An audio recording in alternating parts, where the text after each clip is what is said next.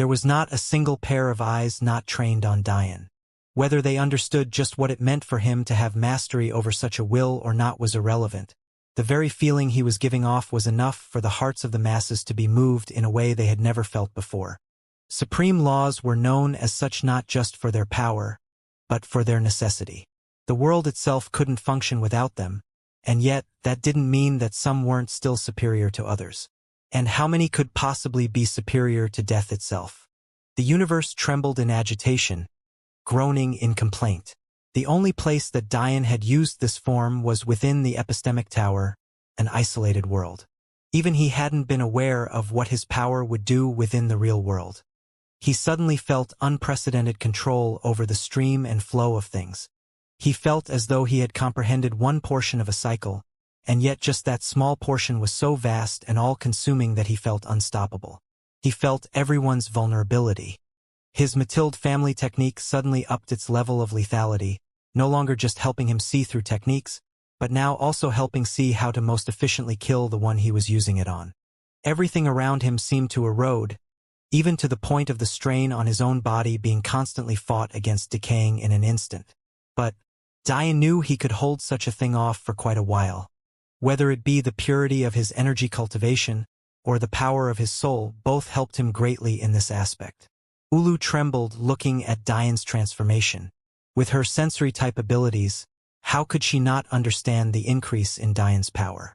Not to mention the fact that their seal had failed. That was impossible unless his soul had been comparable to her own grandmother's. Matriarch Lebna could only sigh. She had known that this had a large chance of happening as soon as she noticed that even she had the inability to see through Dian's soul cultivation. However, what could they do now? Even when she had warned Zabia, he was inconsolable. He wouldn't listen to reason. In fact, the look he had had in his eyes had scared even her. She treated Zabia like a grandson, but in reality, he had the power and cash in their clan to command for even her death. However, today was the very first day that she had ever felt that if she pushed him too far, he really might use that power. Dian's scythe twirled across his palm as he felt his power steadily rise.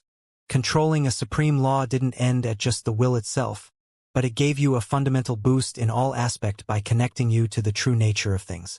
Dian's body suddenly felt one with world, a state completely impossible to reach with any less than will. A state that should only be possible once a will reached an 8th level intent. With a single step forward, Dian was instantly before Zabia's angered figure. In reality, Zabia was nearly a meter taller than him, and yet he felt so very small. He was but a leaf in a stream controlled by Dian. Zabia's eyes flashed. Dian's one weakness had been his lack of cultivation, which gave him a severe speed and reaction disadvantage. He had been forced to constantly calculate tens of steps ahead of his opponents in order to maintain a semblance of competition. And yet all of that had changed. Dian's space will reached a new level, making use of his one with world state. He could use his space will to step through the void, something that would only be possible before had it been an intent or had it been the supreme law of void itself. Ripples of darkness emanated from Dian's bare feet as they slowly touched down. His movements were slow and deliberate, and yet Zabia couldn't make a single move. A scythe screaming with death swung downwards, lofty and unblemished by the world. Its will was absolute. There was nothing could escape it. Ag! Zabia's left arm was completely cut away from his body, flying off in a gush of endless blood even as he violently retreated. And yet, even as he did so, his cries of agony only rang out again as his right leg was sliced away.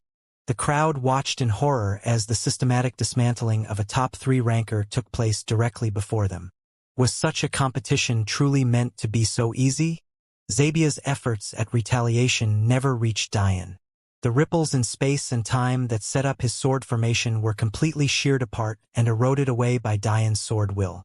His attempts at hand-to-hand combat were met with a blade and shining blackness, ending only in endless agony.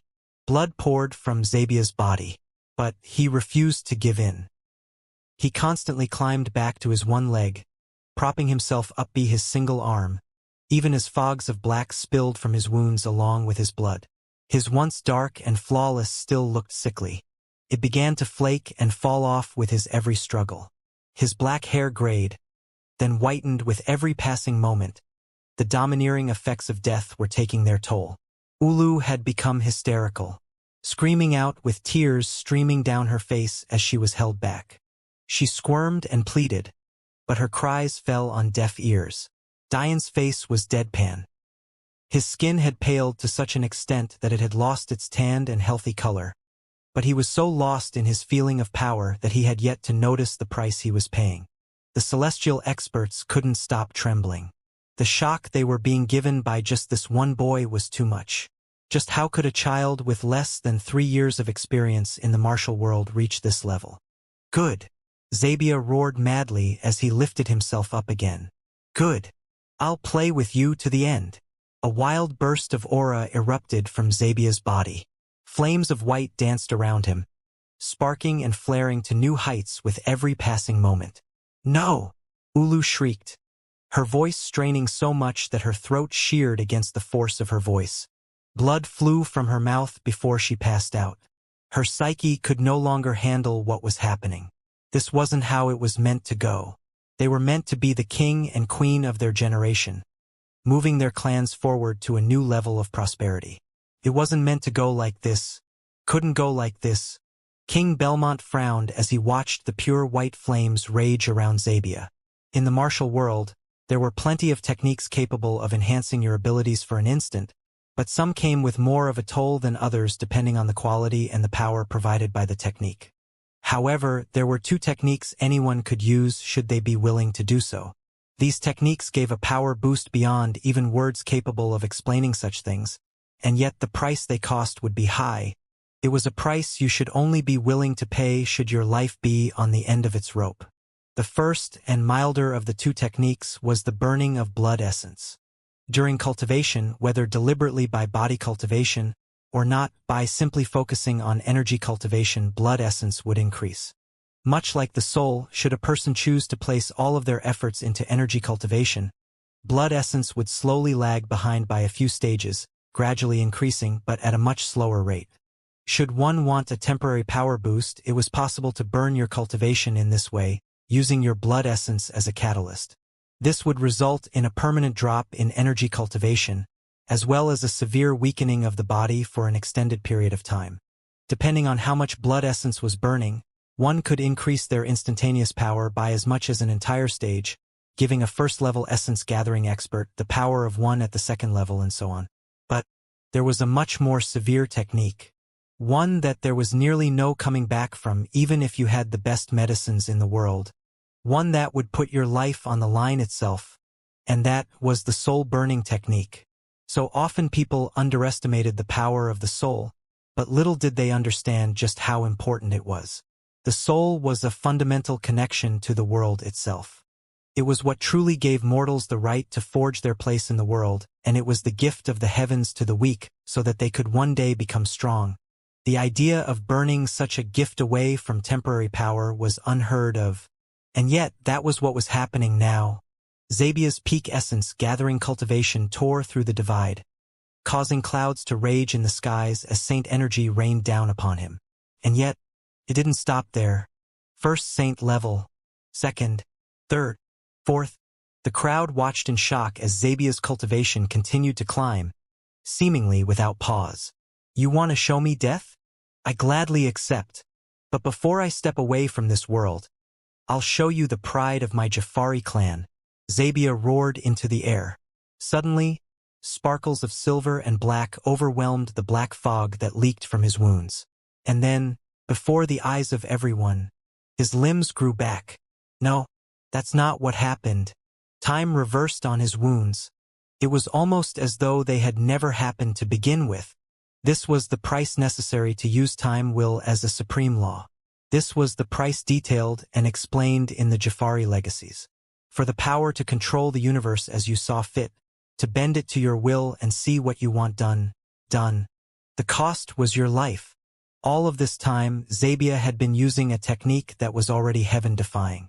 By restricting his time will to an infinitesimally small distance above his skin, he could control the time for him and him alone. He could extend this principle to his swords as well, controlling just the time flow of them as objects.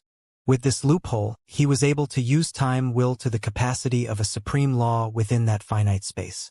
That was how he was able to sneak up on Diane in an instant, and why Diane was being cut by swords that were seemingly appearing from nowhere. The swords and Zabia had both been in the future while Diane was still in the present. How could you possibly react to something not within your time span? The problem with this technique was that it was a ridiculous stamina drain. In addition to this, the more Zabia used it, the more damage his soul took. In a short battle, he could slowly heal himself over the course of a few weeks. But, in one as long as the one he fought with Diane, he found himself struggling more and more as his stamina and soul depleted. Seeing that his technique was no longer working, Zabia made a decision. As a man, he refused to not have the capability of protecting his own family.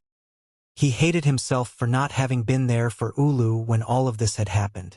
And for what? To go on a bullshit mission he hadn't even really done anything during anyway? For the sake of increasing the power of a clan, for what? For the future? What future was there if he couldn't protect it? Zabia roared madly into the air as a heavy sword weighing hundreds of kilograms appeared in his hand. It was without a doubt a spiritual weapon. However, the aura it gave off, being flooded with endless saint energy, was something that Diane had never been able to match. 5th saint level. 6th. Die! Zabia's figure disappeared completely. He was within a stream of time completely separate from everything, and yet his range had increased to such an extent that Diane felt his reaction time significantly slow. Even the erosion ability of his death chi came to a full stop. If time couldn't progress, how could there be any death? And then, the piercing sound of shattering bone rang through the arena. Clara raised a shaking hand to mouth, tears falling without end. Ri's bestial roar shook the arena, her kitsune form bursting forth as all she saw was white. Madeline paled, unable to move. Diane stood in the middle of the arena. His eyes slightly widened as he slowly looked down. In his chest lay a massive sword. Zabia looked into Diane's eyes cruelly, pulling his sword out to reveal a hole so massive that it shouldn't be possible for any meridian formation expert to survive. And yet, he didn't feel happy. All he could hear were the wails of his wife as he fell to a single knee. The soul-burning technique should have lasted much longer than this, but what he had done with his time will was too heaven-defying. All of the power he had gotten was used in an instant. He had sacrificed for power once, and that had ended up with his wife's chances at having a child being shattered right before him. And then, at the end of his life, he had done it again. How laughable. In all his anger and rage, he had insisted he was protecting his family, and yet now that he was dead, who would do so now? Would the fate of his wife and children change? What exactly had he accomplished in killing the only person he knew could cure her? Kawa Acacia sped out from the Belmont skybox, intercepting her daughter and disappearing in space before anyone noticed her. She held Ri's head tightly against her chest as she shook violently. Ri's screams filled the space, sounding completely inhuman. She pushed and scratched and clawed, but how could her cultivation be a match for Kawa's? The crowd was stunned. They had no idea what had just happened. In previous matches, it was very much possible for celestial experts to intervene. In a battle of such weak warriors, in their heirs, it was as simple as waving a hand to interfere. And yet, in that instant, the battle had far surpassed that of the younger generation. Diane was using a supreme law, a will on the level of which none of them had managed to even remotely breach. It was a level of will that gave the Weta an unprecedented advantage over them during each and every campaign, and that was without sending out their best. Even worse, Diane death will without a doubt at the 9th level. The Weta at most had ethereal permeation at the 3rd to 5th level. Just what kind of concept was it to have a supreme law at the peak will level? That was the equivalent of having an elemental will at the 8th and 10th level. It gave you access to one with world, something even they hadn't touched as experts. It was at that point that there was little doubt in anyone's mind that Diane was number one. It was simply impossible for any other members of the younger generation to match him. His power was too outstanding and his star shone too brightly. He was unmatched. The thoughts of the crowd flashed back to their very interaction with this young man. They remembered the chorus of boos they had greeted with him and how unperturbed his confident smile had been as he swept two otherworldly beauties into his arms without a care for the world. "Number one in the world," he had said. The demon sage aka Dian Sicharo. That name was burned into their memories. A genius that had died too early, and yet, through all of this power, yet another genius had willingly given up his life to kill him. Zabia had used the sacrifice of his life in order to deal a fatal blow to Dian. A fatal blow that utilized time will to a scale that shouldn't have been possible for any expert in the world. A skill so heaven-defying that it had made the supreme law of death look like little more than child's play. On a battle of that scale, even the celestial experts couldn't intervene. It had reached a level where even their thousands of years of cultivation meant absolutely nothing in the face of these children. Zabia slumped to the ground, panting heavily as he held onto his heavy sword with the last of his power. His hair had whitened, first because of Dian's death will, but then because of his own sacrifices. He battled hard, trying to keep his soul from dissipating, hoping against hope that maybe he had cut himself off from the power in time to salvage the last bits of his life. And yet, with every breath, his life seemed to slip further and further away from himself. King Acacia looked down at the arena, his face such a harsh shade of red that everyone around him was afraid to say a single word. "Didn't I say that I'd bring you back from the dead just to kill you again if you made my daughter a widow?" In the Ragnar and Cavasitas section, Patriarch Ragnar insincerely shook his head. Such a shame, for a genius to die so young. Suddenly he paused, a message entering his ears. "Now this is actually quite a good time. But to think the diligent elder Dayu would make such a big mistake. It seems to me that you've gotten senile in your old age." There was no response as communication was cut off completely. Patriarch Ragnar's blue eyes flashed. It was finally time. It wasn't ideal, but when were things like this ever? On the arena floor, all pairs of eyes still rested on a handsome young man who remained standing tall. His scythe remained firmly planted on the ground even as blood dripped from the gaping hole in his chest.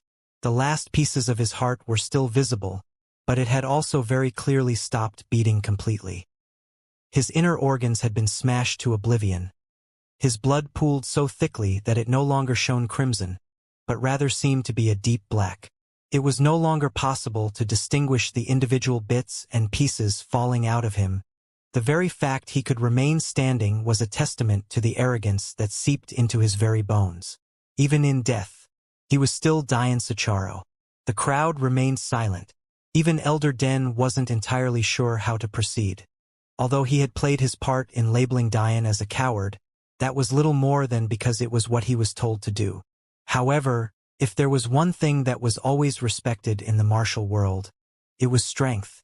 It had become clear to everyone here that the likelihood either Tao Amin or Lionel Belmont could survive the onslaught of Dian's death chi was minimal.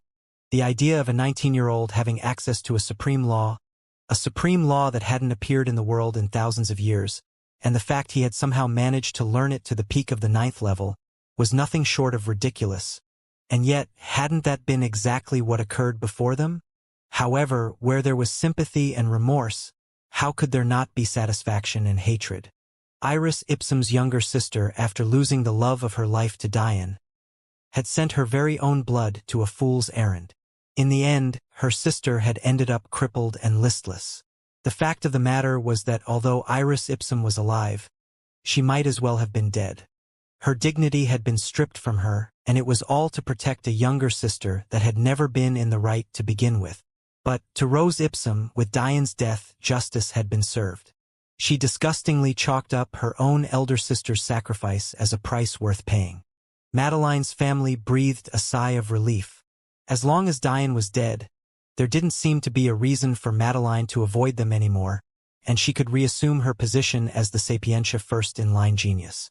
Much like the rest of the naive crown, they took the words of head Sapientia as law. So, when he had said that Madeline was only allowed to go with Dian if her virginity remained intact, they had believed it wholeheartedly. Dian, of course, had let head Sapientia say whatever the hell he wanted because he knew Connery had no way of stopping him one way or the other. She's free. Madeline's former master squeezed her fists with excitement. She had been forced to watch as Dian began to output power that even she would have problems matching again and again, and she was becoming helpless to the situation. Connery Sapientia smiled lightly to himself. He was already thinking 10 steps ahead. With Dian gone, not only would there be no one to obstruct him in taking Madeline back, he could also use Madeline's status as Dian's widow to take the items he left behind. Using the status of the Sapientia, he would not only have the moral high ground, many would concede that allowing the Sapientia to house things would be the least confrontational arrangement. And, even beyond that, items in this universe capable of ascertaining virginity were practically non-existent. Their rarity was on a completely different level. So, Connery could very well marry Madeline off as he pleased. The scheme came together so well that he almost lost his composure and chuckled. All of this time, Madeline hadn't moved a single inch. With each passing moment, her face seemed to grow a new shade of white as it became more and more clear just what had happened. Tears fell from Clara's eyes uncontrollably. She couldn't remember the last time she had lost control of her emotions in this way, and yet, it was as though a floodgate had been opened. She wanted to speak, to say something. Maybe it was to scream out her hatred for the world, and yet nothing would come out. Maying, with her changed countenance, was stunned. Wasn't this the same boy that had saved her just a few hours ago? A boy with arrogance and pride seeped so deeply within his bones. And yet he didn't hesitate for a moment to throw it all away for the sake of her life? Even worse, Maying knew something no one else here knew. There was something attached to the death of a mortal that she couldn't even fathom bringing to light. It hurt too much. The pain in her chest only seemed to grow until she too felt tears streaming down uncontrollably. However, in the midst of all of this, there was something those on opposing sides of the spectrum had yet to notice. Despite being dead, Dian's array on Maying's features had yet to disappear. Unlike his creations, something like that would have to be constantly powered by his soul and aurora. But, maybe most glaringly was the fact his manifestations had yet to disappear from the skies. There stood tall his humanoid manifestation. Along with the tree of life and death Dian had used to tear apart Zabia's darkness domain. And even still there was his weapons pagoda, that left one simple question that no one had asked yet. How could a dead man still have a soul? Within an odd cut-off world, Dian swore to himself for probably the millionth time. He couldn't believe how ridiculous this situation was, and the more he thought about it, the more pissed off he got. I'm in this situation because people can't accept responsibility for their actions? Really? This bullshit martial world. I swear to God if I don't wipe this entire place beneath my feet, I might as well not be Dian Sacharo. What probably pissed Dian off the most was how he assumed his wives were reacting. And what about Clara? They shouldn't have to go through this. Fucking hell. He was absolutely furious. If he could have, he would have been thrashing about, venting his fury on any practice dummy he could find. He wouldn't even mind giving Vidar the time of day just so that he could pummel his skull in. However, all of the anger in the world wasn't going to do a damn thing for Dian right now. There were a few things working in Dian's favor. But, unfortunately, there was much more working against him right now. His first instinct was to immediately use his soul power to the maximum level to heal his body. But there were a few issues with that. But none were more important than the fact the only reason he hadn't died was because of Zabia. How ironic. The person responsible for putting him in this situation was also the only one giving him a possible out. During Zabia's last attack, he had stopped time flow completely around Dian. This was because without time flow, death chi became completely useless. As Zabia had thought at the time, how could there be any death without time progression? This was an absolutely domineering and heaven-defying technique that was currently costing Zabia his very life, despite the small scale it was being used on. However, even with the sacrifice of his life, Zabia was still completely unable to lock Dian's soul in time, although he had been able to slow it significantly, which meant that if Dian so wished it, he could tear through this film of time stop by exerting pressure on it with his soul. But Therein lied a problem. As soon as Dian removed this time stop, his body would speed toward death immediately. He didn't have the confidence to ensure that he could preserve his life before that occurred. He would have to reconstruct all of his inner organs first, at a minimum. With how powerful Dian's body was now, even with his saint's soul, that was too tall a task. It would take him at least half an hour, even if he was minimalistic and quick. In the end, this meant that Dian's one saving grace was also acting like a ticking time bomb. The more time that passed, the more likely the time stop would shatter without Zabia's power backing it. Then Dian would have no choice but to try his luck, and likely die. Think, damn it. Clones were useless. Even if he created a 75% clone, it still had to be powered by his original soul. That was simply how the technique worked. If he tried to stuff his soul into the body of a clone, it would implode. Dian's body was already strained enough carrying a saint's soul, let alone if that body was suddenly 25% weaker. And that was not to mention if that idea would even be feasible. Dian didn't have the experience separating his soul from his body that Arios had. He had no idea if it would be possible. And, even if it was possible, would his clone really survive such a process? Such a risk was ridiculous to take. Dian's next thought was the demon sage's technique. Hadn't he extended the life of the demon generals by thousands of years, even to the point of stopping their aging completely, in exchange for their sanity and looks? Maybe he could use that technique? But then, Dian shook his head again. That technique required a level of body cultivation expertise maybe only the demon sage had ever had. That was not to mention the fact he didn't know the technique, nor was he powerful enough to execute. Such a heaven-defying technique, even with the concessions that were needed to be made, could definitely only be executed by a half-step transcendent like the demon sage. Dian's next thought was even wilder than the next. Wasn't the Dragon King's faith seed still here? He had been flooded with images the moment he formed a true connection with his weapon. But the Dragon King had fully submitted to him. However, that didn't mean that the Dragon King wasn't capable of taking over his body if Dian wished it, right? The reason the Dragon King had submitted to Dian, despite his otherworldly pride, was because when he forged his remnant into a weapon, he had taken on the aspects and aesthetics of a weapon soul. In every way, shape and form, no matter how much he remembered his previous life and glory, in the moment now, he was nothing but a weapon, one difficult to control and win over, yes, but still wholly a weapon. This was the price the Dragon King had to pay in order to continue to play his games in this plane of existence. Usually, the Dragon King was able to ignore its nature, because by all rights it really never came across a worthy owner. As a man who had transcended and forged his faith seed into a weapon, how many could really be worthy to own him? However, Dian was a complete anomaly even the Dragon King couldn't have ever thought of. This was a young man with the accumulated weapon talent of billions of people across millennia. The will to submit by the Dragon King so far outweighed his ability to fight back, that Dian had barely had to fight back against him. It was even to the point where Dian had never even felt the presence of the Dragon King. But there was a problem with this approach too. If Dian allowed the Dragon King into his body, he would definitely cease being tied down by the laws of a weapon. It would have a completely new bridge by which to operate.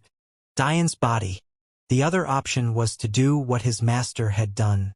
If Dian allowed his soul to reach a severely weakened state, he could house his soul in the body of someone he trusted until they then came across a technique capable of reconstructing a body for him. In fact, that process might be easy for him considering how many body-cultivating resources he had access to. In fact, considering who the demon sage was, he might himself already have a body construction technique. In fact, wouldn't a powerful sect like the Celestial Deer sect have access to such a technique as well? Considering he wouldn't be in shape to take the trials of the demon sage to earn that technique, his master's sect was a good alternative. The more he thought about that last possibility, the more it seemed to be the best route for him. However, there was still a problem with this. Like Dian had thought previously, souls couldn't exist without a body until it reached the celestial level. So, the question was, could Dian even do this?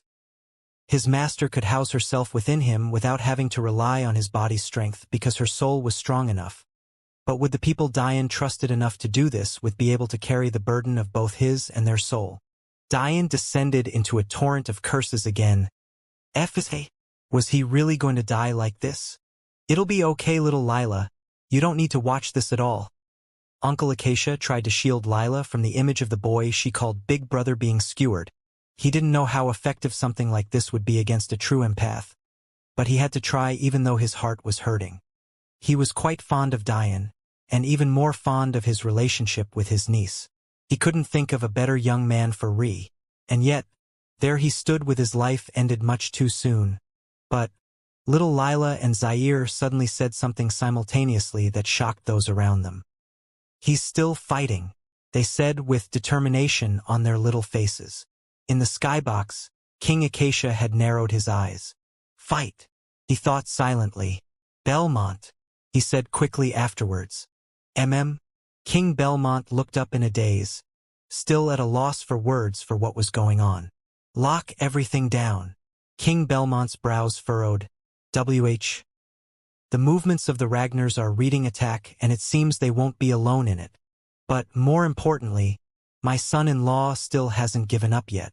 Although Lionel Belmont wasn't in the skybox any longer, Elwing was. When he heard those words, he was shocked before he looked down toward Dian. "Can you really survive this?"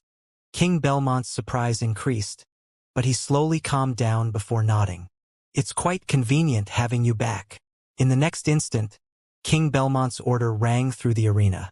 Out of respect for the deceased, since they were two geniuses of unprecedented talent, there was be a pause of half a day. But that was where the order became weird, and those with intelligence began picking up on the fact that something weird was occurring. They weren't allowed to move from their designated areas. Patriarch Ragnar chuckled at this order. He had long since known that King Belmont was wary against him, but even he was surprised that the usual passive king had acted so unilaterally for once. It seemed he had his hands-on information that was fairly tangible. Either way, it didn't matter. Patriarch Ragnar's job wasn't on a time constraint. All he had to do was bring the necessary pieces to the location because their planned sneak attack would no longer work. As such, preemptive action was needed. As long as he acted before the World Tournament was over, it would be fine.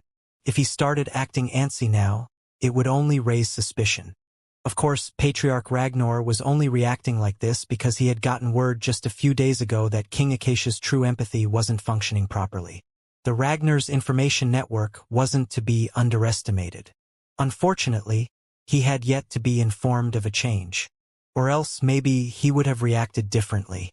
After all, even he couldn't predict just how heaven-defying the scope of Dian's abilities were. Power. Dian thought. Power. Why did he always settle on this? It wasn't as though he needed a reminder. He was always chasing after becoming stronger. Even his wives didn't know how hard he worked. Or, more accurately, they knew but decided not to comment. Dian's obsession with cultivation was bordering on psychotic. Why? Because at the end of the day, the only way to avoid situations like this was to become more powerful. Would he be worried about not being able to construct his body in time if he was more powerful? No. Would he even have to reconstruct his body if he was stronger? No. It just all came wrapping back around to the penultimate measure of your worth. Your power. A thick scent of death started invading Dian's senses. For the first time, he really felt like he was on death's door. If he delayed any longer, he really would die. And everything he had built until now would be for naught. Dian knew that this scent wasn't really a smell. It was just his soul being invaded with his imminent doom. A looming fact of life and an inescapable reality for all. Death. Dian's sensitivity to it far surpassed the normal human. He couldn't help but think about why, of all the supreme laws, this was the first he had stumbled across. Why couldn't he have stumbled across life instead? Wouldn't it be a simple matter to save his life then? How was understanding death better supposed to help him? So he could die quicker? What the hell was that? The death chi on Dian grew as he inched toward the edge. I can't wait any longer. I just have to try it. Dian focused his mind, trying to slowly sever the connection between his soul and body even as the death chi flooded him, sinking him further and further into the feeling of dread. The time stop was clearly becoming weaker, and time went from a complete stop flow to slowly inching forward. First, it was a tiny leak. Maybe a second would move forward for every 10 minutes as Dian strained to learn to control his soul in a novel way.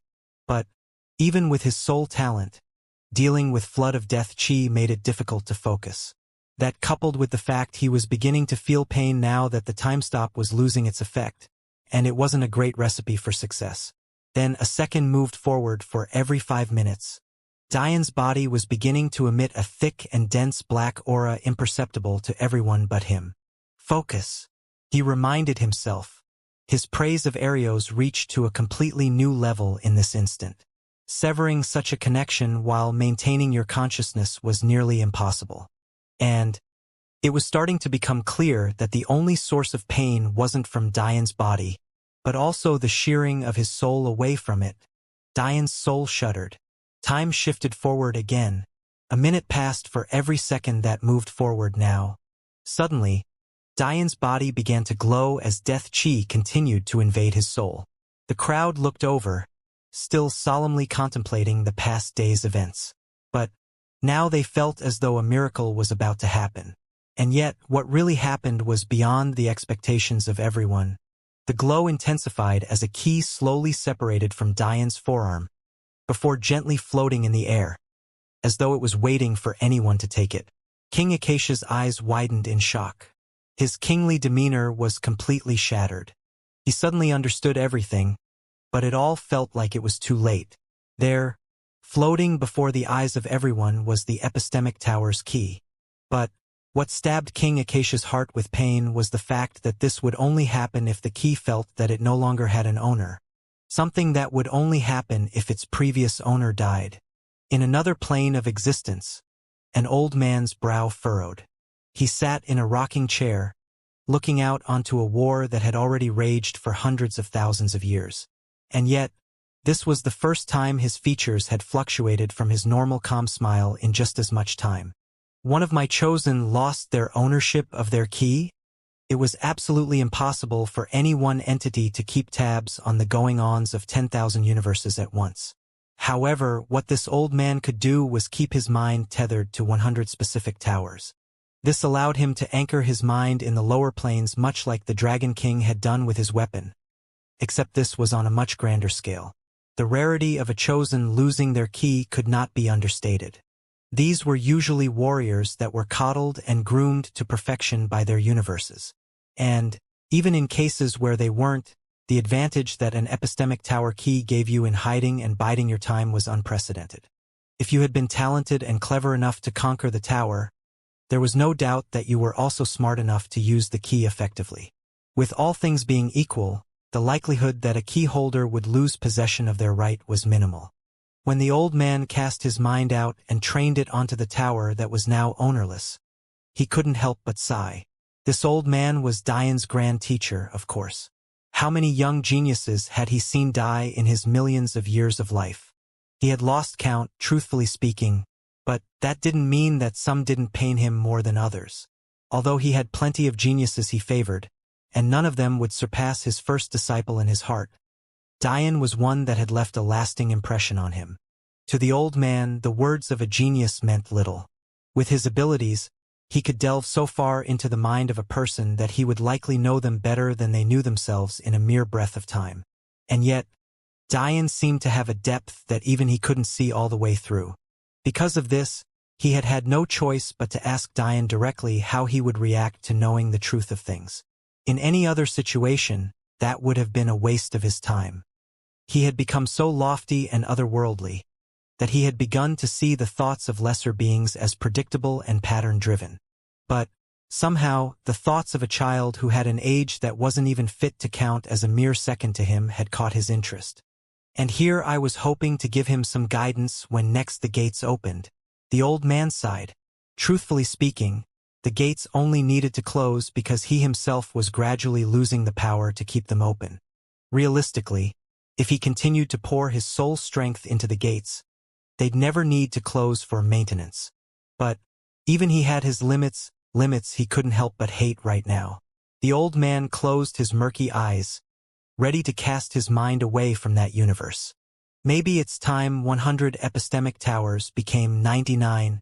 That way, maybe I'll last a little lunge. The old man paused. HM? With Diane's grand teacher's level of true empathy, if Lila and King Acacia could tell he was still fighting, how could the old man not? However, given the oddity of the situation gave him, even with all his experience, cause to pause. What? How long had it been since he was confused? The emotion was almost foreign. He closed his eyes once again, and used the epistemic tower of Diane's universe as a beacon to project his mind outward. If the experts in that universe were on a high enough level, they would have felt a formless presence of unprecedented power descend onto their world, the likes of which they had never, nor would ever feel again.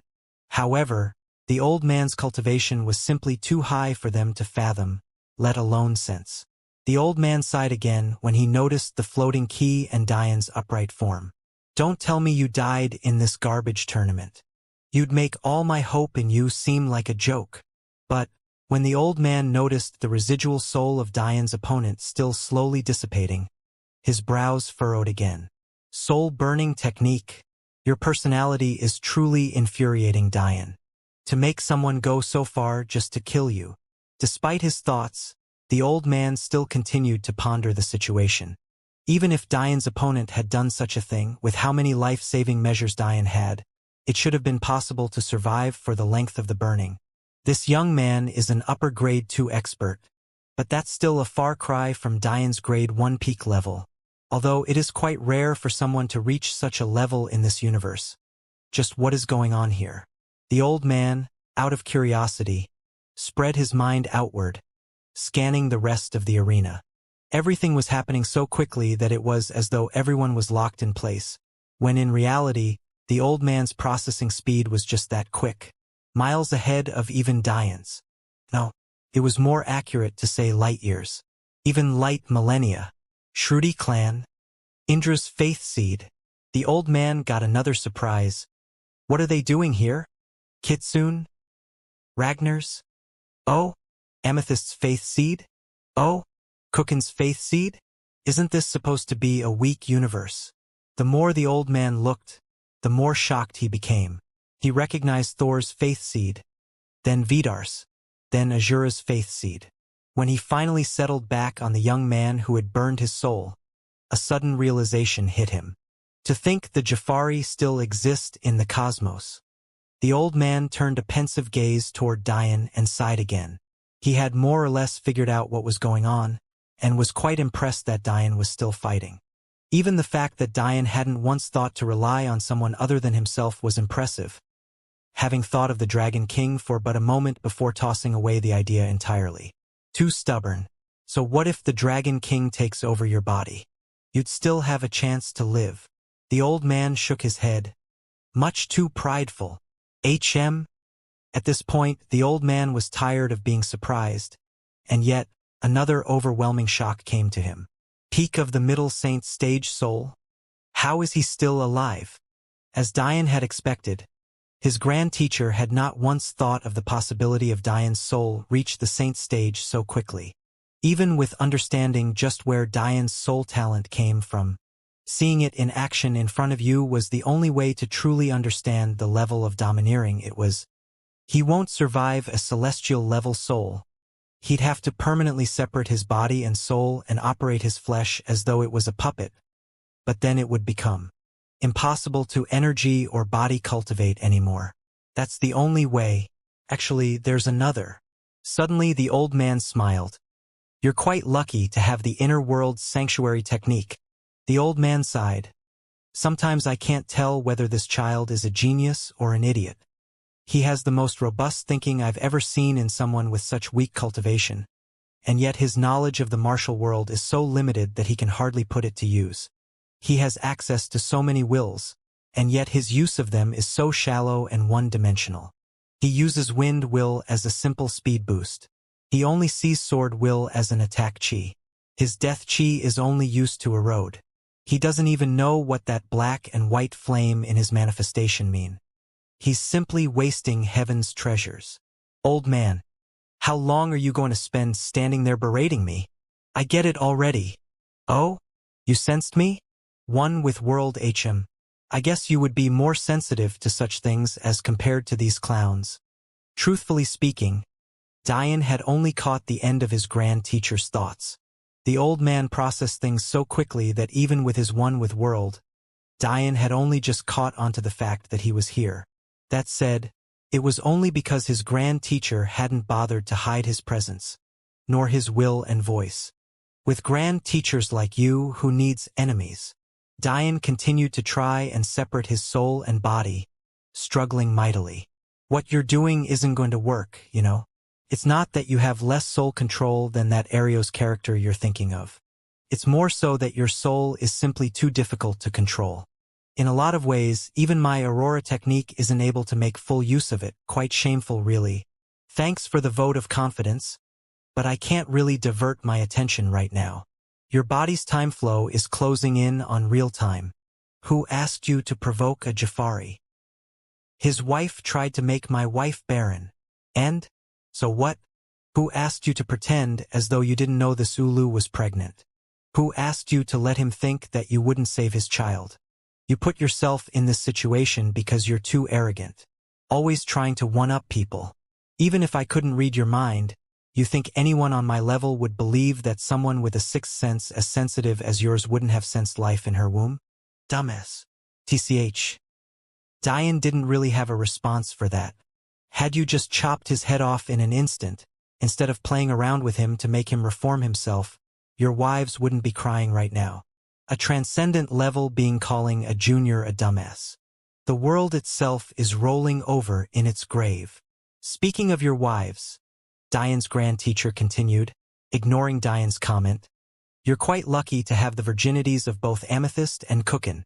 Usually, faith seeds don't contain primordial een considering those who formed them lived entire lives of their own. But Cookin and Amethyst were both abstinent. Technically speaking, you have 4 primordial een seeds within yourself. I suggest that if you ever come across Amethyst or Cookin in the future, you run. I doubt even with their demeanors that they'd let that slide. Even in Diane's state, he couldn't help but shiver. Why can't people tell me things like this in advance? I don't even know what having primordial een means. Of course you don't, you know nothing. You have no idea how valuable a powerful woman's virginity is. How you stumbled onto 2 amazing wives like this is beyond me. How they fell for such an idiot is even further beyond me. You have access to a ridiculous amount of power in you.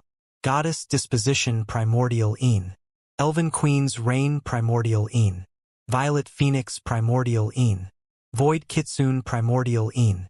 And you probably just thought it meant an immediate boost in your cultivation, but that was nothing more than the effect of dual cultivating for the first time. I don't exactly have someone to teach me these things. Diane snorted. All my grand teacher does is shit on me. Wait, don't even think about it. Yes, the ice phoenix is the phoenix of life, and the fire phoenix is the phoenix of reincarnation. But you simply don't have the time to comprehend such things right now. Not to a level where it'll be of any use anyway. You're forgetting something, Diane said. As soon as he heard his grand teacher's voice, something had clicked in Diane's mind. PFT. I'm old and weak. I can't divert my strength to such an ungrateful grand disciple. Don't be like that grand teacher. Think about how sad your nieces would be if I died. Ridiculous. In my opinion, they're better off without you. Suddenly, a pillar of dark aura erupted from Diane, reaching high into the skies and tearing through space. Oh! Diane barely understood what happened. But the shuddering of the skies and the arcing black lightning told him all he needed to know. One with mind. Intent level death chi. The moment a supreme law tore through to the intent level, the universe would react as violently as it would during a breakthrough in cultivation. The idea of a being grasping the power of a supreme law wasn't something the universe was willing to accept. This was the same as allowing a person capable of bending the most important laws of the universe to their whim. Truthfully speaking, Diane hadn't even been trying to comprehend intent-level death chi. All this time, he had been trying his best to control his soul separating from his body. Time was still moving much too slowly in comparison to the reaction of those in the arena, so only Dian and his grand teacher noticed the change. And it was suffice to say that Dian's grand teacher was shocked. A 19-year-old, without an affinity, capable of learning a supreme law to the intent level. Your soul's ability to connect with the universe truly surpasses everyone else at your cultivation level. Maybe I was wrong. If I helped you, you might really be able to grasp life while using your wife's primordial Yin as you once used Lotus Tower's environment to learn death will. But Dian furrowed his brow. He suddenly felt like he could last longer in this near-death state than he had before. He had such a grasp of death that it innately came with an ability to avoid it. But it wasn't enough to get out of this situation completely. That said, he suddenly felt that if he improved his death comprehension enough, he would be able to survive. There just wasn't enough time. But, Dian asked, the near-death state you're in right now is a rare opportunity. It would be a shame to waste it learning the opposite will. Not to mention, the only way you were able to learn a supreme law so quickly, even with your soul's advantage taken into account, is because you used your clones to experience death again and again. Even with your wife's primordial Yin, it'll be exceedingly difficult without that hands-on experience.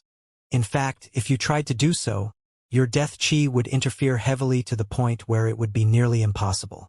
Dian took a deep breath, feeling like he had some breathing room. Even if time unfroze now, he felt like he had at least 10 minutes of life with his death chi comprehension. He could divert death from looming over him. What level of intent do I have to reach to get out of this situation? One with body. Dian's grand teacher responded without hesitation. He had long since known this, it was just that he didn't believe that even if he helped, that Dian would be able to reach such a level. That level allows you an undying body as long as your head and soul aren't destroyed. There are other limiters like having the necessary energy to heal the rest of your injuries, but with your soul strength, that shouldn't be a problem. The old man snorted. Imagine thinking that death couldn't also grant you life. Your understanding is so shallow I could puke. Dian sucked in a breath. It wasn't that he hadn't seen that level of intent before. In fact, many of his demon generals were at that level. However, there were major differences between him and his demon generals. For one, his energy cultivation was far below the saint level. Even if he could push it to the essence gathering level anytime, that would make him unable to use anything but his body's power for at least a decade. And, if he couldn't use his wills or his soul was locked away, he would immediately die. Without saint-level cultivation, the connection to the universe was hampered. With each increase in energy tier came a higher sensitivity to the laws of the universe, which made learning wills easier. This was why a saint could learn even wills they had poor affinity with when their cultivations reached a high enough level, like Madeline's master and music will. Although Dian's soul gave him a connection with the universe few could match, that was only when compared to those at his level of cultivation. This universe was nothing but an anomaly, one exceedingly weak when compared to others. Even in other lower-level universes, mastering a will to the 9th level as an essence-gathering expert was seen as no big deal. It was Dian's ability to fluctuate his wills from level to level that was truly seen as impressive, that and the ability to master multiple paths per will. That said, Dian had only 2 years of cultivation time, was still a meridian formation expert, and had multiple wills mastered to the 9th will level, not just one. That was in addition to having now grasped 3 intents. All in all, Dian's ability to learn wills was still marginally inferior to saint-level experts with talent comparable to his demon generals, although not by much, but ridiculously impressive for those of his standard. Unfortunately, that meant that he would need at least as much time as they needed to learn wills to the one with body level. That meant at least 5 to 10 years. And, considering the fact his body and energy cultivation lagged so far behind his comprehension abilities, it was unclear just how long Dian could maintain a supreme law of that level should he succeed. That said, if it was completely focused comprehension without being distracted, the time could be severely lessened. However, that would still require 1 to 2 years. And was also something warriors weren't willing to do, that being because there was more to cultivation than just will comprehension. Wrong. Dian's grand teacher interjected. Like I said, I'm ashamed that my Aurora technique is actually holding you back. Everything you use your soul for, you use your Aurora as a medium of action. Whether that be your sixth sense or your will comprehension. But I thought that since my Aurora was awakened to 100%, I should have access to 100% of my soul? By normal measurements, yes. But, considering the fact it was because I used normal measurements that your saint soul almost killed you, it's safe to say that it's best that I throw that out of the window. You don't need to use your Aurora as a medium to comprehend wills. After all, not everyone has awakened their Aurora, and yet don't they also comprehend wills? Truthfully speaking, if the Aurora was perfect, the soul wouldn't be looked down on so much.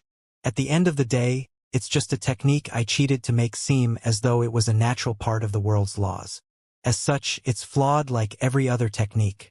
There's another thing that separates you as well.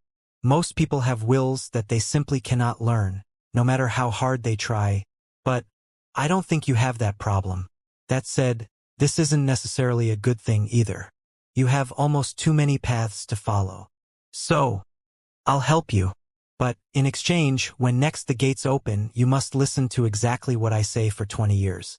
You don't get to have an opinion of your own in that time frame. Okay. Dian responded resolutely. In reality, his grand teacher was his best shot. Why? Because his grand teacher had 5 abilities. But there was one in particular that caught Dian's attention. Dian's memory flashed back to his first journey into the epistemic tower, and to the words written above the trial entrances. True empath, innate aurora, ethereal permeation, cycle of reincarnation, but most importantly the beacon of Dian's hope, temporal lock. Truth be told, Dian's grand teacher started. You're quite a fool for putting hope into this technique, but, considering I can see your thought process, it's on the borderline between insanity and genius. Dian had no real idea what his grand teacher's temporal lock did, but if the name was any indication, as the old man seemed to imply, he had the ability to change the flow of time in a given space. However, there was a problem that Dian was very much aware about when it came to time-locked areas. This wasn't Dian's first interaction with changed time flow. In fact, the celestial deer sex remnants had many such cultivation rooms, although they required an exorbitant amount of energy stones to use. That said, the reason why Dian hadn't been able to use them because time distortion came with it distortion of laws themselves. Unless you had a high level of time comprehension, it was impossible to simultaneously slow or speed up time and comprehend other wills. However, this was a very different situation, in theory. In this case, Dian wasn't trying to grasp a law outside the scope of the time lock. No. This time he himself was dying. In theory, this should alleviate all potential issues with distortions. Or, more accurately, lessen them enough that it would be a feasible use of time, that being because this distortion was inevitable. That said, to increase the chances as much as possible, the first step would be dangerous. Dian had to be as infinitesimally close as possible to death. Before you take this chance, there are a few things I need to tell you. Dian's grand teacher started. For one, I can only give you half a year at the most. I'm not all-powerful and am much too far away to give you any more time than that. Dian was inwardly shocked. You can extend a fraction of a second to 6 months, and you somehow think that's too little? The old man snorted. If you were next to me, extending a fraction of a second to thousands of years would be child's play. The second thing you have to promise me is that you'll save this Jafari clan member. Dian inwardly raised an eyebrow. It was well within his power to stop Zabia's soul from dissipating. In fact, whether the old man said anything or not, he would have if Zabia was able to answer one of his questions to his satisfaction. However, if Dian used his method, Zabia would still be crippled for life. His soul would take so long to recover that properly cultivating would be nearly impossible. I'm quite surprised that you planned to save him. Maybe I didn't misjudge you then. The old man sounded sincere for the first time since Dian had known him, as though he was reminiscing about something. Dian's mind was something that always made odd conclusions much too quickly. In fact, he often leapt over tens of steps to reach an answer without even oftentimes knowing what those steps were. But, Something was telling him that maybe the Jafari's time specialty and his grand teacher's temporal lockability weren't so separate after all. If he was right, then maybe in an odd way he owed his death and life to the Jafari. Despite seeing Diane's thoughts, the old man decided not to answer to them directly. Instead, he said something else entirely too vague and enigmatic. I've walked through many lives and have sowed karma with too many people. Diane snorted in laughter. I was wondering when you were going to go all vague sentence sensei with me. Seems it was only a matter of time. Snotty-nosed kid. Keep it up and I'll let you die. Hey! I had a perfectly good plan going until you so rudely interrupted. What did I say? You have no opinions of your own for the next 20 years. With a wave of his hand, an endless pain invaded Diane's senses. Time began to move forward, and the crowd of the arena suddenly noticed the changes in the sky. The crackles of black lightning and vortex and torrents of winds picked up. And yet, all the celestial experts had their eye on was the key floating in the air just in front of Diane. They all seemed to think that this phenomenon had everything to do with the key. After all, to them, Diane was dead.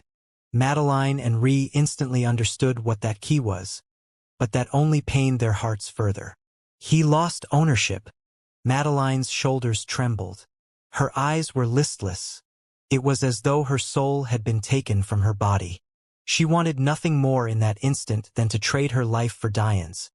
And it was in that very instant that her celestial will evolved, but she took no notice. Diane's pain increased, but in the very next moment, he felt nothing at all. In fact, it was as though he was disconnected from everything, sent away into a vast sea much larger than himself. And that was when time stopped once again. Diane's once golden soul had become swathed in an eerie black aura that seeped into it deeply. There was no time to waste. Diane, for maybe the first time, sat and truly began to think and comprehend a will. He was immersed in the feeling of death, but at the same time, he was contemplating the most efficient way to reach past a state of one with mind to a state of one with heart. It wasn't long before Diane realized he would have to do the most counterintuitive thing he had ever done. He was a person who could look down even the greatest of odds with an undying will to survive. No matter how high the mountain, no matter how deep the waters, no matter how lofty the opponent, he would still hold on to his will. But this time, he would have to accept death with his very being. One with mind was a relatively easier state to reach. In fact, without even trying to comprehend it, Diane had. Like the receptionist had said all those months ago, oftentimes, clues to comprehending intents were tied to the name given to their level. One with mind was exactly that. It was a state of comprehension that allowed your mind to accept the will. However, it was still much shallower than one with heart. You could think of one with mind as a state of understanding, while one with heart was a state of acceptance. But it was obviously very difficult to come to a compromise like this with a will such as death.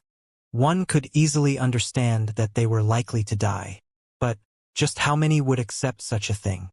However, Diane felt that boiling down one with heart to acceptance was simply too shallow.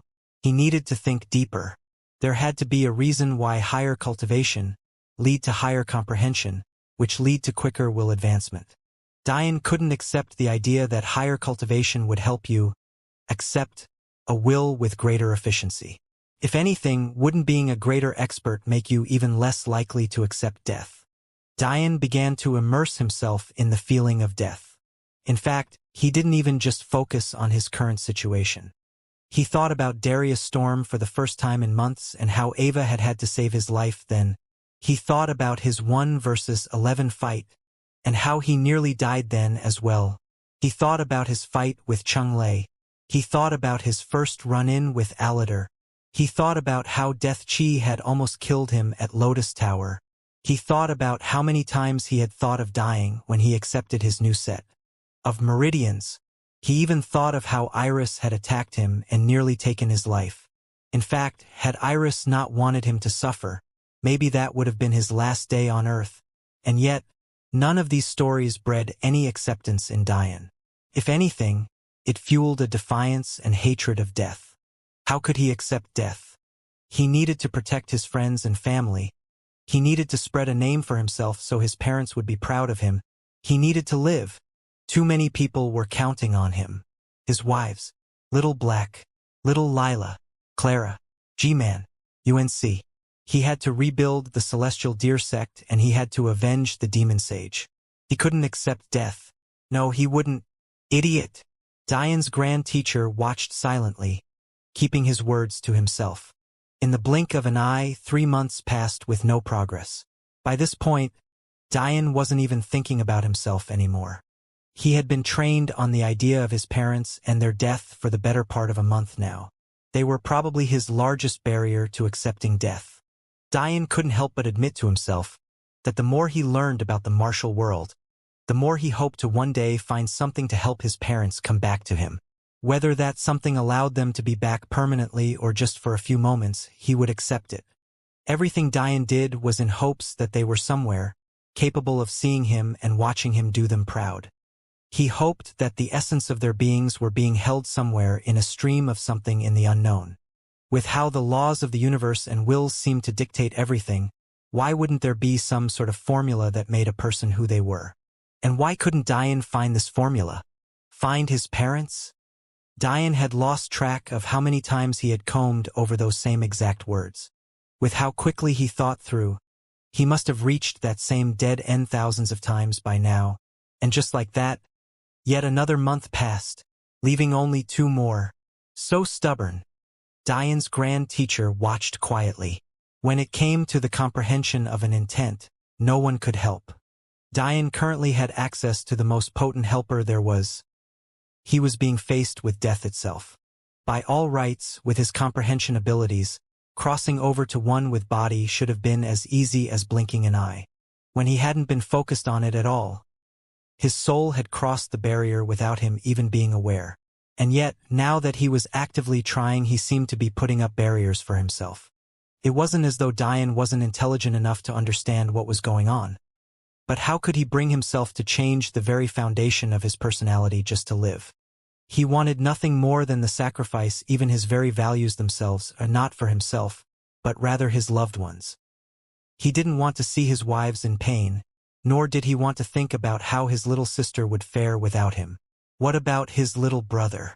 What about his promise to his master to protect him? Weren't they supposed to turn the lands of the Dragochilans upside down together? Little Black was improving so quickly every day. Am I not going to be able to witness his peak? Flames of dense blackness began to dance around Diane as his defiance only seemed to grow stronger. Yet another month passed, leaving only a single one left. Time continued to trickle as Diane's black flames pulsed, but his mind still refused to give in. No matter how hard he tried, he could get his mind to accept and understand death, but he couldn't do it to the depths of his heart. Diane was on the same forked road Peishaniva had tread. The question was whether he should build his Tao upon a fake version of himself, or his real self. But, if he built his Tao of death upon something fake, the backlash of a supreme law crumbling from its base was far more profound than an elemental will. If there came a day where Diane's stubborn personality shone through again, there wouldn't be any redemption. There wouldn't be a chance to build up again. There would only be death. Time passed much too quickly. Soon, there was only a day left. Diane was stubborn, but truth be told, he had no idea what he was working toward. The first step in mastering a Tao, and the first real journey in understanding a will, was to first reach a state of one with mind. Diane knew this, he understood this, and had long since taken this step. However, the second step increased to an all-new level of difficulty. This was why affinities existed and also why said affinities often influenced your personality. Madeline had an unmatched affinity for purity path-type wills even before she gained new affinities with her faith seed. As a result, much of her personality revolved around being caring and selfless. Although having a goddess disposition didn't automatically mean that you would be a magnanimous and benevolent individual, it still meant that your personality would lean toward such things. Ree's beast blood heavily influenced her personality even before the clash between her faith seed and god-level constitution was settled. And, once that conflict was resolved, her domineering traits became more pronounced, because that was simply what came with the Elven Queen's reign constitution. let alone the innate superiority provided by being a prideful supreme-level beast. It was clear that the wills one could comprehend depended on what their heart leaned toward. And what their heart leaned toward also decided just how powerful a Tao could be. Paishaniva's failure and the near crippling of his cultivation was a perfect example of this. His heart leaned toward the more natural aspects of the Paishaniva bloodline, and yet, he threw all of that away for power. The ice belt had been too much of a temptation. The progression in Paishaniva's cultivation had been so staggering that he was almost willing to throw away everything he loved just for the benefits he thought he would receive. But what he noticed much too late was that his thinking was twisted and contradictory. Why had Paishaniva wanted to grow stronger in the first place? Wasn't it so that he could repay Kawa Acacia for saving his life? Wasn't it so that he could perform meritorious deeds for the universe? Wasn't it so that he could help forge a better place for his wife and future child to live? He was by definition a compassionate man. Compassionate to the point where it became tainted, twisted, and ultimately blinding. And yet that compassionate man had tried to sever his emotions for the sake of being compassionate? From the very beginning, Paishaniva's one with heart had been built upon crumbling ruins. His foundation was so shaky that it would have been near impossible for him to form a Tao. He was driven so mad that he nearly did something unforgivable. Paishaniva's story was just a single example. The journey of cultivation was rife with warning tales like his. Dealing with and manipulating the laws of the universe wasn't meant to be easy. It was meant to be an uphill battle, and trying to learn something you had no compatibility with, well, simply shouldn't be done. In one way, Diane's grand teacher was right. Diane didn't have any affinity barriers. With his intelligence, he knew exactly how to break through to the next level. It would only take some time, patience, and coaxing. If he slowly tempered himself, he would eventually have a breakthrough and reach a new level of understanding. However, where Diane's grand teacher was wrong was in assuming that Diane would be okay with acting on that knowledge. That he'd be okay with laying down and allowing death to take over. That he'd be okay with bending to the whims of the universe. Diane was arrogant to the extent that even his manifestations mere potential tore apart a weapon of the 33 heavens. It used its own residual energy to write letters so fiery and so corrosive that even celestial-level experts couldn't last beneath them for too long. And yet, the old man had somehow expected this very Diane to accept death for what it was. In the past 6 months, Diane's comprehension had long since reached the one with soul level, surpassing both one with heart and body. However, he hadn't even broken through one with mind yet. Not in any tangible aspect. Diane understood why he had felt that death was simply part of a cycle. He understood that it lay at the end of the inevitable road everyone had to walk. He understood that the one will that would never erode was death. Because in the coming times where there would be nothing, it was inevitable that something had been there first. And for that something to be gone, could only mean that it had died. Diane understood that death was in itself its own form of chaos, and that as the organization of life decayed and broke down, death would inevitably come to scatter what used to be. Diane understood that sometimes death was necessary. He understood that if there was no death, the drive that pushed people would be lacking. If you could live forever, could you say with any certainty that your motivations would stay the same? Even things as fundamental as the beauty of raising a child would seemingly become meaningless. If you could live forever, was there any use in passing on your genes? The potency of Diane's one with mind had reached unprecedented levels, and yet he still couldn't bring himself to take the next step. Diane's soul could no longer be said to be gold. It had become a dense and dark black, almost as though it was a single step away from crumbling entirely. Despite the ticking time, it seemed as though Diane was at peace. 1 minute, his soul was like a calm lake, tranquil and without ripples. 10 seconds, he was very much aware of the time he had remaining and was very much aware that his failure meant death. 1 second, the flickers of black flames engulfed Diane. Even in the end, regardless of the fact he understood it was coming, he would never accept it. He would never accept death. 0. Time flow returned to normal in an instant as the raging clouds in the sky crackled with black streaks of lightning. Since Diane's apparent death, little more than 10 minutes had passed. And since the appearance of the key, less than a second. King Acacia was at a loss. He didn't know what to do. His wife was likely consoling their daughter, trying to get Ree to calm down and not do anything too reckless. It was up in the air whether she had even noticed what was going on. And, even if she had, it was another question mark as to whether she would act or not. To Kawa, there was nothing more important than her daughter. After being away for 11 years, it was unlikely that she'd be willing to fight for such a worldly matter while Ree was in pain. The other problem was whether or not it was worth it to reveal themselves now. He knew that despite their best efforts, Patriarch Ragnar knew of their connection with King Belmont. But the larger issue was whether or not he saw them as a threat. Very few knew of Queen Acacia's origins, and by proxy very few knew of her power. In addition to this, with King Acacia's entering display, many of the clan heads would have come to an understanding of his power, and have also likely concluded that he was fairly weak. Which meant that if they waited, they could still bide their time and use the element of surprise. Yet another problem was seen in the choice of whether to act at all. With King Belmont's order in place, everyone understood that they weren't meant to move. There was a possibility that that might be enough to hold people back from charging toward Diane's treasure. However, if King Acacia acted, it would be like putting up a beacon, letting everyone know just how important that key was. Whether those who came to this universe knew or not, that key was essentially every single one of their goals. With the information the epistemic tower held, there were no cultivation resources in the quadrant that could be hidden from their eyes, and that wasn't even to mention the cultivation resource the epistemic tower itself was. After all, the creator of the tower was a man with a will so strong that his very own techniques became new laws of the world to the point where everyone was born and with an aurora. He had even created his very own supreme level law. He truly didn't cheat to become number one. King Acacia thought this for maybe the 100th time since the appearance of the key. But even he could still not believe it. Derm.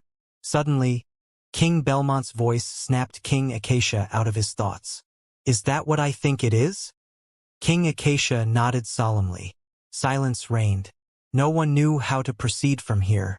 With the natural phenomenon booming through the arena right now, shaking the very earth itself, who would believe that this was a normal item?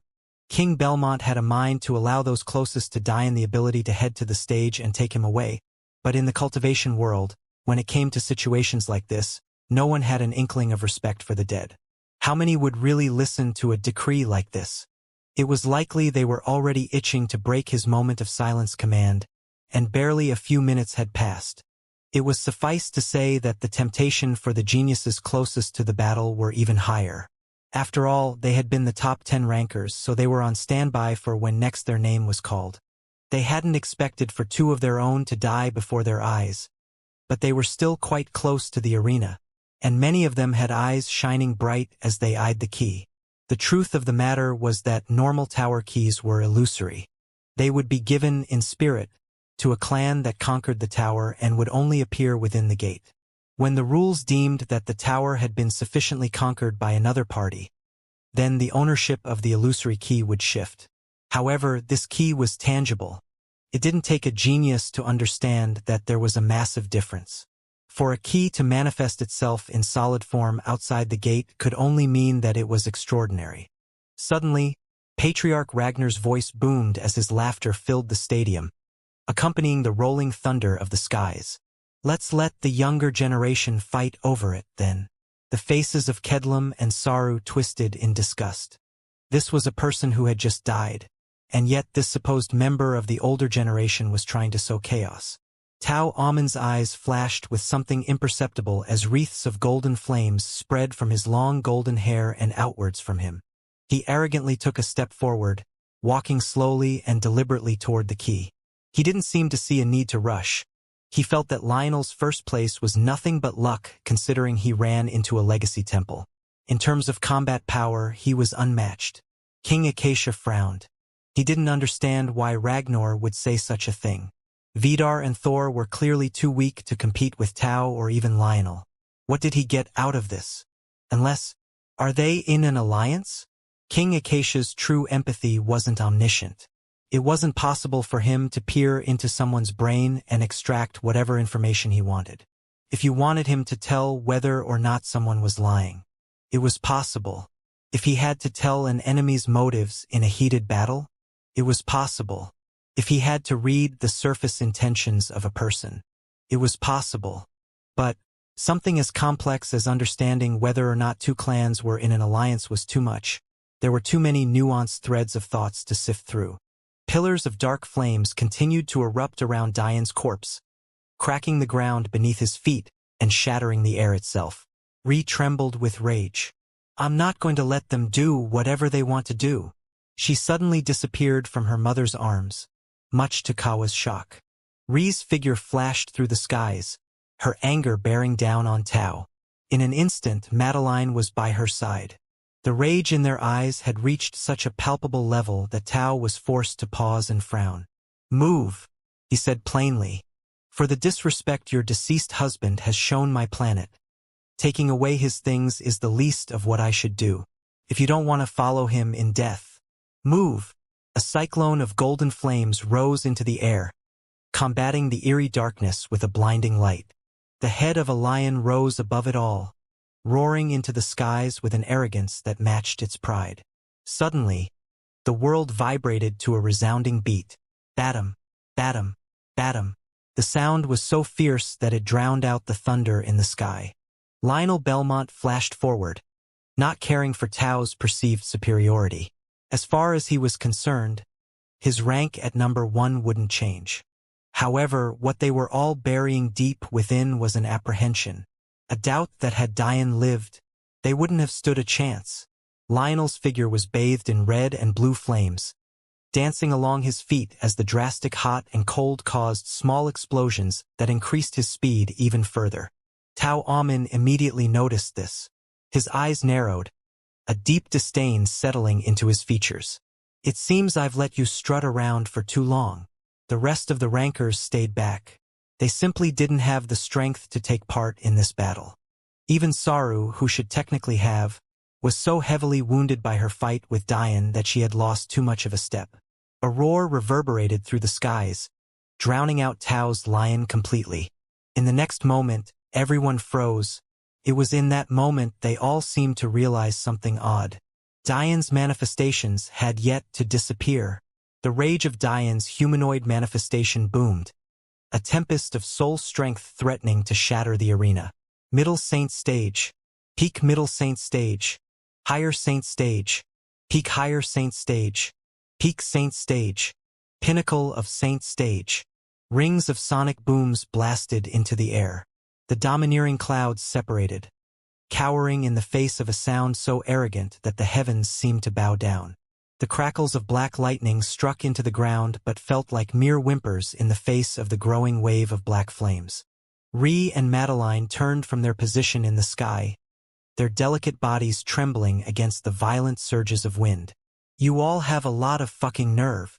A voice laced with music intent sent rage-filled words tearing through the stadium. Death isn't something that'll be dictated for me. Death isn't something that's inevitable to me. Death isn't something that I'll bend over and accept. The laws of this universe are meant to be used.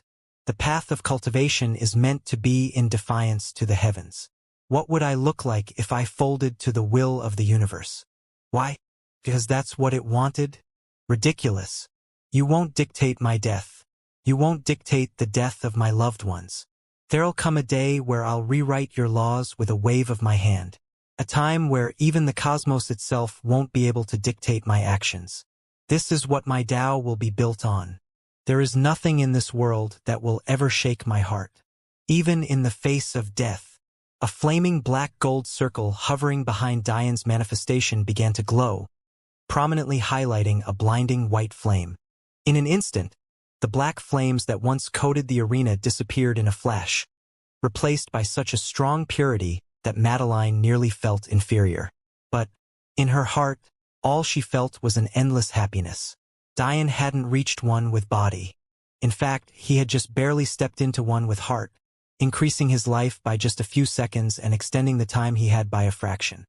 He had forged a path even his grand teacher hadn't seen. He tossed away all conventions of how death intent should be mastered. No, Dian wouldn't become a puppet of death. He would become a reaper. This martial world would come to know his wrath. His control of death chi increased with each passing moment. The crowd watched with bated breath as Dian's death omens fluctuated wildly. Every time his death seemed inevitable, he would extend his life by just a few more seconds, before the cycle repeated itself again and again. The universe groaned in agitation and anger. Dian's life. It wanted it. But Dian's defiance and arrogance roared into the skies again and again, daring the universe to act if it could. My life is mine. The gaping hole in Dian's chest slowly closed, pushing death further and further away. The white flames caressed Dian's wounds, fusing with his aurora and pushing his soul's prowess to the limit. With Dian's soul talent, and how long he had spent using his soul to sense the laws of death, how could its power not increase? He had managed to jump an entire stage in 6 months. With just a single more step, he would have a celestial soul. Madeline looked over at Ree, who was to her side. She saw eyes that were all too familiar to her, eyes that expressed nothing but love. Celestial will bloomed within Madeline. And yet, it felt so much different than before, so much more powerful. King Acacia's eyes snapped away from Dian's heaven-defying feats toward Madeline. His sensitivity to things matched what Dian's sixth sense would be like once he reached his level of cultivation. Except, instead of it being because of an innate aurora, it was because of his true empathy. How could he not understand the substantial change in Madeline? Her celestial will. It's a supreme law now. A pillar of blinding light fell from the skies, accompanying Dian's white flames. Suddenly, Dian's life began being extended by minutes instead of seconds. And then it was hours instead of minutes. And then it was days, then weeks, the months, then years. In an instant, no one could see the end of Dian's lifespan. It wasn't that he had become immortal, but rather, he had returned to his youthful self. Just like every other youth, the looming presence of death was too far away to calculate. A hand tore through the pillar of light, grasping onto the key that hung in the air. There was no resistance. In fact, the key sung happily, disappearing in an instant.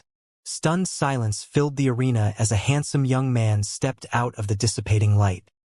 His looks had gained a dark edge to them that only seemed to make his appearance more captivating. This was a man that had seen the edge of death and fought his way back, defying the heavens themselves. King Acacia chuckled bitterly. You little bastard, I can't see through your soul strength anymore. Dian flashed into the skies, instantly swooping his wives into his arms, not allowing them to say a word. Suddenly, he laughed as he felt their soft waists. I guess I won, huh? Tears drenched Dian's bare torso as neither of them seemed able to speak. It had only really been 10 minutes, but it had truly felt like a lifetime. But all of that was interrupted. The sound of clapping made Dian's brow furrow. He looked up in the skies to find a man with long blonde hair and striking blue eyes strolling in the air, his hands clasped behind his back. Shockingly, this man was lean in stature, yet stood at least 5 meters tall. Truly spectacular. The man spoke with a barely perceptible pressure. And yet, he managed to fill Dian with a feeling of unease that he had never felt before. This was the first time in the martial world that anyone had made him feel a need to take a step back. For me to see such an outstanding young talent in my life has truly broadened this old one's horizons. I can only hope that my sons manage to become a tenth the talent you are. King Belmont frowned.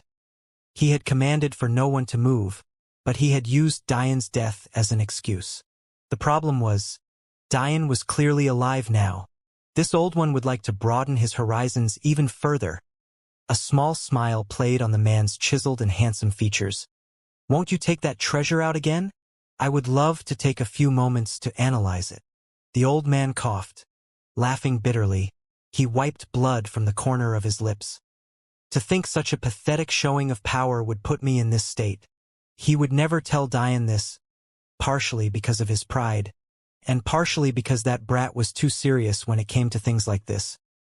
But something like projecting a technique through so many dimensional barriers was too much for him in his old age. Even worse, when he had felt like Diane would die, he had extended the time past his limit. That small extra fractions of a second may have seemed like nothing in the face of 6 months. But that was only if you didn't consider how far the old man was already pushing himself to match that 6-month total in the first place. In fact, because of the old man's kindness, Diane was able to reach a state where he thought his death was inevitable. And yet it didn't occur. Because of that extra split second, Diane was able to grab onto life, deepening his understanding of death and increasing his life by increments. By the time the old man couldn't hold on any longer, Diane had taken the reins, fighting for his life himself. He's laid down a one with heart for himself that will make it exceedingly difficult to move forward in. His comprehension is already at the one with soul level, and yet his intent is still stuck at one with heart. The universe isn't so easy to toy with Diane. There may come a point where it's impossible to move forward, even with all the arrogance in the world. How will you react then? Will you stay your course? Or will your heart crumble along with your life? Diane held on to Ree and Madeline tightly as he sent an unwavering gaze toward Patriarch Ragnar. "A look," Diane responded coolly. "If you were as old as you say you were, then shouldn't you be aware that cultivation is a private matter by now? If that isn't the case, I'd very much like to take a look at your clan's lightning tribulation technique. I hear it makes the heavens so angry that stepping into the Saint Realm is nearly impossible for you all. That must be quite the grand technique. How about it?" Diane had heard about this technique long ago, when he eavesdropped on a conversation between Elder Dayu and Elder Kami at Focus Academy. They had spoken about how the Ragnars likely placed so much importance on the blood sacrifice technique because their lightning techniques made it nearly impossible to survive the lightning tribulations of stepping into the Saint Realm and beyond. Tribulations often came hand in hand with increasing cultivation. Although the heavens ignored body and soul cultivation in terms of these trials, energy cultivation was never ignored in such a way. The reason was simple. As Diane had lamented during his fighting for his life, his demon generals had higher comprehension ability than he did because of their saint cultivation. This was because higher forms of energy gave way to better connections with the universe. This was why it was necessary to comprehend an intent before you could become a saint. With each successive step up in energy quality, from essence to saint, from saint to celestial, and from celestial to enigmatic, the connection with the universe deepened again and again. And no step gave a deeper connection than becoming a transcendent being. As such, martial warriors underwent 4 tribulations. One for sainthood, one for the celestial stage, one for Tao formation, and yet another for transcending. In addition to this, the universe would often become angry and cast down tribulations for mastering supreme laws. However, it would only be a showcase of anger. There would be no real trial unless a warrior attempted to form a Tao on the basis of a supreme law. That is when the universe would truly act. This was also what made the tribulation of Tao formation among the most dangerous. Of course, these tribulations were based on talent. Diane was quite lucky to not have to face tribulations for his soul, or else his likelihood of survival would be near non-existent. But this was where the problem for the Ragnars came into play. Because of their techniques, lightning was essentially the most comfortable thing in the world for a Ragnar. This meant that if they faced trials that were similar to those on their level, it would be much too easy, and the universe understood this. As a result, Ragnar trials were something of a death sentence for many of them. The cruel reality shaped much of the Ragnar culture, making much of them twisted and depraved. After all, they were basically sentenced to death from the very start of their lives. Diane would never have sympathy for those who handled their fate like Baal or Vidar did. But that didn't mean he didn't understand. Patriarch Ragnar's eyes flashed with something imperceptible, but other than that, his smile didn't change. "I would be more than willing to show you the technique, if it was under my power to do so. However, as you know, we are a mere branch of our lauded family." He sighed.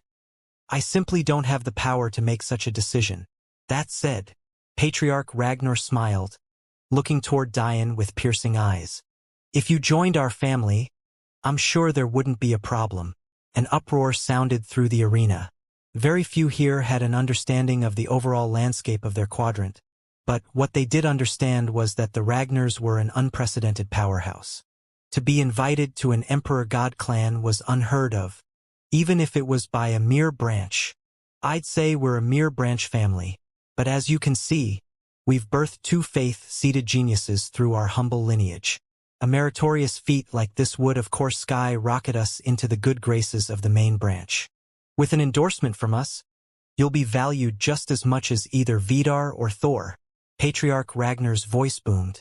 Dian raised an eyebrow, releasing his grip on Ree and Madeline so they could stand to his sides. Seeing Dian's apprehension, Patriarch Ragnar lightly smiled. Tammy, come here. Thor's face twitched, but other than that, he remained unmoved. However, Dian's frown only deepened at those words. As quickly as her cultivation would allow, without daring to delay, a petite girl with blonde bob-cut hair and light blue eyes shuffled her way onto the stage below Patriarch Ragnar as he touched down. Her usual bubbly personality had completely disappeared, and although she was clearly trembling, she didn't dare to disobey orders. Unfortunately, I have no daughters of my own, so it's difficult for me to show my sincerity to you. Thor's grip on his spear tightened. However, Tammy can be considered a close relative of mine. In fact, she's the daughter of my late brother, so she can be considered as my niece. I cannot say that she is as beautiful as your wives, nor is she as talented, but she is quite unique in her own right.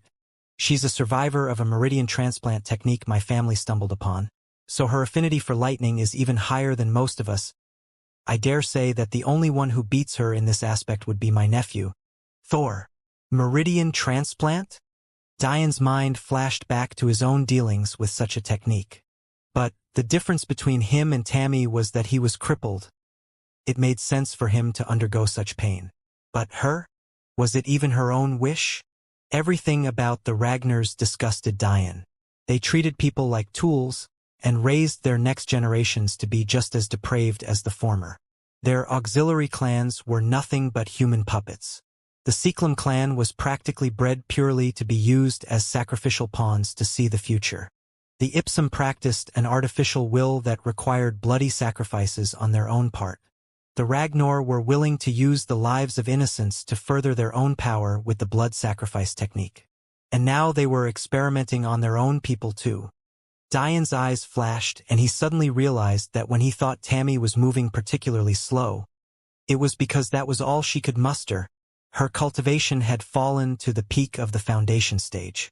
All of the work she had done on her meridians were gone, replaced by a completely new set.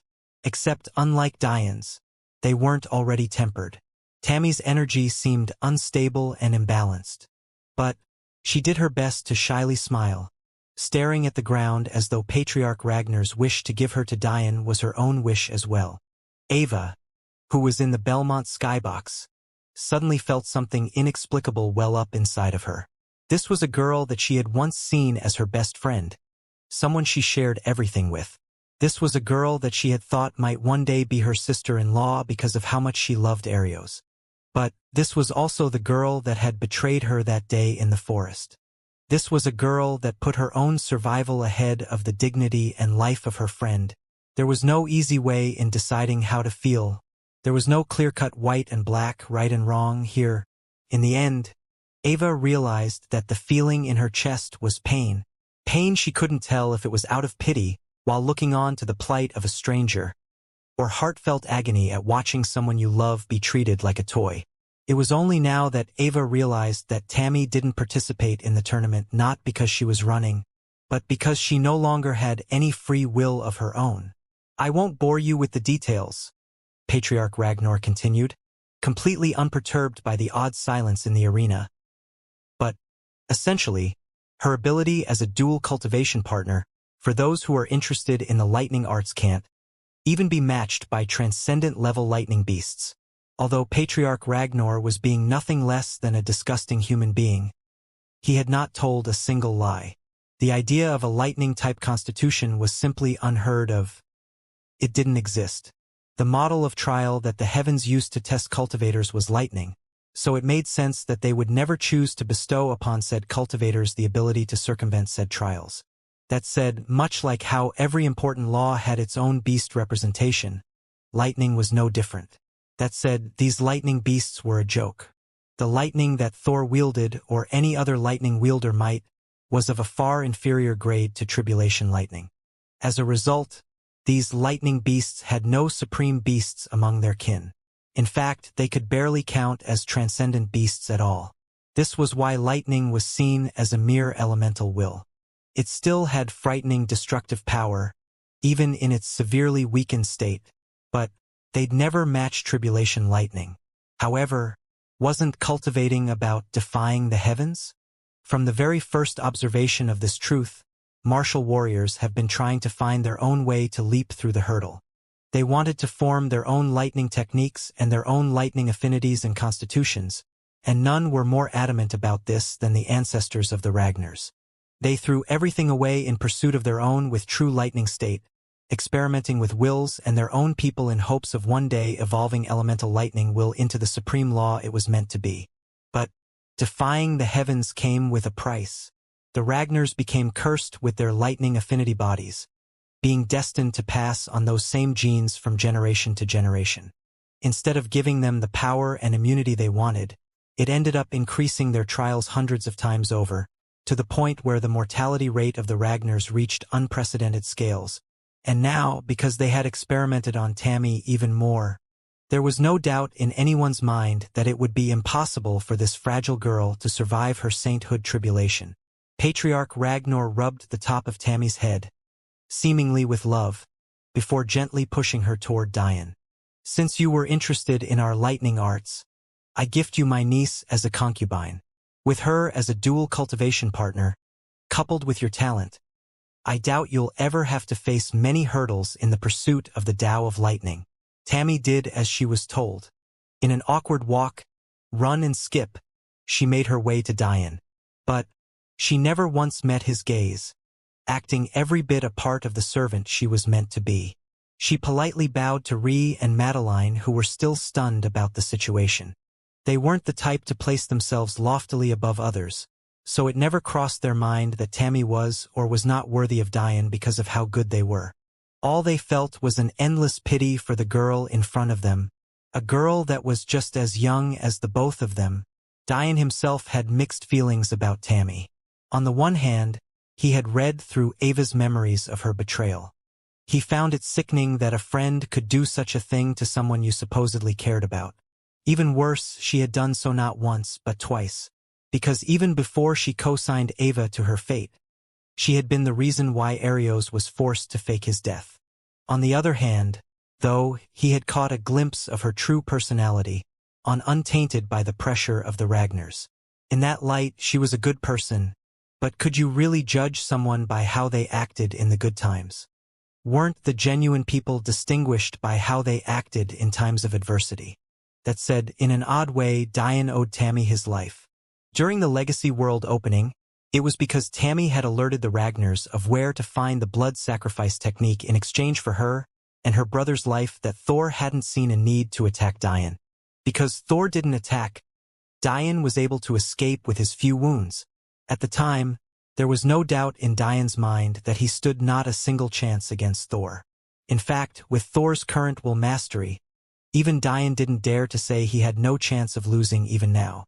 Tammy tried to maintain a shy smile as she looked down to the ground, but inwardly she was trembling violently. As twisted and depraved as it was, Tammy didn't care if she taken in by Dian to be used as a sex toy. The sad part was that she was technically a ticking time bomb. The more she dual cultivated, the closer to sainthood she would be. Eventually, there would come a moment where she would no longer be able to suppress her cultivation, and she would inevitably die. She knew just as much as anyone else that, with this new set of meridians, she would never surpass her first tribulation. However, she still found that fate better than what would happen if Dian rejected her. Patriarch Ragnar didn't care for her life. In fact, he had only used her to experiment with the assumption that she'd die in the first place. Tammy was the very first to ever survive had true tribulation lightning infused with her meridians. But none of that mattered. If Diane rejected her, Ragnar wouldn't find fault in Diane, he would find fault with her. If Diane rejected her, she wouldn't be alive by the end of this day. Diane opened his mouth to speak, but just as an inkling of sound came out, Tammy suddenly spoke in a voice as soft as the flapping wings of a butterfly. I'll serve you to the best of my abilities. I'm not very useful, but I have at least protected my virginity. You don't have to worry about me being tainted. And when you don't want to use me, I am perfectly trained as a servant girl. I won't ever bother you.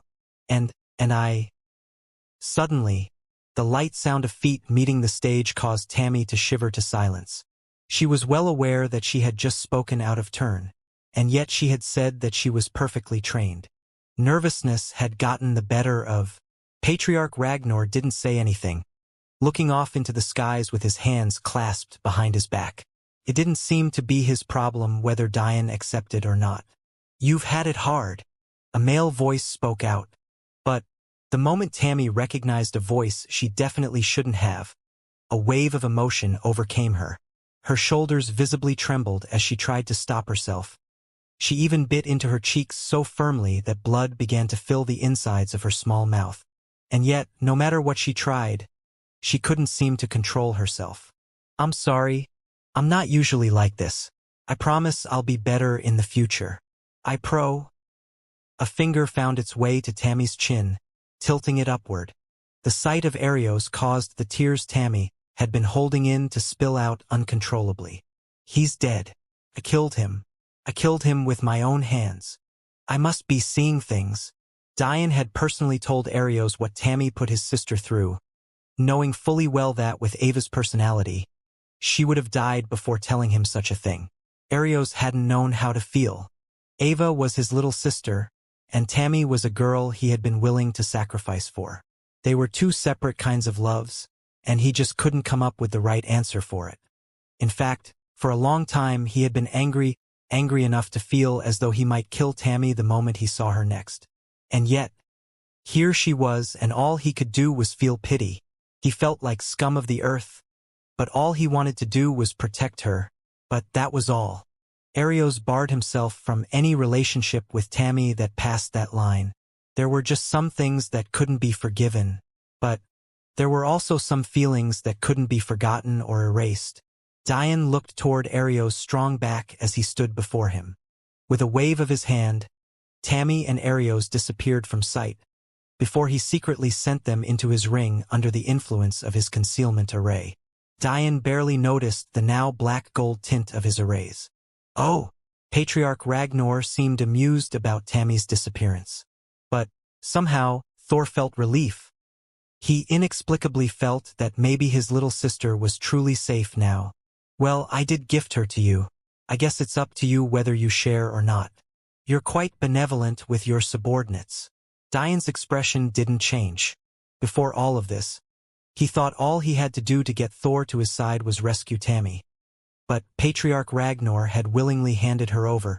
If Tammy was truly the only means he had of controlling Thor, he wouldn't have handed such a chess piece away so easily. Suddenly, Diane smiled. Waving his hand nonchalantly in the air, he laughed. Nothing of the sort, Patriarch Ragnar. Arios is a good friend of mine and happened to have a long-time crush on your niece. I couldn't bear to steal the love of someone so close to me, so I only allowed them some time to chat. Considering Arios' talent and lineage, I have no doubt that you'd willingly accept him as a nephew-in-law, no? Patriarch Ragnar thoughtfully stroked his chin despite it being devoid of a speck of hair. You make quite a good point. The boy is barely 20 and yet he had already progressed so far into the essence-gathering stage. Truly commendable. I would indeed accept such a union. And since he is such a good friend of yours, this also strengthens our relationship too. No? Haha. Truly a brilliant move. I'm glad that you approve. That said, I should make it clear that it's impossible for me to join any clans. I have heard many things about the power and prestige of the Ragnars, but I have an obligation to my master to rebuild the Celestial Deer sect. I hope you can understand. Diane smiled lightly. Of course, of course. A filial disciple like you is the envy of this old one. However, I still must insist on seeing this treasure of yours. My curiosity has been piqued. Won't you allow me this small service? Think of it as a betrothal gift for my niece to your good friend. Just a small bride price." Patriarch Ragnar's smile didn't fade, but the tension in the air seemed to multiply. King Acacia's eyes snapped away from the scene below just as his wife appeared beside him. "I've been such a fool." "Idrim, what happened?" King Belmont asked seriously. He never cared about any of this. This was all theatrics to distract us. "Wah?" Before King Belmont could even finish his words, tens of thousands of warriors suddenly appeared in the skies above the stadium. Their aura was stifling. Even the weakest among them was a peak essence gatherer. But the majority were high-level saints. And maybe the worst part?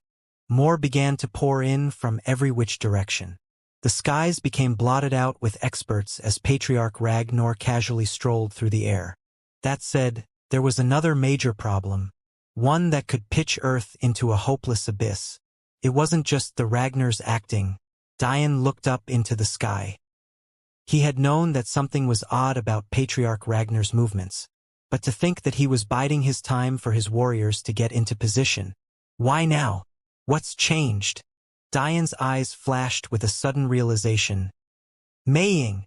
Dian felt like slapping himself on the forehead, but there was really nothing he could have done to change things. All this time, Dian had been wondering just how the Dayu would react to Maying's disappearance. Regardless of the fact he killed their saint experts, after enough time passed, they would have noticed that something was wrong.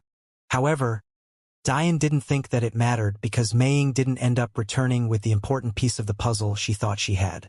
Because of that, Dian felt that it was likely that the Dayu would continue forward with their plans, disregarding Maying entirely. The reason Dian hadn't been worried about that change is because of how obvious it was that the Dayu were targeting the World Tournament. If it was just about seeking out the Belmont Holy Land, there were a million other times to do this. The only feasible reason might have been to take advantage of the time that King Belmont was away. But that clearly didn't make sense considering they were attacking King Belmont right now. If it was all about avoiding King Belmont, Patriarch Ragnar wouldn't be attacking at all. Taking a deep breath, Dian calmed himself. In the grand scheme of things, he had too many trump cards to be worried in this situation. But he had the sneaking suspicion that a clan of people willing to bide their time for thousands of years, and yet another clan willing to pay the cost to send their branch family across tens of universes, wouldn't be defeated so easily. King Belmont's face twisted with rage. This was his planet. He was the ruler of this place. Attacking it was no less than a slap to his face. He immediately contacted his warriors. Having been preparing for this for so long, to the point where he remained in secluded cultivation for decades at a time, how could he not have been ready? Ever since the Ragnar conquered the Earth Gate last and stepped into his domain along with elves in tow, he had been ready.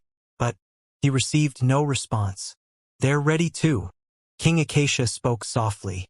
Part of his words were meant to comfort his friend, but the other was to let them all understand a striking reality. Maybe, just maybe, they had underestimated this threat. They were completely disorganized and disjointed. They had been so focused on this ethereal entity that they had forgotten about the very real current and tangible threat. Even worse, it was likely that many of their subordinates had no idea what was going on. "We can't try and explain the full situation, that would be impossible." King Belmont immediately regained his composure. This wasn't the time to fold, he had to be a king. "Keep the message simple and straightforward. The Ragnars are attempting to seize hold of Earth's royal god clan position. We'll rally everyone in this way."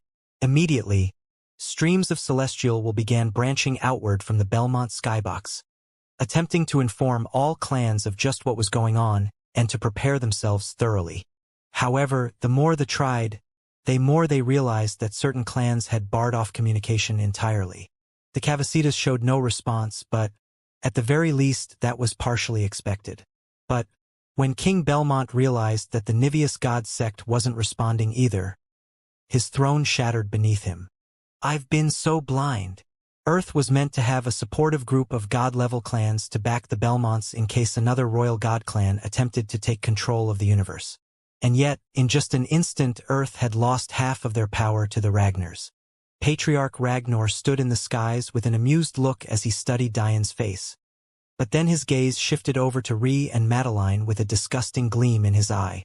While everyone was focused on Diane's treasures and just who his secret master was, Ragnar had locked into something else. How could a warrior not be powerful with such talented dual cultivation incubators?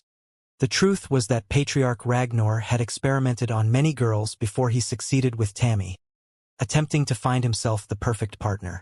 However, the problem with Tammy was that her cultivation was too weak. Unless she became powerful enough, regardless of her affinity, she would be useless to him. That was exactly how twisted of an individual he was. He didn't care that Tammy was her niece. If she could be used in such a way, he would use her. Almost ironically, it was lucky for Tammy that she was so weak, but Ree and Madeline were different. With their talent, and the fact they weren't Ragnar's practically sentenced to death, in as little as 10 years, they'd be powerful enough to be of great use to him. At this point, Diane's treasures were almost secondary to him, a cherry on top, if you will. He almost couldn't refrain from licking his lips. But he had to maintain his amiable outer appearance. So he persisted in smiling lightly as more and more warriors organized in the skies above. Diane had little time to think about what disgusting plots Patriarch Ragnar was thinking of. To him, he had to find the most efficient way to not only ensure the safety of his wives, but to also find everyone else he needed to care for. However, just as he was thinking of just to do, an already bad situation became easily 10 times worse. The movements of their enemies no longer just included the Ragnar, Cavasitas and Niveus. King Clyte and King Amun appeared beside Patriarch Ragnar, somehow looking like the best of friends. This suddenly turned from a civil war to a single royal god clan facing against 2 entire planetary forces allied with half of their own. Well, isn't this just fantastic? Diane chuckled. It was such a shame. His soul was only a half-step away from breaking into the celestial stage. At that point, he'd be able to repair his puppets to reach the peak level of celestial cultivation. With that kind of power, if he used them cleverly enough, it was likely that even a lower Tao formation expert might have trouble dealing with him.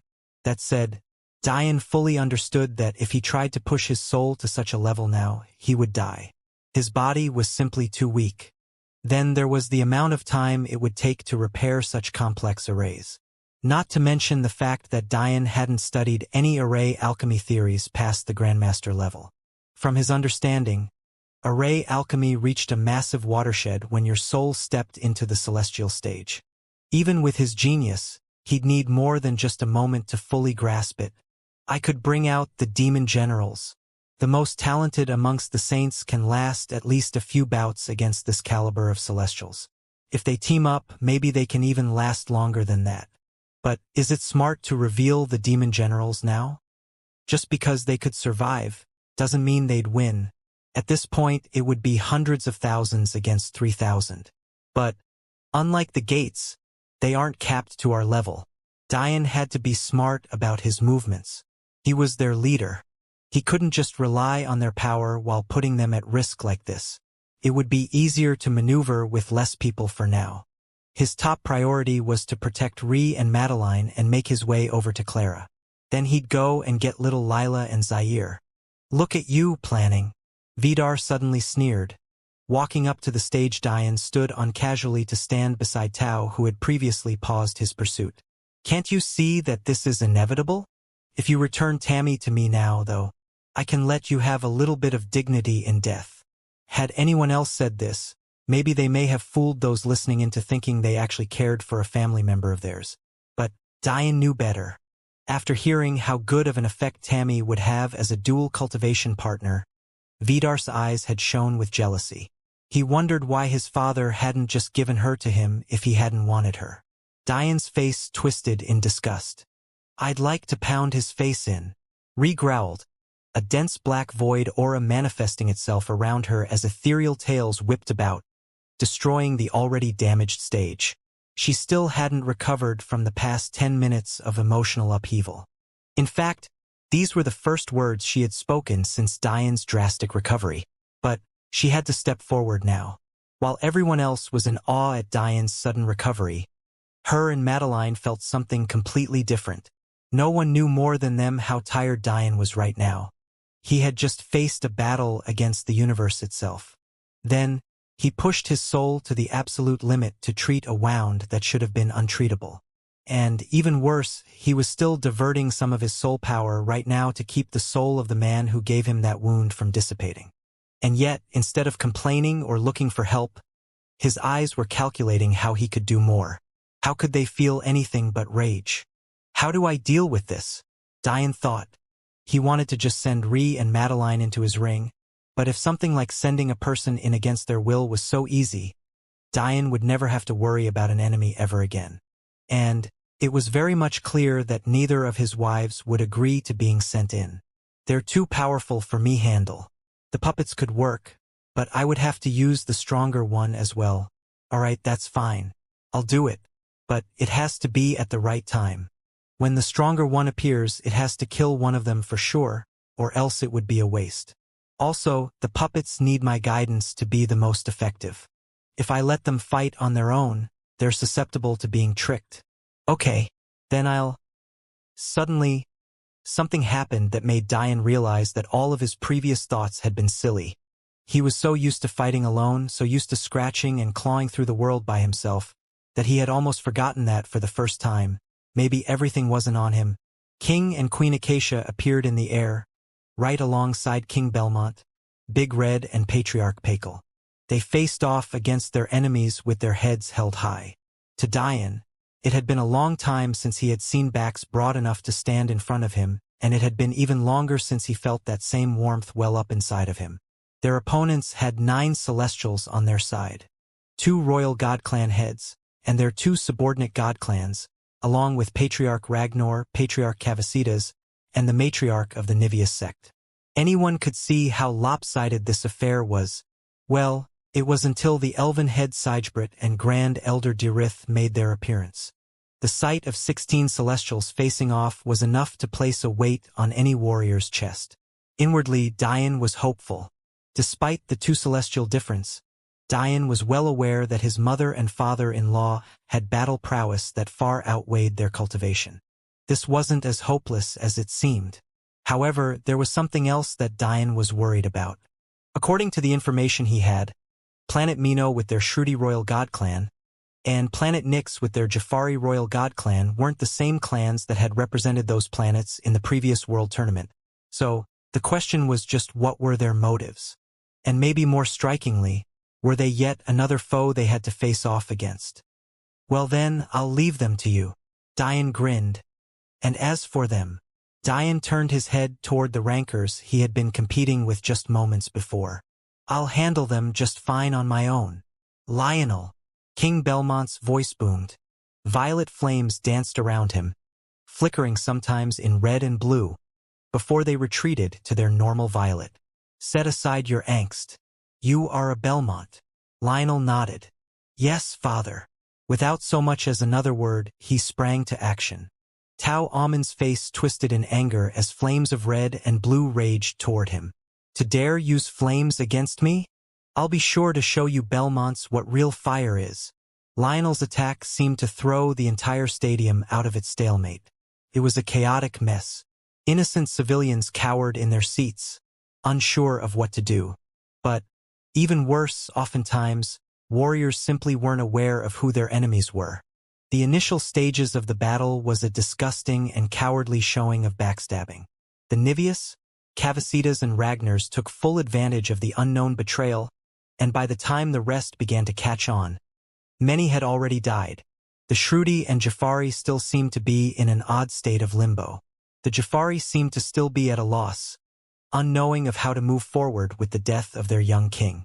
But the Shruti seemed more focused on ensuring that Saru made it back safely without getting accidentally pulled into a battle that had nothing to do with them. Diane looked to black band on his wrist. Somehow during the whole process, his scythe had disappeared.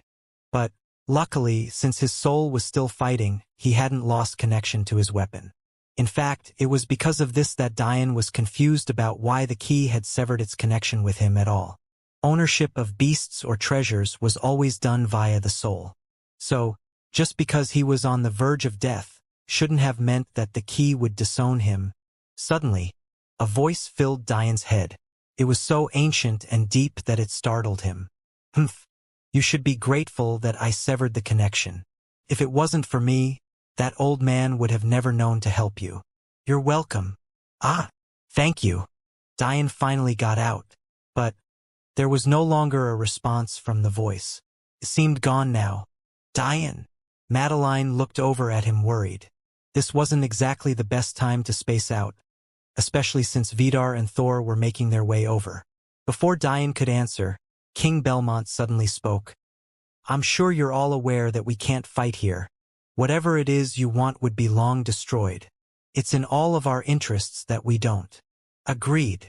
Patriarch Ragnar smiled amicably before his figure flashed into the skies. In an instant, 16 figures had disappeared. Something in Diane couldn't help but think about how cool what he just saw was. In the middle of a life and death battle. And yet all his only thoughts were of how amazing it would be to fight in space. To think you'd get distracted now. Vidar didn't wait. He immediately burst into his strongest form.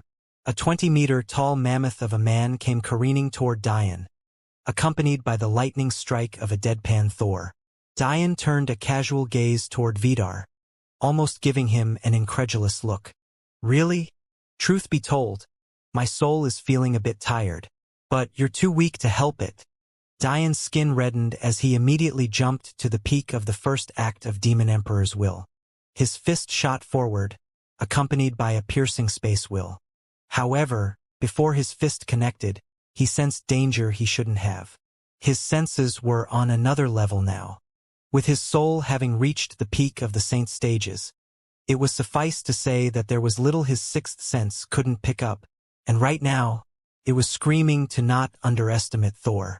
Diane immediately retracted his fist, taking Ree and Madeline by the waist and leaping backward as an arc of red lightning blasted into the spot his had just been at. There's got to be another way Ragnar is controlling them. If it was as simple as an array, I would have sensed it a long time ago. He has no reason to attack me so viciously when he knows I have his sister with me. An instant later, Vidar's fist crashed into the same spot, causing the whole of the arena to shake under the weight of his fist. It wasn't that his attack was more powerful, or else Diane would have dodged because of him instead of Thor. It was that his control was near non-existent. He had so much power yet had no idea how to focus it. Diane frowned. Madeline, I think the two of you can handle Vidar alone. I can't afford to be distracted by him while fighting Thor, because I'm much too tired to use my death intent right now. The stamina required for using a supreme law was ridiculously high to begin with. It was a heavy drain on your concentration and soul. But to couple that with the passive corrosive effects Death Chi had to begin with, and you were left with a law that was almost more trouble than it was worth. And that was not to mention the sheer strain an intent level supreme law would cause. Diane simply didn't know whether his body could handle his second intent level Death Chi right now. Technically, he shouldn't even be using an intent before the essence gathering stage to begin with. If it wasn't for the solid foundation of his cultivation, it would be impossible. The thought of using his demon generals to subdue Thor crossed his mind. But something was telling Diane that if he didn't fight Thor personally, he would never be able to tell what was tying him down right now. Ree and Madeline nodded, looking toward Vidar with clear disgust on their features. Maybe alone handling a top 10 ranker would be too much, but together they found no issue with it. However, unbeknownst to Ree and Diane, Madeline was hiding her own fatigue. With the evolution of her celestial intent due to her unselfish nature, Diane wasn't the only one who had to deal with the strain of a supreme law recently. But, even worse, Madeline's supreme law had been on the level of an intent, and her lack of stamina currently was showing it. Let's go. Diane's eyes narrowed, focusing in on Thor's figure in the air behind Vidar. The battle had just begun.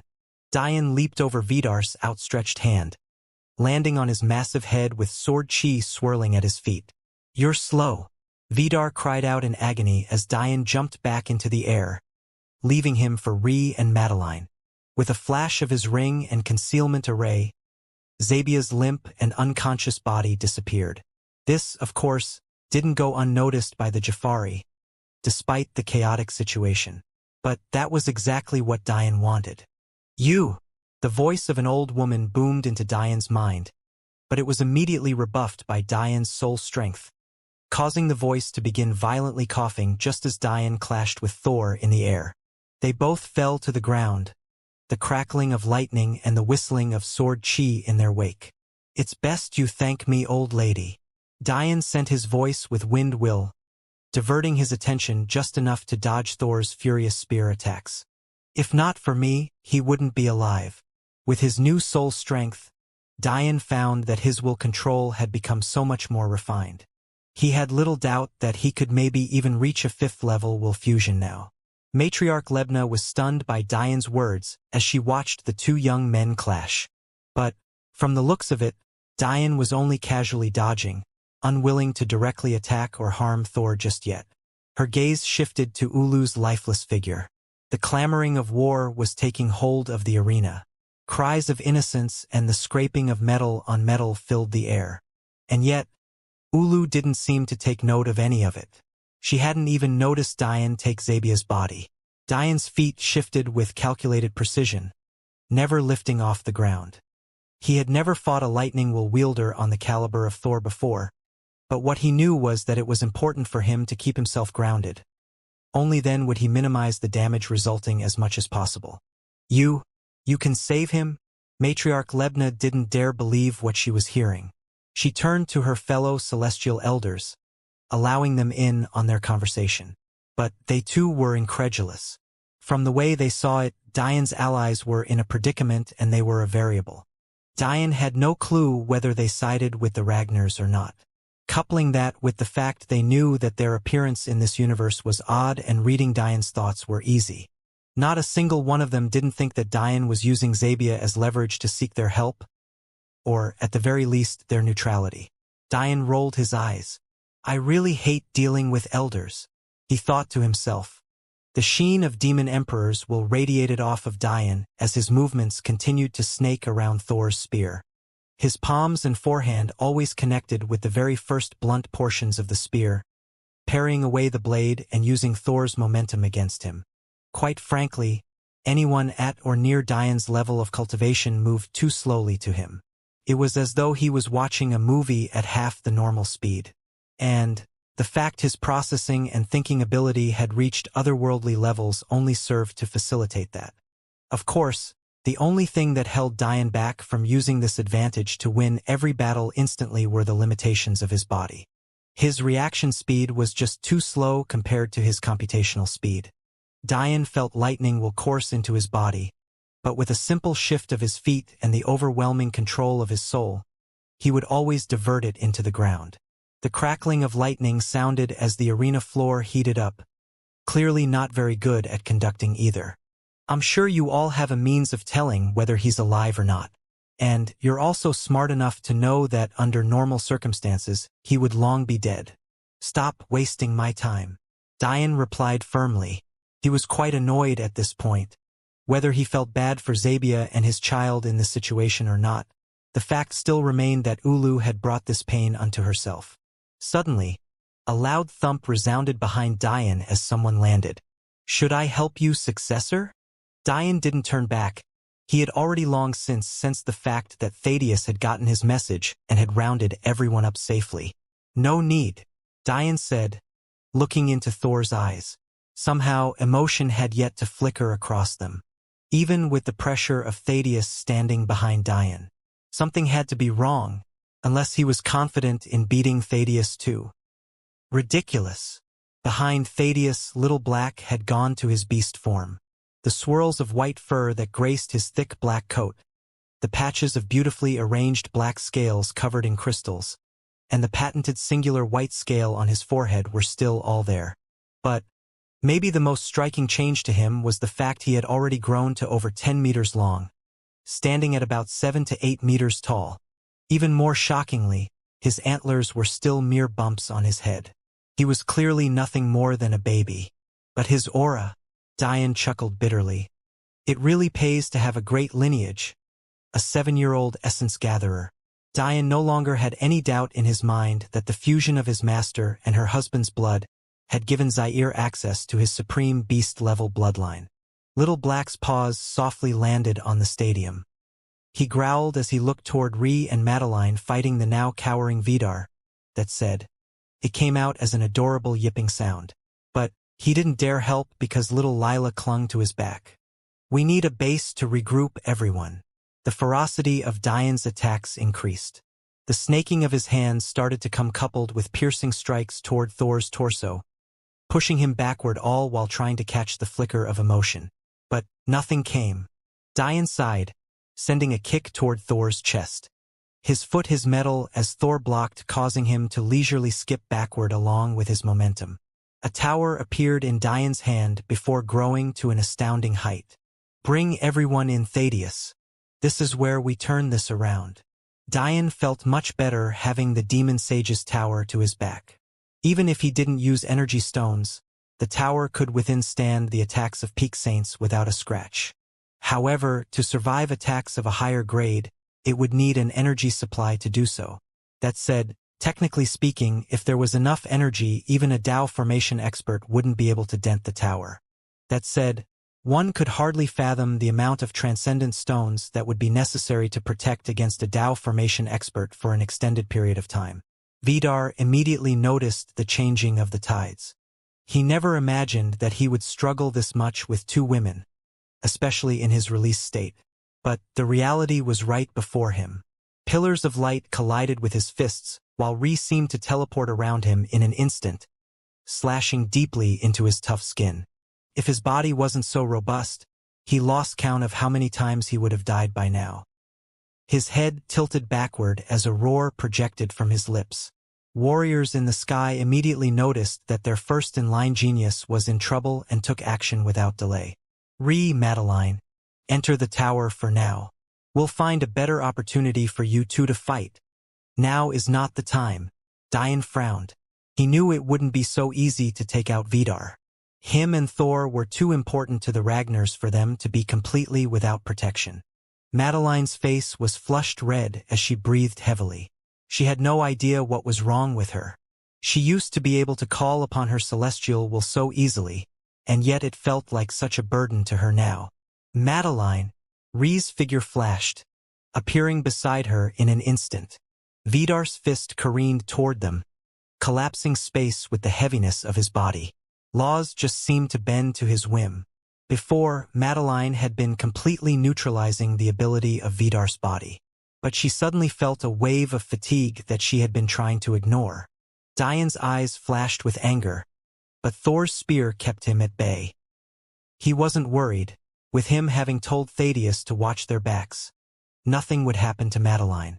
What troubled him was how out of it Madeline seemed. Ree wrapped her arm around Madeline's waist, skipping backwards to avoid Vidar's blow. But the shock wave of the fist sent them flying back faster than they were ready to.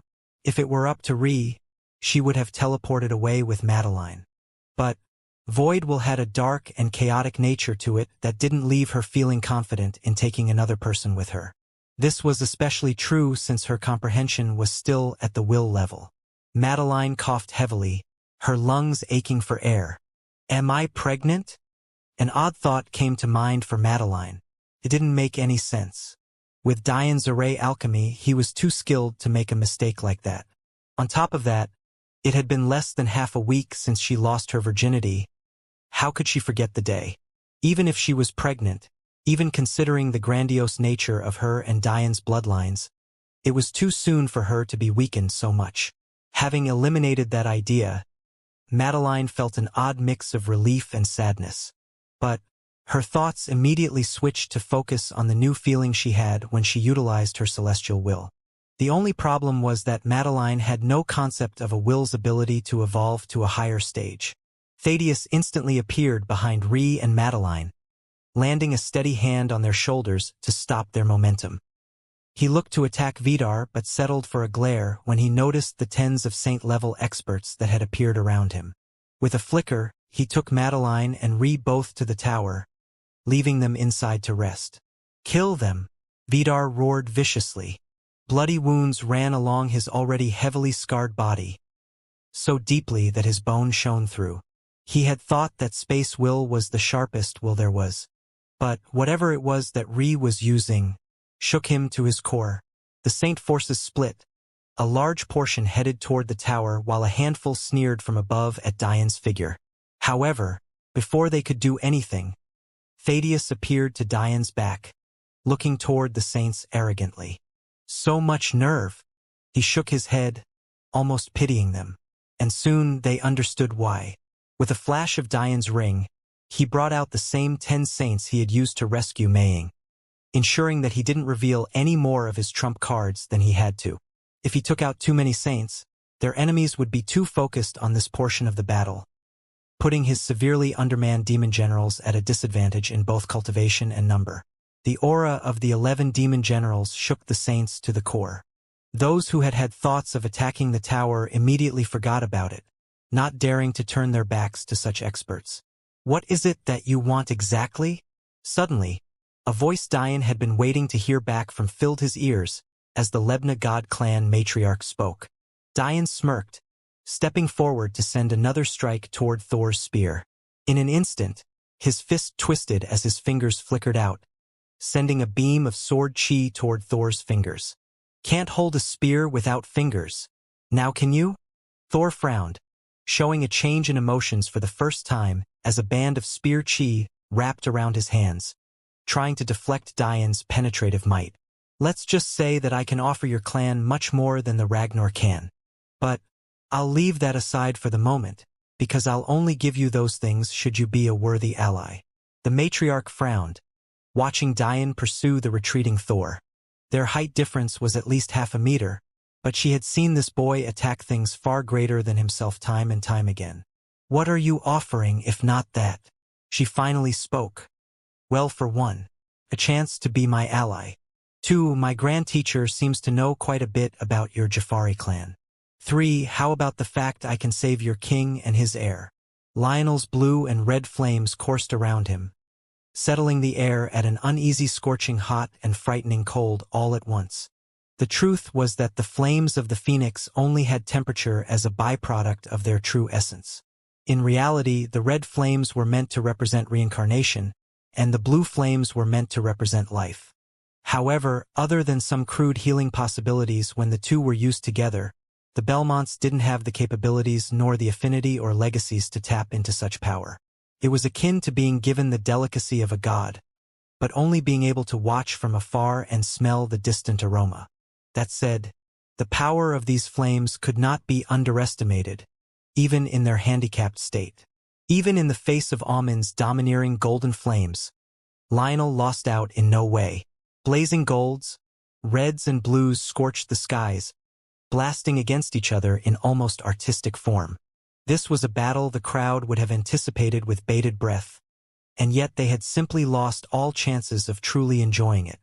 Within the demon sage's tower, Ri lay Madeline down to rest, circulating her ice will to try and help her stamina. But she too didn't have any idea what was happening. "Is she going to be okay?" A soft and apprehensive voice came from the side of Ri, filled with concern. Turning, Ri found a group of people with golden eyes. But, seeing the varying degrees of worry, she couldn't help but sigh.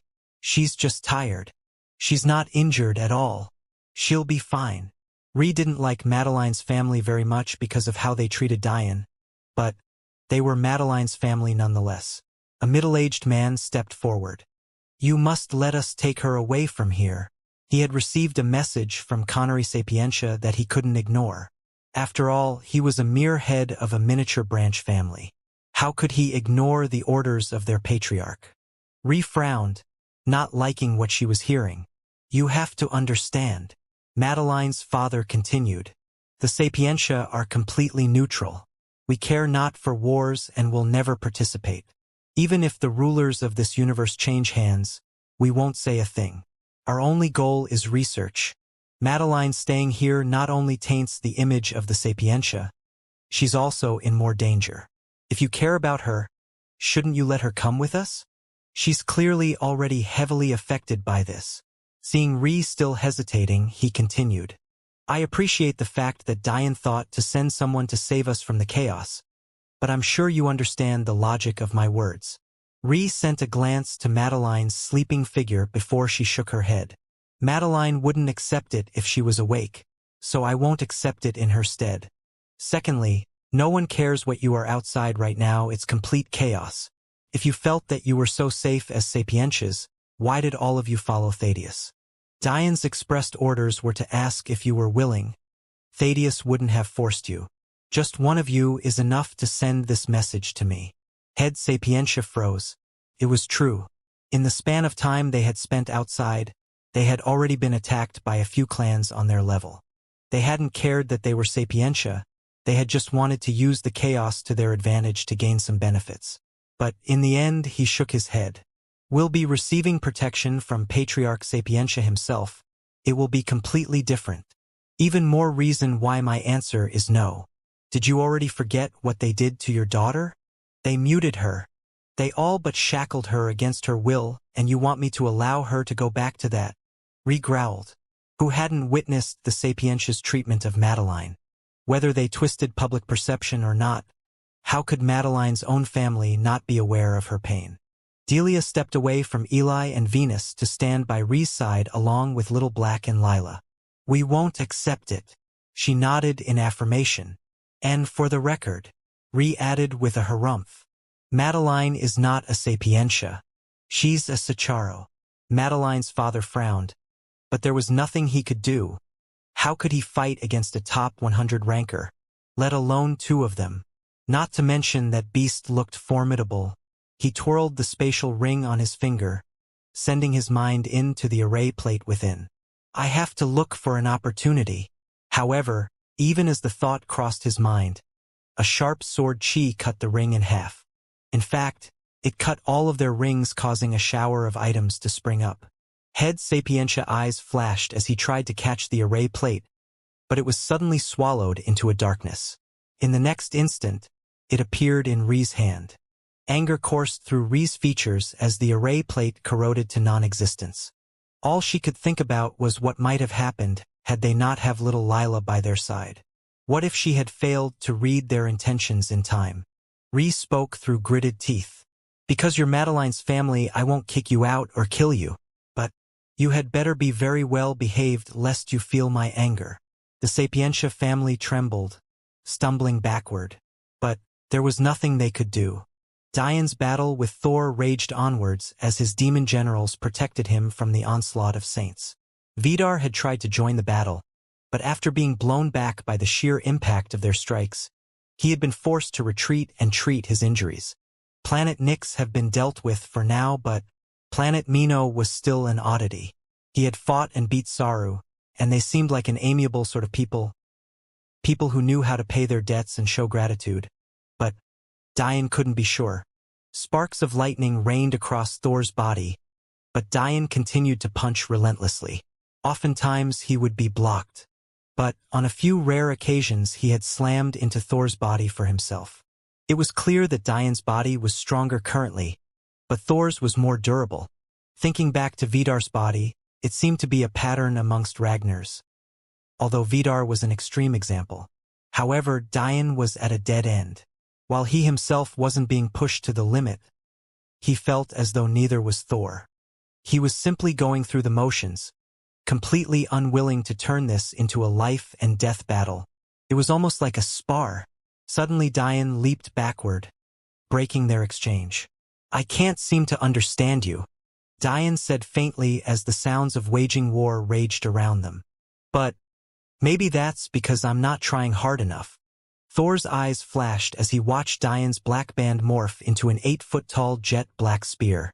Delicate black flames and a dripping red aura danced along it, although they didn't seem to be emitting from Diane, but rather the spear itself. But its blade was truly spectacular. A simple swing caused no distortion in the air whatsoever. It was so smooth and sharp that wind gave way without resistance. Maybe I can only truly understand you with a spear. Ree's gaze found its way to Delia, who sat in the corner speaking with her mother, a light smile on each of their faces. She didn't know when they had made their way back from their short disappearance, but she felt better knowing that they were here. At the very least, that meant that her mother and father would also have Patieniva by their side. As for how their family talk ended, she knew even less about that. Despite the loud crashing going on outside, the tower itself was perfectly isolated. They could watch everything that was going on as though it was a sick and twisted movie. And much like everyone else, they could only wonder, why now? The moment the spear formed in Diane's hand, he seemed to breathe in its very essence. Without ever having used a spear in his life, his comprehension immediately broke into the first will level. Thor watched as Diane's aura slightly shifted to balance out his weapon. Although Diane had yet to move, an expert of spearmanship like Thor could immediately sense the shift in Diane's demeanor. He had instantly gone from a person who had never before wielded a spear to a trained novice, and he hadn't even pierced forward yet. Without meaning to, a breath of disbelief escaped Thor. He was at the point where a first level will meant next to nothing to him, but when had anyone ever witnessed the scene before him now? Diane's affinity for weapons was simply without equal. Just to be clear, Thor, Diane started, lowering his stance to mimic Thor's two-handed grip. I'm not fighting you to beat you, nor am I trying to mock you. Since you refuse to tell me what it is that tethers you to the Ragnars, I'll have to understand for myself. Sharp spear chi danced around Diane, his eyes flashing with a domineering might as he struck forward. His spear glided through the air without a single wasted movement, almost as though he had practiced this very strike hundreds of thousands of times. Lightning arced through Thor's blue eyes. His spear clashed with Diane, but his movements were clearly much more practiced. Thor's silver spear became snake-like, coiling with the effortless twisting of his wrist and completely bypassing Diane's strike. The tip became nothing more than an optical illusion and a sharp light, bending at angles that shouldn't be possible regardless of how flexible the spear was. It wasn't possible for Diane to react with expert spear technique. However, his sixth sense was far too good to not pick up on the change in Thor's spearplay. He had switched from a domineering striker to a crafty specialist. He was clearly displaying his superiority in the way of the spear. A smile played Diane's features as his black spear spun in his hand. Its shaft connected violently with Thor's snaking spear, sending it off course and just above Diane's shoulder. Piercing spear chi flew just past Diane's ear, narrowly missing him as a tempest of winds blasted upward from Diane's strike. Newbie or not, Diane would never lack decisiveness and raw power. Diane's eyes flashed. I can feel it. I can feel his rage. More! Diane roared. His spear spun again, twisting violently in the air as he borrowed the wind to make up for his lack of experience with the spear. Diane's movements became more flexible and less boxy. They still maintained the same calculation, but he had added a new fluidity to his movements. Although Diane's grand teacher was crude, Diane was intelligent enough to take his words to heart, no matter how insulting or seemingly useless they were. Clashes rang out as Diane's comprehension skied upward, breaking through the second will level and then the third. Diane's spear began to snake like Thor's. Suddenly, Thor's spear no longer bypassed Diane's, but instead clashed directly, diverting and canceling each other perfectly. The rings of wind and lightning blasted from their strikes, shattering the space between them. Diane's grand teacher had told him that his use of wills was much too shallow and that his understanding was striking. But what had caught Diane's attention was when he berated him for using wind as a simple speed boost and for using sword chi as a simple attacking will. It got Diane thinking about what more wind will could be. The truth was, he didn't have a firm understanding just yet, but what he did have was a talent for weapons. It wasn't lost on him that although he could cut right to the heart of how a weapon should be used, that he also lacked with that a certain style and unpredictability. Before, Diane didn't have any idea how to fix this. But, when he first felt the state of one with world, he had gained a perspective on the world usually only celestial-level experts reached. And with that came a newfound appreciation for wind will. Diane and Thor's figures flashed as they sent out strikes in quick succession. The ferocity of Thor's aura only grew. He was slowly becoming a beast as his arms reddened and bulged. There was no doubt that he was pushing his strength to its upper limits to match Diane's Demon Emperor's will, But he didn't feel pain, nor did he feel any hesitancy. He only felt the need to vent. Arcs of green lightning danced under his skin, touching onto a will path Diane found very interesting. "Show me more." Suddenly, Diane's spear seemed to fuse into the air. It became formless as the tattoos on his bare back glowed fiercely. The speed of his strikes reached a new level. Despite his spear chi only being at the 3rd level, the sudden boost by a 9th-level wind will cause Thor to stumble, not knowing how to respond to the drastic change. Thor roared, the arcs of green lightning under his skin increasing tenfold. His biceps pulsed violently as red lightning coursed along the body of his spear. His composure was gone. If Diane wanted to see his anger, he would show him. "What do you think we should do?" A group of Planet Mino elders sat around, seemingly discussing something as though they were in a world separate to the chaos of the outbroken war. However, interestingly enough, all of their attentions were focused on a young girl. That young girl was, of course, none other than Saru Shruti. "Do you all remember why I came here at all?" Saru responded after a moment's pause. "Of course, Princess." An elder responded quickly. "But there seems to be too many variables at play here.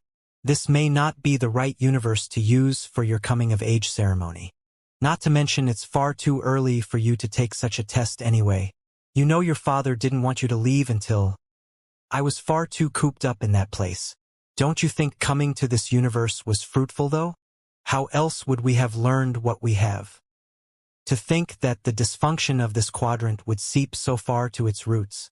You are right about one thing. It isn't safe to remain here anymore."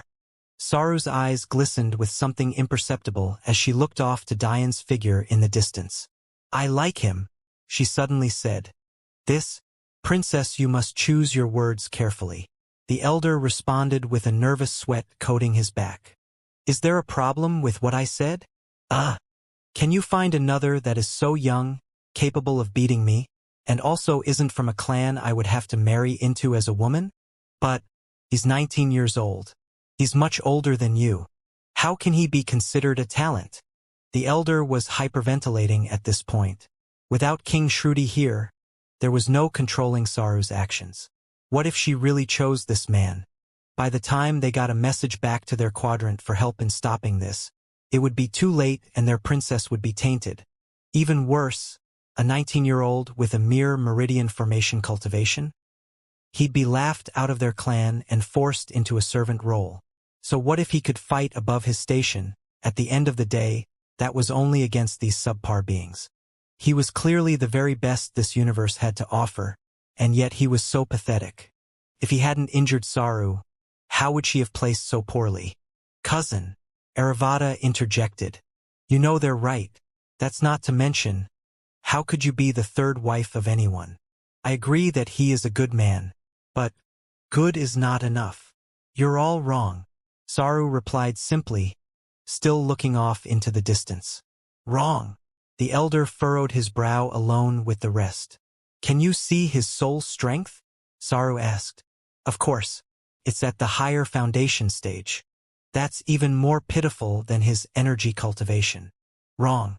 We as body cultivators know little of array alchemy, but you should at least comprehend the basics.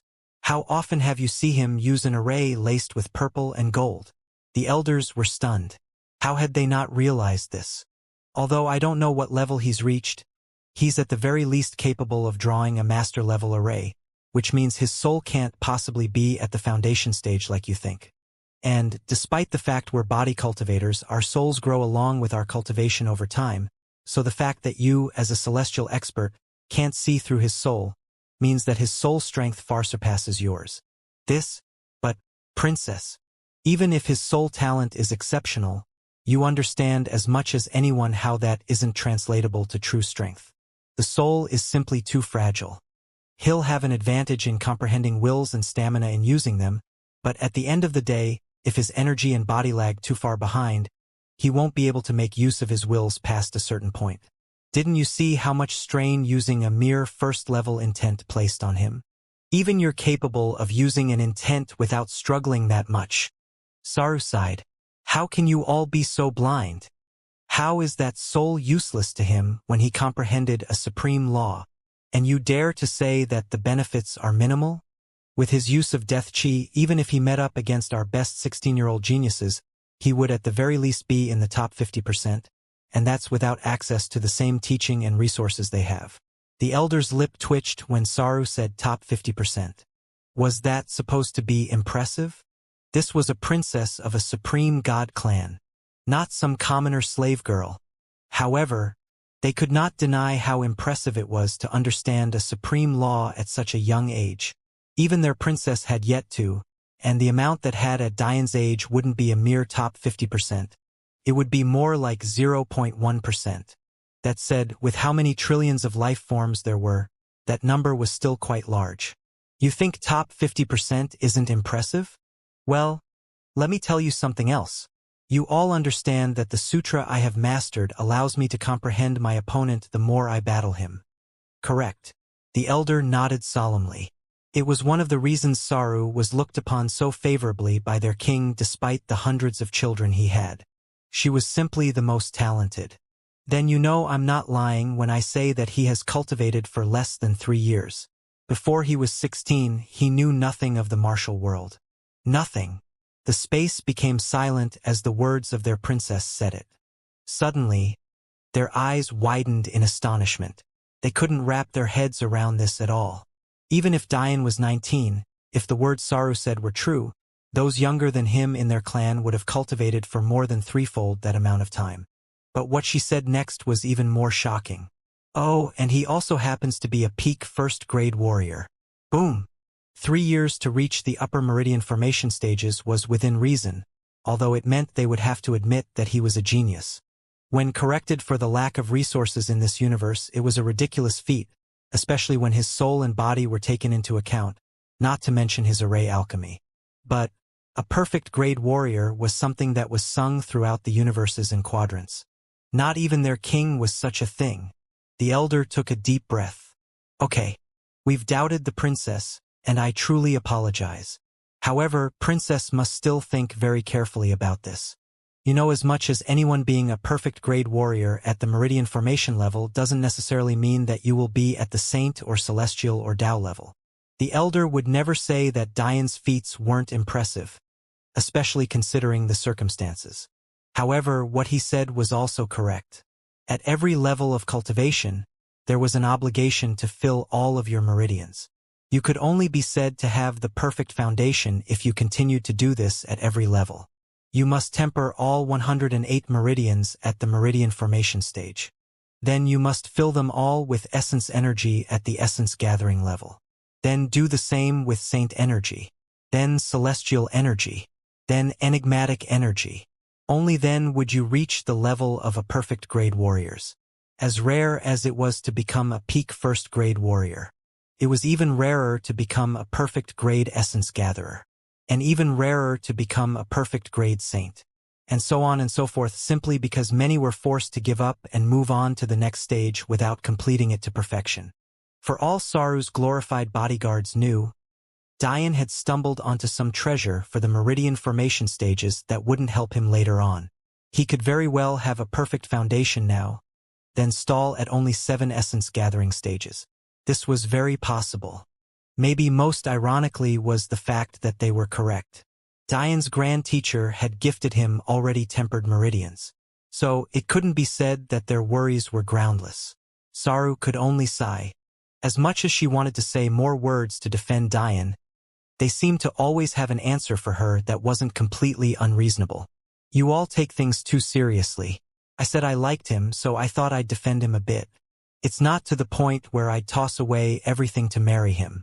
I have my own pride, you know? Relief colored the features of their elders as a weight seemed to fly off their shoulders. Although Saru said this, she was really only protecting herself. She understood Diane's personality after fighting him, and he wasn't someone who would marry her just because she showed interest, regardless of how beautiful she was.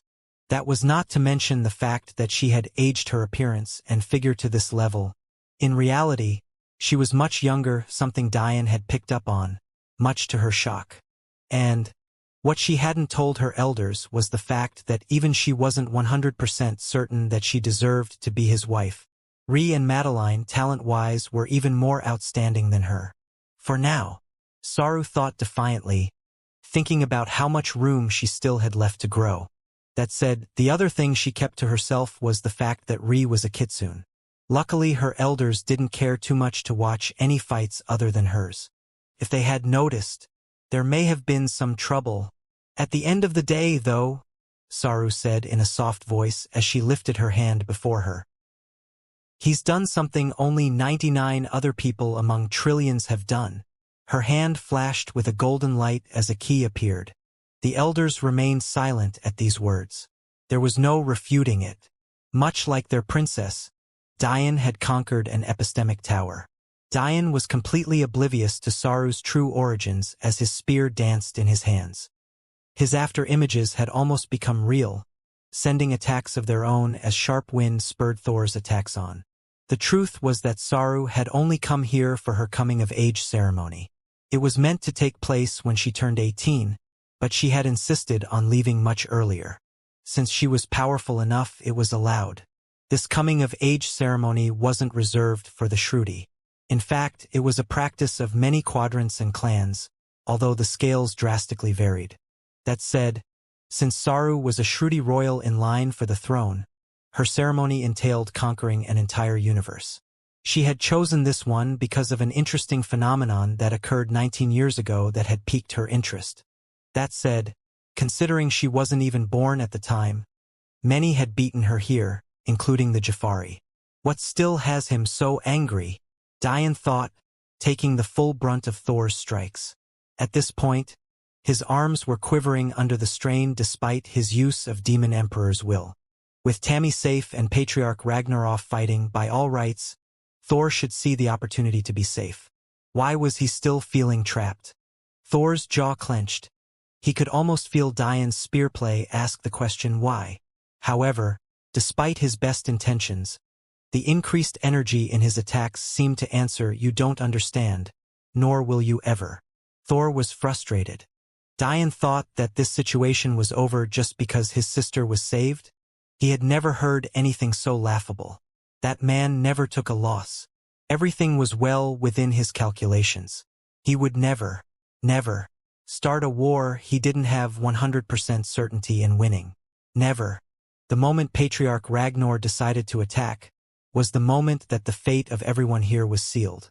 Everyone seemed to think that the Ragnar clan sent here was a mere branch, but Thor knew the truth. Patriarch Ragnar wasn't a mere foot soldier, doing the bidding of the Ragnars. No. He was a key figure among their ranks, a dreadful and powerful man even among the main clan. The reason he was sent here wasn't because he was expendable. It was because they trusted him the most. You don't even know that it's already over. Thor grit his teeth, roaring as his spear pierced toward Dian again. And yet, even as he thought those thoughts, the sky seemed to shatter as an old woman appeared. Dian's eyes narrowed, leaping backward from Thor. Matriarch Niveus. But she should be fighting. Why would they give up their numbers advantage? With Patieniva joining, it would be even if Matriarch Niveus stopped fighting. What? Suddenly, Dian felt a dense energy lock onto him. Matriarch Niveus turned a cruel eye toward him. Ever since she had heard about how Dian slapped her first-in-line genius, she had wanted to kill him slowly, in the worst possible way. Dian frowned, but before he could make a decision on what to do, a smiling Connery Sapientia appeared in the air too, looking down toward Dian condescendingly. "You're forcing my first-in-line genius to fight a war when you know the way of the Sapientia is strictly non-confrontational. You'll have to forgive me for taking her back now. Won't you?" The demon generals broke away from their fights, covering the distance between Dian and the two Celestials, unwilling to give way. Matriarch Niveus lightly tapped her cane in the air, a sneer wrinkling her features further. "It pay to be so old. Makes me realize all the time I've spent on cultivation hasn't been useless." A wild aura erupted from her as a domain slowly began to suffocate Dian and his generals. This wasn't the power of a normal celestial. This was a mid-level celestial. Diane sighed, looking at the state of affairs. The fact that Matriarch Niveus saw it fit to come here, or, more accurately, that she had been able to break away from the fight taking place in the skies, meant that the situation was worse than Diane would like to admit. She didn't even look like she had struggled. Diane's eyes quickly darted around the arena. Flecks of purple and red danced within them as he activated his Azura's eye. The elves are doing okay under Uncle Acacia's command. Technically speaking, they're the best force we have right now. It was no secret that the elves were formidable. Most clans only had a single celestial expert, but then elves had 4 if you counted Kawa and the return of King Acacia. Unfortunately, that advantage was immediately sapped by the alliances the Ragnar had formed. Do we have to worry about ancestors? Diane's mind was running on overdrive. No, many of these clans haven't been in this universe for long enough, nor do they have powerful enough ancestors capable of lasting through an extended slumber. The Belmont have been here for long enough. The Clyte have been. But the Ragnars haven't. Neither have the elves or Pakel. The only problem is that Maying escaped from the Belmont Holy Land, which likely means that they've found a way to deal with the Belmont ancestors. Is that possible? In a split second, Diane ran through thousands of possibilities before he landed on the 2 most likely ones. Both terrible. The first scenario for why Matriarch Niveus was here was that the Clyte ancestors had been awoken. It was a heavy price to pay for such a weak royal god clan. But if they deemed this endeavor important enough, they just might. Truthfully, Diane only thought of the Clyte royal god clan as weak because he didn't feel the same strength from King Clyte as he did from the other kings. And he couldn't have been more right. The Clyte didn't have a strong enough legacy to be a royal god clan. If it wasn't for Paishaniva's folly, they would never be in this position. But the second scenario may be even worse for that reason specifically. Because the Clyte were weak, their ancestors might be relatively easier to manage. However, if the reason Matriarch Niveus was able to break away was because Patriarch Ragnar's power was just that overwhelming, that was a problem not so easily solved. If only I could fully unlock Master's memories, there might be something useful. Still searching for hope when you see death in front of you. Matriarch Niveus interrupted Diane's thoughts with a sneer. She saw the demon generals, but she could hardly care about a couple saints. How many times do you think you can cheat it? We can take this slowly. Let's find out how big we have to make the hole in your chest for you to not come back. Diane chuckled. With a matriarch like you, it's no wonder your first-in-line genius is so pathetic. The veins on her wrinkled face bulged, amplifying the creases in her distorted features even further. But she soon calmed down when she thought of the situation. Connery Sapientia, though, had cause to pause. He had underestimated this boy one too many times and had no intentions of falling into another trap. Please wait a moment, Matriarch Niveus. I have no intention of getting into a conflict. I only want to protect my family name, he said. No problem, Diane responded. You can do that away from here. There's no one you care about with the Sapientia name here. Don't tell me that the docile Sapientia allow anyone to join but won't let those who entered by birth the right to leave. That doesn't sound very peace-loving to me. Connery's lip twitched. Unfortunately, things aren't so simple. No one knows what Sacharo name. To anyone who's worth anything, Madeline will always be a Sapientia. If people could just leave and marry into unknown clans like yours, that would be a major problem for us. Unfortunately, Connery had a point. If the Sapientia spread across the universe, as they were, suddenly started marrying their members into unknown clans, and then allowed those members to break the laws the Sapientia abided by, then that would be seen as a dangerous loophole to powerful clans who were currently allowing the Sapientia to permeate. Think about it, the Sapientia might start fake clans, then use their members as linchpins of those clans to do things that wouldn't be allowed should they be Sapientia. That way, the Sapientia would have the protection of being pacifists, all while secretly not being pacifists themselves. No one would take such a thing lying down. Massive wars would break out against the Sapientia, destroying everything they had built. Madeline may be an insignificant existence now, but her talent was unprecedented. Couple that with Diane's ambitions, and she would be part of no shortage of wars. As she grew more powerful and Diane conquered more lands and universes, what if her past as a Sapientia was dug up? Suddenly, many questioning gazes would be turned to the Sapientia. As such, it made perfect sense for the Sapientia to not allow marriage unless those clans were handpicked. That said, Diane knew fully well that Connery wasn't thinking so far ahead. That was all an excuse to him. He never once believed that Diane would reach a high enough level that this would become a problem. But he only cared about how to maintain the moral high ground.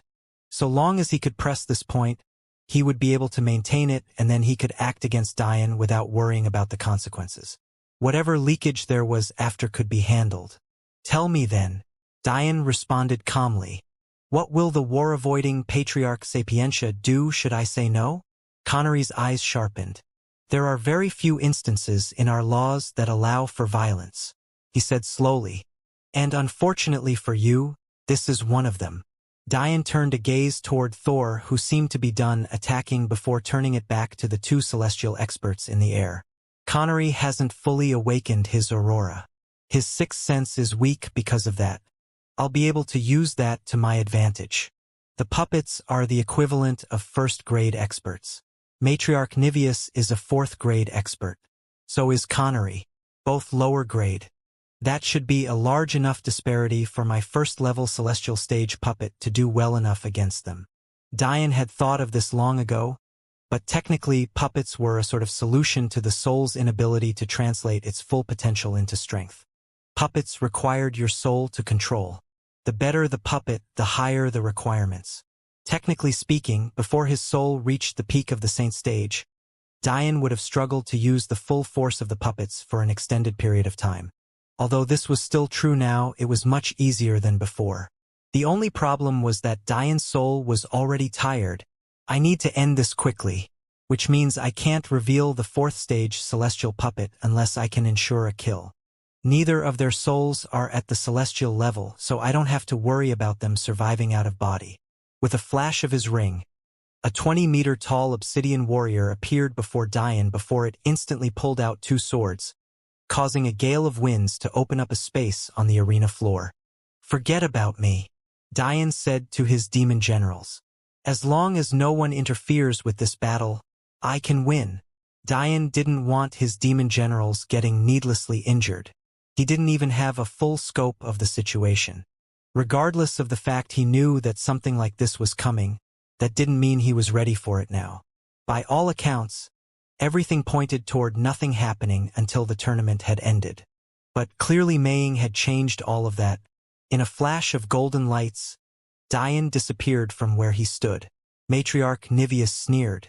You think you can use your petty little array alchemy in the face of a true expert? Her wrinkled hand stretched out, grasping at thin air. A formless pressure appeared in an instant, stunting movement through hundreds of meters. Diane's array didn't stand a chance. Showers of gold rained as Diane coughed up blood, falling unstably to the ground. He had attempted to teleport to the tower so that he could control the puppet within safe confines, but Matriarch Niveus had locked the space in the area.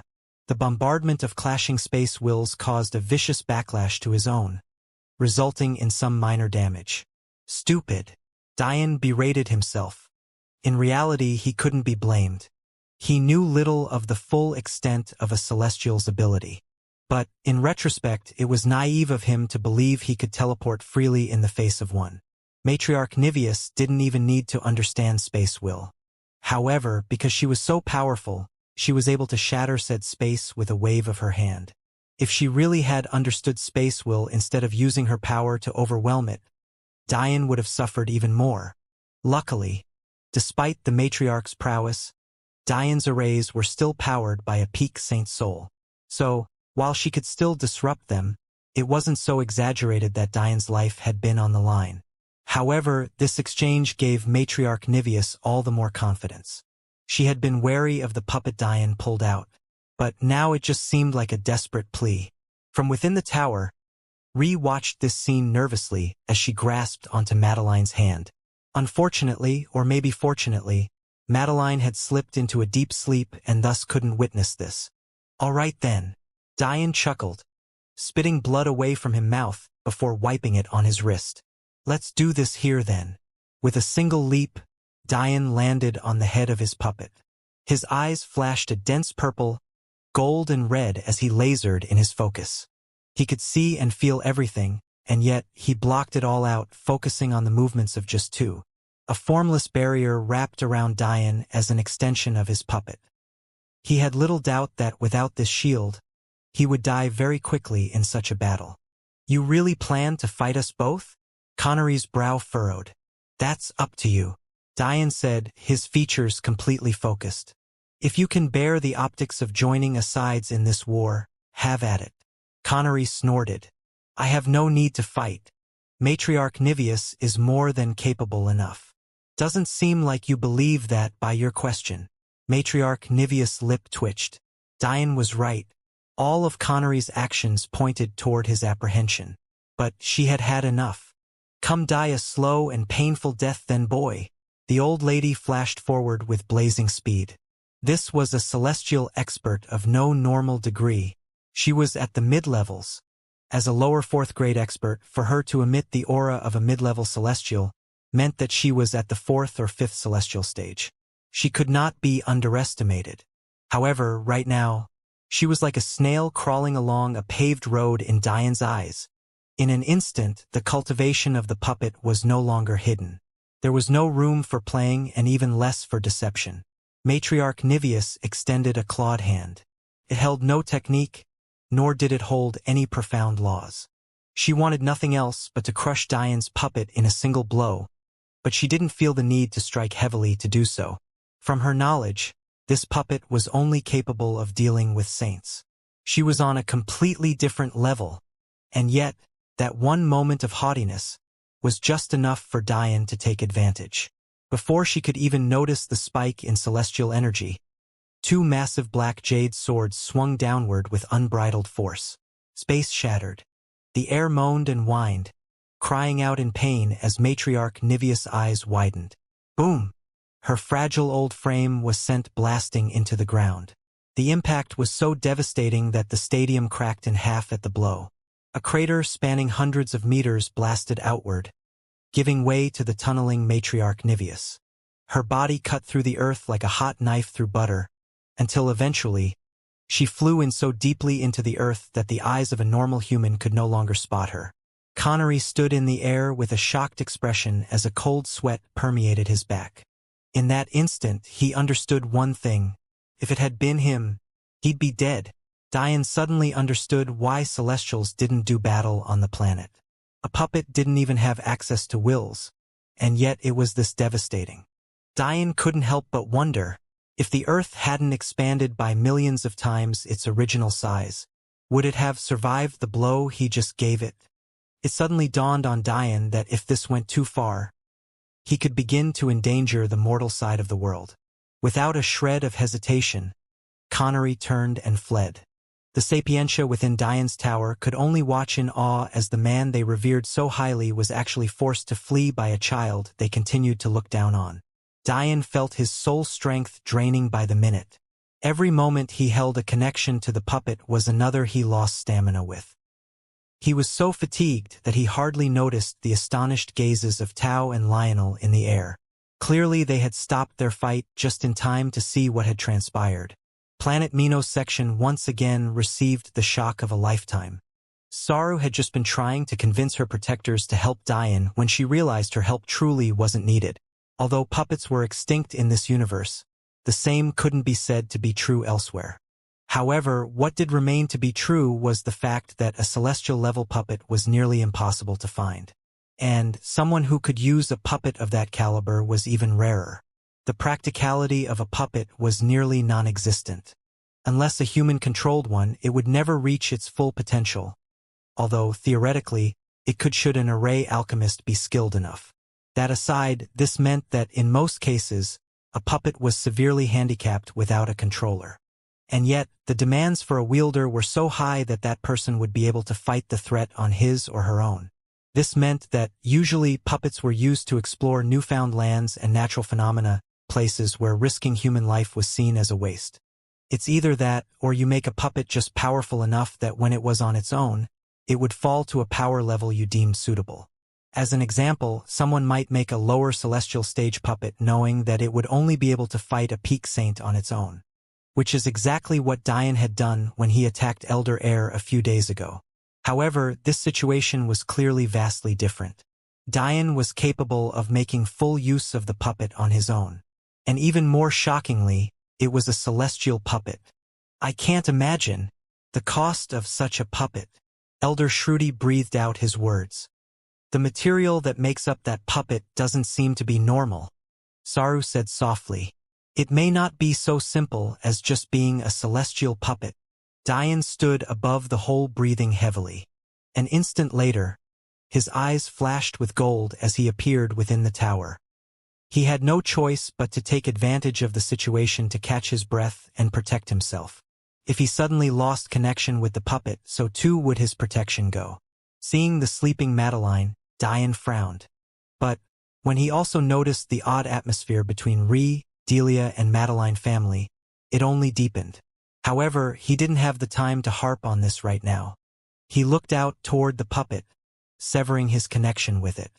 Right now, the puppet would only have the combat power of a peak saint, however, its defenses would still be at the level of a 4th or 5th grade celestial. Dian knew this because when he studied the arrays of the puppets, he noticed that although their enigmatic energy accumulation arrays were too damaged to be used, the celestial arrays of one was fully intact, and the celestial array of the other was damaged, but not enough to be unusable. But the best news was the fact that the defenses of the puppet heavily relied on the material it was made of, with only a few still intact arrays acting as a supplement. This meant that if Matriarch Niveus was injured enough from that strike, the puppet might be able to finish her off on its own. And even if it couldn't, its defenses meant that she wouldn't be able to hurt it too much, if at all. Dian plopped to the ground and instantly began to meditate. Replenishing soul strength was, unfortunately, much more difficult than replenishing body or energy strength. It wasn't so simple as flooding the soul with more energy. The soul was tied to the world around you, and it also had very much to do with things like focus and willpower. It wasn't so straightforward. Sometimes when you found you couldn't concentrate very well anymore, the only thing you could do was take a break. That said, there were also drugs that helped people stay focused. Unfortunately, Dian didn't have any of those soul-replenishing pills on hand. Even the Celestial Deer Sect pill repository lacked such a thing. They were simply too much more expensive, so when they were attacked, they were likely stolen along with much of the other valuables. Even more ironically, the strength of pill Dian would need to replenish a soul on his level was so exaggerated that even he doubted if he could form such a pill. Dian's best bet was to use Devour. But it would have to be on someone with a powerful enough soul. It would have to be from a celestial at the very least. Connery had fled and Dian had no way to pursue him. However, there was still Matriarch Niveus. Almost as if on cue, the rumbling in the ground amplified as a bloody figure burst from it. Matriarch Niveus was truly a sad sight to see. Her previously white dress was soaked in blood. Her arms hung limply and awkwardly shaped to her sides, clearly having been used to block the strike. Her wrinkles seemed to have increased. Suddenly, a cackling laughter left between her shriveled lips. 9,698 years I've lived. Not once have I been in such a sorry state. Dian's eyes flashed in all seriousness. Waving his hand, a massive amount of Dao stones flooded the tower's arrays, causing blinding shields to erupt all around them. Matriarch Niveus' laughter only increased as she lifted her disfigured arm to point out 2 fingers. A ball of darkness and another of light began to dance about each other, spinning viciously as they grew slowly in size. Dian thought she was going to attack the tower, but then, almost inexplicably, she twisted and slowly moved her arm toward the horizon, her laughter reaching a fever pitch. I hear you're from the mortal realm. Dian froze. His gaze turned to Clara, who trembled at those words. You like to play celestial with your little puppets. Let me show you what a real celestial can do. Matriarch eyes shone with a savagery that could only match a wild animal. Dian's mind immediately reached outward, ignoring the pain tearing through his soul, as the puppet erupted into the celestial level once again. But what Dian didn't know until an instant later was that Matriarch Niveus didn't care. In order to survive the blow Diane had just given her, she had been forced to burn her blood essence in that instant. The price for letting her guard down was nothing less than her life.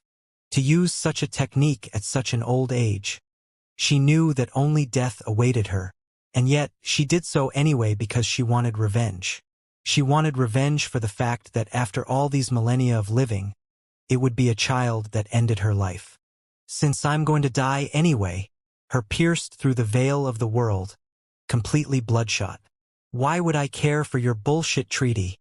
Diane roared as the puppet swung down violently, mustering everything it could to stop her. In the distance, Evelyn Nivius, the first-in-line genius, watched in horror as that woman she had seen as a mother since birth blazed for a final time. It was all too late. The sphere of light and dark connected, turning into a blinding beam that shot off into the distance with unmatched speed. In the White House Oval Office, President Gallagher sat quietly, looking at a picture of his wife and daughter on his desk when a scorching heat suddenly caught his attention. In the skies above the mortal realm, a swirling ball of light and dark grew, approaching faster and faster. Matriarch Nivius sneered in her final moments, watching the blade cleave her in two as she whispered her last words. Immortal balanced arts. Final gate. Observing the approaching sphere, President Gallagher felt a sudden relief. I know you'll keep her safe. That day, the entire mortal population would be wiped out. Diane's face paled as the tower shook violently to the vibrations of the planet. The feeling of helplessness seeped deep within him. A sharp pain caused Diane to cough up blood. His connection with his puppet severed beyond his control. He simply couldn't sustain it. Diane!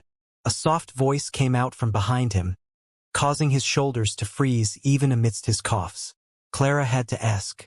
She didn't have the senses they had, and she couldn't follow the movements of Matriarch Nivius' last moments at all.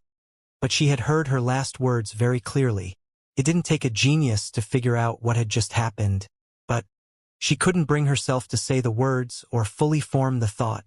Diane's jaw clenched so tightly that blood began to seep from his gums. His breathing quickened as he tried to calm himself, but his aura was very quickly becoming frightening. Rhys stood, grasping on Clara's trembling hand. Clara didn't seem to notice as she looked off to the violently quaking horizon. Dad, give him back.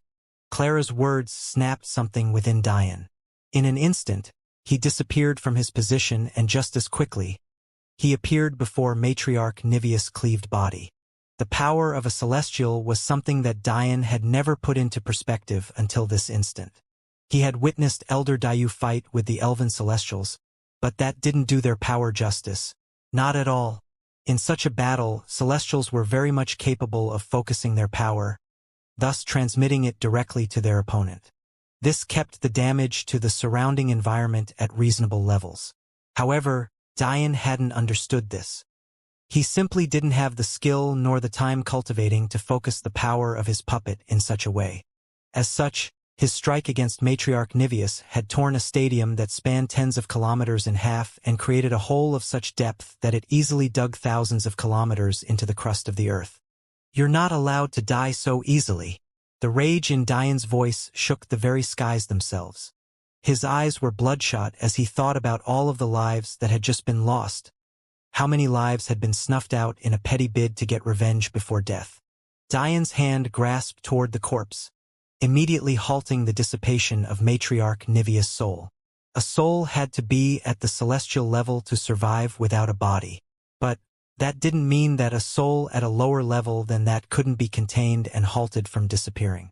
This was a technique that Diane's grand teacher had given him in order to help Zabia escape death. It had only taken him a few moments to learn because of his soul talent and was of course the reason that Zabia was still breathing. It was simply known as soul containment. It required minimal soul power, but a high level of soul control. Never did Diane think he would be using it on an enemy. But, in this case, willingness was not a strong enough descriptor for how he felt right now. Your soul won't dissipate until I want it to. Diane's eyes burned with rage. They could no longer be described as bloodshot. His vision had gone completely red. Souls below the celestial level lacked the ability to communicate. Matriarch Niveus had no means of voicing anything. But, as soon as she noticed that Diane had stopped her soul from dissipating, a crippling fear overtook her. How could she had ever thought about a possibility like this? How could she know what she had just brought upon herself? With Diane's level of senses, how couldn't he could feel the chaotic changes within Matriarch Niveus' soul? Without realizing it, he had gained enlightened to the most rudimentary forms of what it meant to be a true empath. He couldn't read a normal being, but with Niveus' soul directly being confined by his own, he could see through her emotions as easily as he could his own. Little did Diane know that this was the very way his grand teacher had begun developing the path of the true empath. You'll feel the very pain and despair you've caused. Diane's breathing was ragged. You'll never rest in peace. Matriarch Niveus' soul cried out in agony as Devour began to eat away at her soul. It was an indescribable pain, something incomparable to bodily and fleshly wounds. The attack of the soul ate away at one's fundamental connection with the universe. Diane was essentially severing everything it meant for Matriarch Niveus to ever have existed. He had never gone this far when using Devour before, nor had he ever used it purely for torture. Even when he attacked that planet Nyx warriors for the sake of Re, he had still been clear-headed enough to sift through his memories to find out what happened. But now, Diane completely lost any semblance of humanity he had. He wanted no part of this woman to ever have existed. He wanted her memories gone. He wanted her goals and aspirations gone. He wanted her body gone. He wanted her soul gone. The world continued to tremble as the atmosphere on half of the planet burned away completely, unable to withstand the force of the attack. But Diane felt none of it.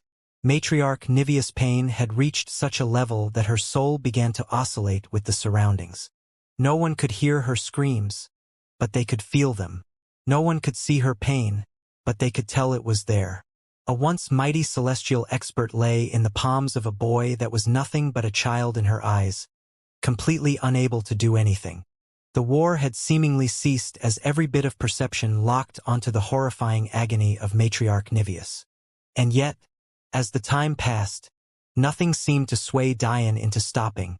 He had become a demon. Diane seethed, but he also understood that deep down, no amount of anger would ever change what had happened. The martial world just kept pushing his boundaries again and again, whittling down his resolve and flaring up his anger. I won't let you get the best of me. Diane's eyes flashed with gold as the soul in his hand became encased in a spherical array. But, before Matriarch Niveus' soul could sigh in relief, dense black flames began to dance within, tearing away at her soul even further. They raged and flickered with menacing darkness, swallowing whole any light that seemed to want to get close. Even worse, Diane's array stopped her soul from dissipating. Suddenly, the quaking of the earth split the stadium again, causing the stands to crumble as the shocked screams of innocence rang out once again. This was exactly when the changes occurring to the planet couldn't be ignored anymore. Matriarch Niveus had just set off enough energy to essentially wipe out an entire half of the planet. Had she aimed any more downward, that's exactly what would have happened. Such was the power of a celestial. That said, just because half of the planet wasn't blown asunder, didn't mean that things were okay. The atmospheric temperature had shot up to such levels that the speed of cooling couldn't keep up with the violent reactions of the air. The protective shield of the Earth against the elements of space were burning in real time. Despite his anger, Diane had to force himself to think clearly. The temperatures were increasing so quickly that he already felt an uncomfortable burning on his skin. He didn't know what to do. There were too many people to save. He couldn't possibly get to all of his allies in time. Was he really supposed to watch as all of the elves below sainthood died? What about the Pacals? The Belmonts? Damn it! The only option was to stop the violent reactions in the air. Diane had read about this long ago. During a war that the history books called World War II, rampant studies on the atomic bomb were taking place. A major concern at the time was that should such a devastating bomb go off, it would cause a chain chemical reaction that would destroy the entirety of Earth's atmosphere. A traumatic event such as this wouldn't only destroy the target of the bomb, it would annihilate the entirety of the human race along with it. Without an atmosphere, there could be no life. There would be no air to breathe, and neither would there be protection against the harmful radiation of space. Diane knew fully well that only a person of Saint Cultivation could hope to survive without protection out there. The problem was, lower and even mid-level saints would only have enough cultivation to protect themselves. Even upper and peak saints would struggle protecting just one other person. Only a celestial could hope to protect multiple people without much strain to themselves. However, they were battling right now. I need to cool the atmosphere. That's the only way. It's not possible to round everyone up in time. But that was impossible, even if Diane used his crystal will amplification with the help of Little Black, and all of the cold path cultivators poured their wills in. Not only would Diane not have the ability to amplify such energy, even if he did, this was a celestial's final attack he was up against. In order to cool the atmosphere, he'd have to nullify the heat generated by the last reserves of a celestial expert who had also burned their blood essence. That was a ridiculous ask. Fuck! Diane roared into the skies. His anger was at such a ridiculous level that he was slowly losing himself within it. Whenever he tried to pull it back, to remember what he still had to live for, to fight for, a wave of despair would hit him. He felt like he was suffocating. Diane's psyche didn't seem to want to have to handle more losses. His entire home had just been burned to the ground, and he couldn't even bear the idea of witnessing the devastation for himself. And yet, even with the soul of the one who had caused it being tortured in his hand, he was still losing. Matriarch agonizing screams turned into maniacal cackles. It had dawned on her that in her moment of anger, she had caused irreparable damage to the earth, which could very well mean that she had caused the death of her very own sect members. She lost her mind under the endless torture, but what really tore her to her core was her own stupidity. However, in what seemed like an instant, those laughs of pain and self-deprecation turned into a feverish begging for anarchy. I want to see the entire world burn to the ground. As long as Diane suffered, she no longer cared. Diane's hand almost crushed her soul entirely when he felt the change. But he controlled himself. With a flash, the spherical array disappeared into his spatial ring before he turned to his demon generals. I know you all can survive this, but I'm not risking it, Diane said. Without so much as a word of defiance, the demon generals also disappeared into Diane's ring. Kedlam, who had been injured during his bout for the top 10, had been being protected by a few Pakal warriors.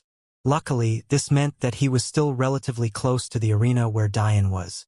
He and those Pakals he was with were the next to enter Diane's ring, much to their surprise. Gritting his teeth, Diane understood that that was all he could do. Without understanding just what was tethering Thor to the Ragnars, he would never be so foolish as to let him into such a place. Even if he wanted to, it was impossible because he was currently surrounded by Ragnars. Tammy was different since she was so weak to begin with. Thor, on the other hand, could cause problems. The scorching heat of atmosphere seemed to be reaching all new levels. It was no longer a simple, uncomfortable heat. Instead, it was a seething burning.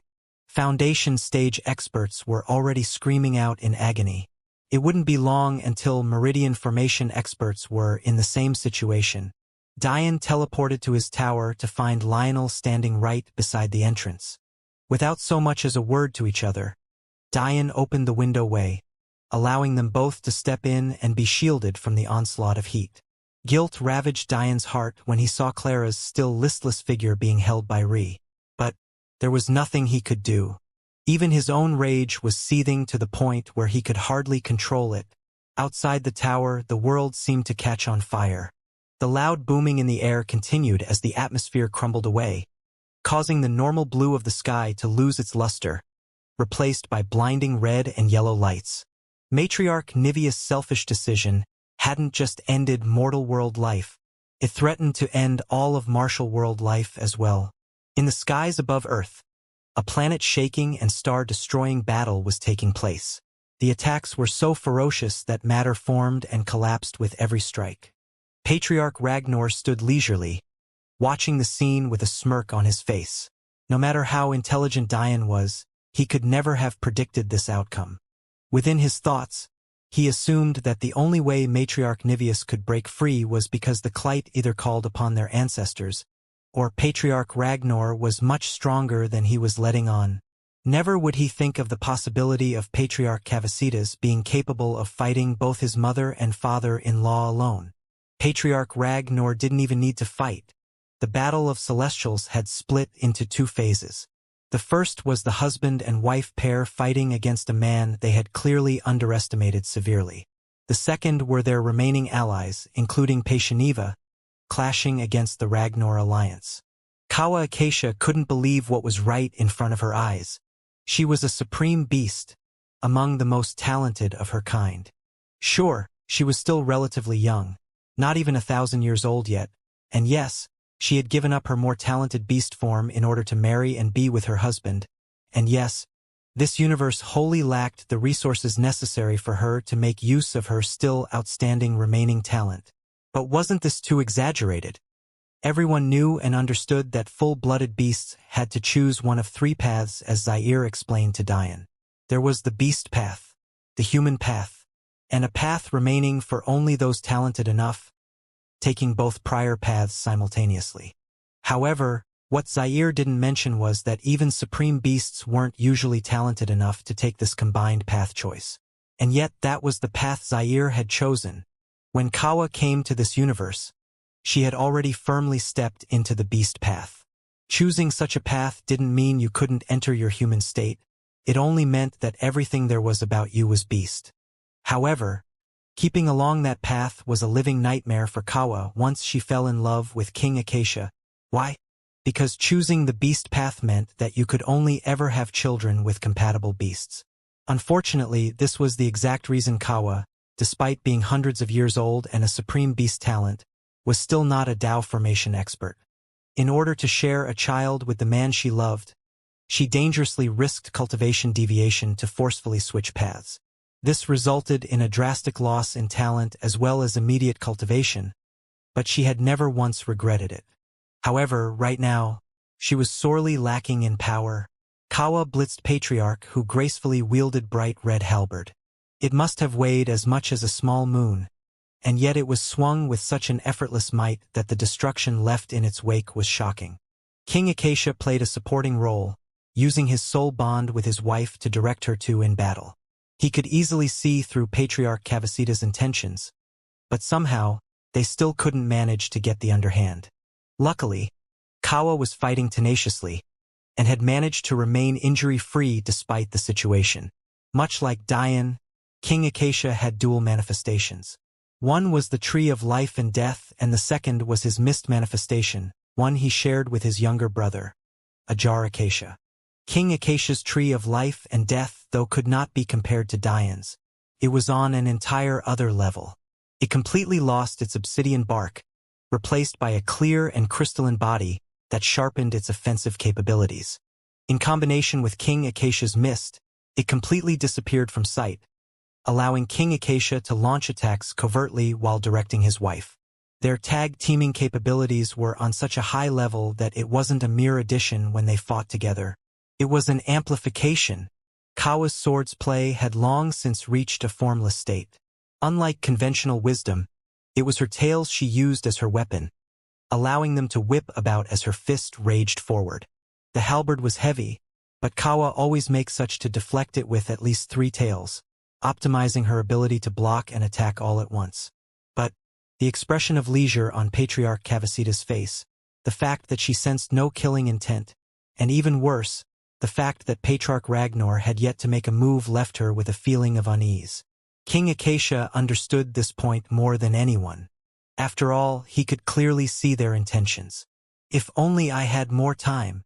Having only been cleansed just a day prior, how could have King Acacia recovered his cultivation completely? He had managed to once again step into the second celestial stage, and he had thought that was more than enough if he had access to his true empath abilities. But somehow, Patriarch Cavasitas had the battle prowess of a Tao formation expert. It must be the blood sacrifice technique. Damn it! Suddenly, a voice entered King Acacia's mind. What do you want to do about this? They're clearly stalling for time, but waiting also benefits us. Kawa's tails once again reflected the massive halberd, breathing in deeply as she sent out a palm strike coated with dense ice intent. "They may very well not make it at all," King Acacia responded. A silence reigned between them as the battle raged on with solar bodies as their backdrop. "Then we need to tell them to run." These words weren't actually sent between them. But, as husband and wife, after years of being together, and with the connection of their souls, they understood the gravity of the situation. No matter how wishful their thinking, they already understood that they couldn't win this battle. As parents, there was no hesitancy in their thoughts. If they couldn't survive, they would make sure their children did. The clash of celestials continued as Kawa and Idrim sought a way to break away. The problem, though, was Patriarch Ragnar. It was clear that he was taking a back seat not just out of conceit, but to also act as a barrier to their escape. With the husband and wife's pair level of battle experience, they could tell that even with his leisurely appearance, he was on full alert. Just what are they biding time for? King Acacia racked his brain, but he couldn't afford to divert too much of his attention from Kawa.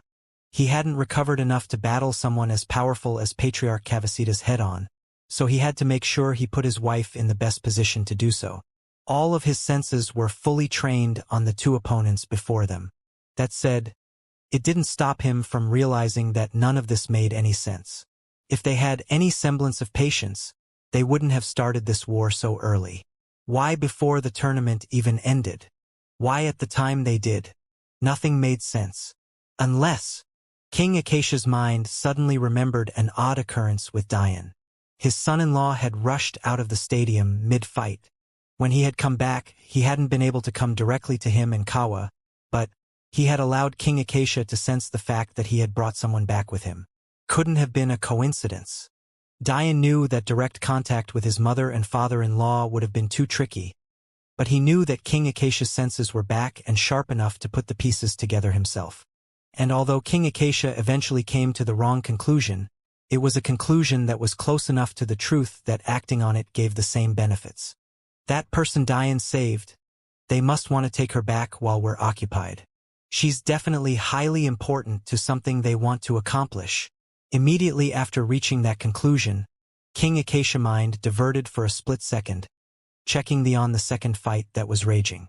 And, exactly as he had feared, someone was missing. Matriarch Niveus is gone. King Acacia grit his teeth. The situation couldn't have been any worse. He was willing to bet that all this time, Patriarch Ragnar had sealed off the area entirely to not allow communication. With Kawa and him occupied, the likelihood of stopping Matriarch Niveus multiplied to near impossible levels. King Acacia's eyes flashed as his focus trained on his wife's battle again. "It's a feint!" The halberd cleaved downwards, causing Kawa to flicker 4 of her tails toward it again. But, this time she met nothing but air. Ripples of space and crackling cold shot off with a target to meet. Just as Kawa processed her husband's words, the halberd changed directly by sheer brute force, dodging the tails. A vicious glint lit in Patriarch Cavacita's eyes as a dark destruction aura dripped from the end of the red halberd, cleaving space toward Kawa. A sharp sense of danger invaded Queen Acacia's beastly senses. King Acacia's instant of mental deviation had resulted in a major mistake. In normal combat, as experienced as Kawa was, she would never lose her balance by putting the full brunt of her power in a strike.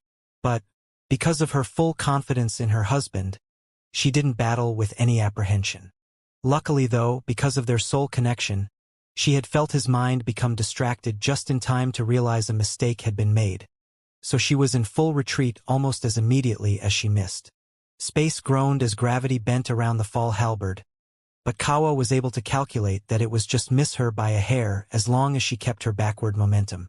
However, that was when an explosion that shook a planet that dwarfed most stars in size sent shock waves through the vacuum of space, erupting shards of rocks and hot air that catapulted in the abyss of endless darkness. In that moment, Kawa's eyes widened in shock. An entire half of the planet was bathed in flames. Flames that were quickly spreading and threatening to burn the whole planet to the ground. Even Patriarch Ragnar's calm face twitched slightly at this sight. He knew fully well that there were only 3 people left on the planet capable of this feat. One was Elder Dayu. But he was within the Belmont Holy Land currently. It didn't make sense for him to do this. The other two were Connery Sapientia and the last was Matriarch Niveus. But why would any of those two do such a thing? The treaty. Patriarch Ragnar immediately noticed that it was the mortal side of the world that was the most affected. But his face then regained its usual nonchalance. It served its purpose. After today, there wouldn't have been a use for it anyway. However, Patriarch Ragnar smirked. He had immediately deduced what would have to happen. Kawa's shock and worry affected her speed, causing the halberd to just barely graze her. She grit her teeth, feeling the skin of her belly slice apart as the blade crossed her horizontally. Dense destruction intent corroded her skin on contact, forcing its way toward her inner organs and attempting to rampage. Blood seeped from Kawa's kimono as a fierce ice purity will blasted from her, pushing Patriarch Cavasitas away as she leaped backward to King Acacia's side. Her will circulated, stamping out the destruction will and sealing her wound. And yet, despite dealing with the immediate danger to her life, the worry in her heart only grew. She had no idea what was going on or how this had happened. But, even if Diane managed to save Ree and Madeline himself, she knew it was impossible to expect him to save everyone. How could Kawa not understand how important the elves were to her husband? It was her kingdom too. She was their queen. Idrim, you stop it. I'll hold them off. Kawa spoke to her husband quickly. She was well aware that with King Acacia's mist manifestation, his affinity for water-type wills was great. He was more than enough to cool the atmosphere and stop the chain reaction that was taking place. But they both knew there was another reason he had to be the one to go. Kawa was the only one that could stop Patriarch Cavasitas and Ragnar directly. Go! She roared. King Acacia grit his teeth before shooting off toward the earth. In order to not affect what was going on below, they had flown far above. Had they not, the residual impact of their battle would have been no different than had they been on the surface. However, that decision was proving to be a problem now. Patriarch Ragnar chuckled as he appeared beside Patriarch Cavasitas. Unbeknownst to Kawa and Idrim, the only reason why Patriarch Cavasitas hadn't said a single thing was because all of his senses were cut off. He had essentially been turned into a machine for battle in that instant. The reason why was simple. Making use of power that wasn't your own was of a huge detriment to the body. Cavasitas hadn't gotten a power upgrade for free. His inner organs were shearing apart. His muscles were hanging onto their tendons by a string, and the pain he would feel had his mind been conscious would have been too much for anyone to deal with, including Diane. Even worse, the blood sacrifice technique came with it a major impact to the soul. The original technique was meant to be used as a power source for the inanimate. After all, it had only been developed by Sargeras as a means to time-lock the timeless library, something the Ragnar weren't aware of. As such, he didn't care about it being tainted with the numerous wills of those who had been killed. However, that was completely different when the power was applied to a human or animal. All at once, the wills of the hundreds to thousands you had killed for your benefit were tearing away at your soul. If Patriarch Cavasitas didn't cut away his very self when using such a power, if he didn't essentially become an empty capsule without emotion or feeling, he would lose himself. Clearly, though, Patriarch Cavasitas didn't care. In fact, he didn't even chase King Acacia. His eyes were trained on Kawa, scanning her every movement. I bet you're wondering why this one is so powerful. Patriarch Ragnar patted his friend's shoulder, smiling amiably toward the still bloodied Kawa. Kawa's brow furrowed. She couldn't understand why he was making idle chit-chat right now. But something was telling her that if she tried to go and help her husband, Ragnar would instantly attack. It's quite an interesting tale, if you can believe it. Usually, it would be extremely difficult to drain enough powerful cultivations to have this sort of effect, especially considering our King Belmont would never allow such a thing. Also, this friend of mine is still of poor cultivation, and the Cavasitas aren't special at all except for having a small affinity for a weak branch of destruction will. So, why can he fight you? Patriarch Ragnar's unsettling laugh continued as he transmitted his message through celestial energy. After all, speaking in space was impossible. You're all under the impression that Patriarch Cavasitas is a celestial with battle prowess capable enough to fight you husband-wife duo. But the truth is that he isn't even that. Patriarch Ragnar laughed as though he had heard the funniest joke in the world. The Cavasitas were nothing before I arrived here and brought them up. How could they have a lineage powerful enough to produce a celestial? This man is nothing more than a saint. Kawa's eyes widened in shock. She couldn't believe what she was hearing. A saint, capable of fighting on the level of a Tao formation expert. That was impossible. Wait. Patriarch Ragnar's laughter boomed through the darkness of space, taking the blazing sun in the distance as his backdrop. It gets better. The reason we were able to gather up such powerful experts in the first place is because of the stupidity of one of your own allies. Patriarch Ragnar all but wiped tears of joy from his eyes as a sudden realization dawned on Kawa. That's right, Patriarch Ragnar continued, holding his sides from splitting in his fit. If it wasn't for Paishaniva sitting idly by as the Clight massacred his family, you would never have to face such a powerful opponent. Kawa's eyes glistened with tears as she remembered the emotions that flooded her when Paishaniva had confessed his sins to her and Idrim. This plan ran much deeper than any of them had ever expected. It was no coincidence that the Clight were allies with the Ragnars. It was no coincidence that all of the Paishaniva clan were decimated. It was no coincidence that Patriarch Cavasitas was so powerful. The blood, sacrifice of an entire royal god clan ran through his veins. Paishaniva tore through Earth's atmosphere, not daring to spare the time to look back and check on his wife's situation. Down below, Dian was still beyond consolable.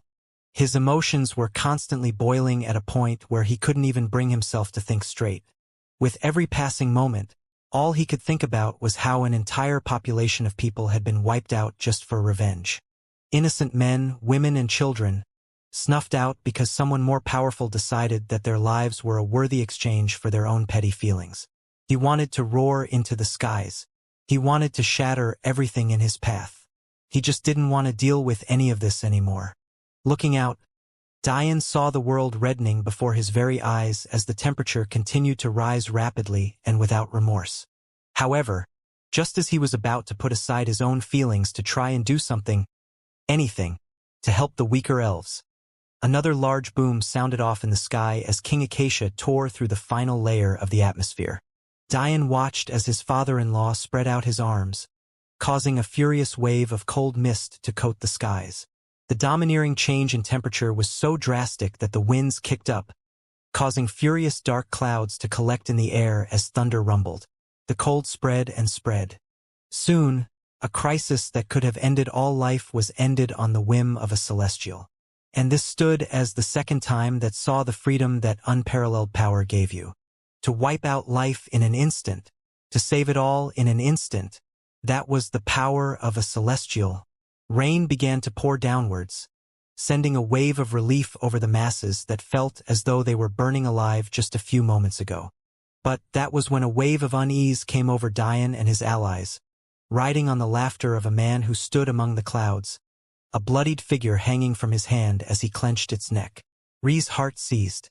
Tears fell from her eyes, but she couldn't rip her gaze from the skies. I see. Patriarch Ragnar chuckled in the skies, but there was a clear anger in his voice. So Matriarch Niveus died.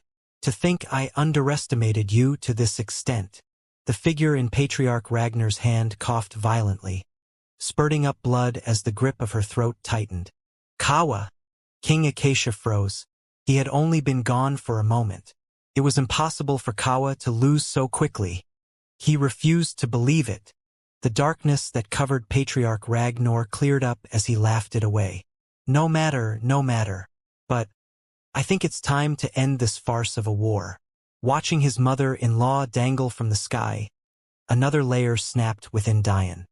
He didn't have to rely on his emotional connection to his wife to feel something seeing this scene. In the short time he had known Kawa, she had treated him with nothing but love and respect. In many ways, she reminded Dian of his own mother. Rhee, who had been trying to comfort Clara just moments earlier, suddenly felt her world crumbling apart. The tears had long since stopped, but a dense hatred started to fester in her heart. How long had she waited to see her mother again? To hear her voice? To finally be able to feel her embrace? She couldn't fathom those feelings being taken away again so soon. The torrent of emotions they had all gone through just seemed to never end. Just an endless stream of bullshit. The flames of black within Diane's eyes only seemed to grow deeper with each passing moment. In the skies, King Acacia's jaw tightened. He wanted to move and do something, but he knew very well that his wife's life hung in the balance. Kawa's soul strength hadn't reached the celestial stage yet, unlike his. If her body was killed, there was no chance. He had thrown away the well-being of his kingdom, disappearing for 10 years and traveling across dimensions to save his wife. Words could not describe the place she and Ri held in his heart. And yet that beautiful woman in his memories, that lively fire spark to his life, had hers hanging by a thread just before him. I'm glad I don't need to explain the situation. Patriarch Ragnar suddenly spoke, tearing across the rumbling thunder in the sky. This was meant to be quite a leisurely exercise, honestly. He sighed as though he was really lamenting something he had lost. A martial exchange between clans, if you will. Things weren't meant to get bloody. A burning heat threatened to tear Diane's chest apart as he watched Patriarch Ragnar wave Kawa around by her neck as though she was nothing more than a prop.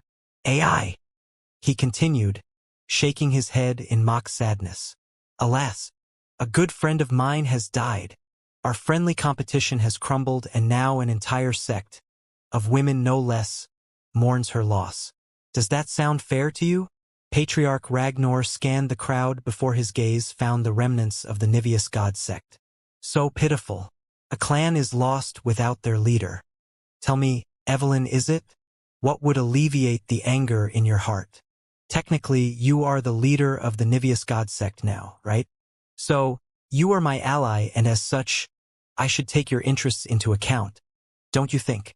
Evelyn's white eyes flashed at these words. Anyone intelligent enough could tell that this supposed devastated first-in-line genius hardly felt a thing from her master's death. However, when she heard of an opportunity to exact revenge, a blaze lit in her eyes. An eye for an eye, a death for a death.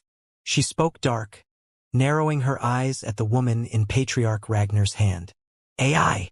Patriarch Ragnar nodded. That's what I was thinking as well. It's only fair, no?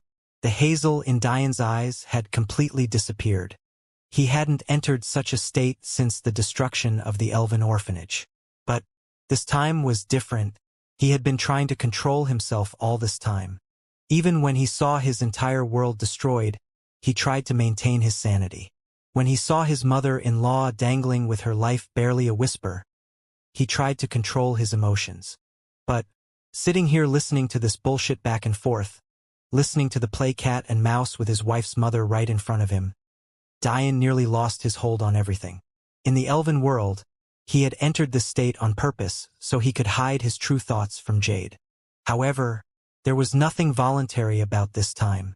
This man stood in the air, talking about fairness and an eye for an eye like an entire population of people hadn't just been eradicated. Did their lives mean nothing? Was their weakness enough for their deaths to be a footnote in history? Did the mortal world just not matter? The place he had been raised in, the place he grew up and became his own man, the place where his two uncles had lived as the few supporting systems he had left. It was all gone now, and yet these people pretended as though that meant nothing?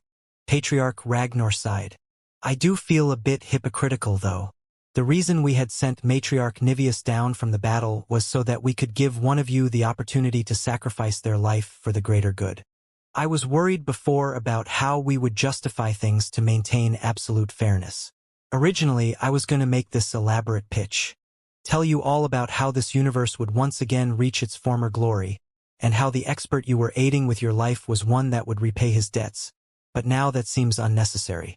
Since things have gone so far into the realm of misunderstandings, I think this volunteer of ours would be more than willing now, The rumbling of the skies was the only thing that broke the pregnant silence. No one had any idea what Patriarch Ragnar was talking about. That said, Diane had a pretty good idea. The eyes of the man in the sky pierced downward, finding Dian's gaze of dense darkness.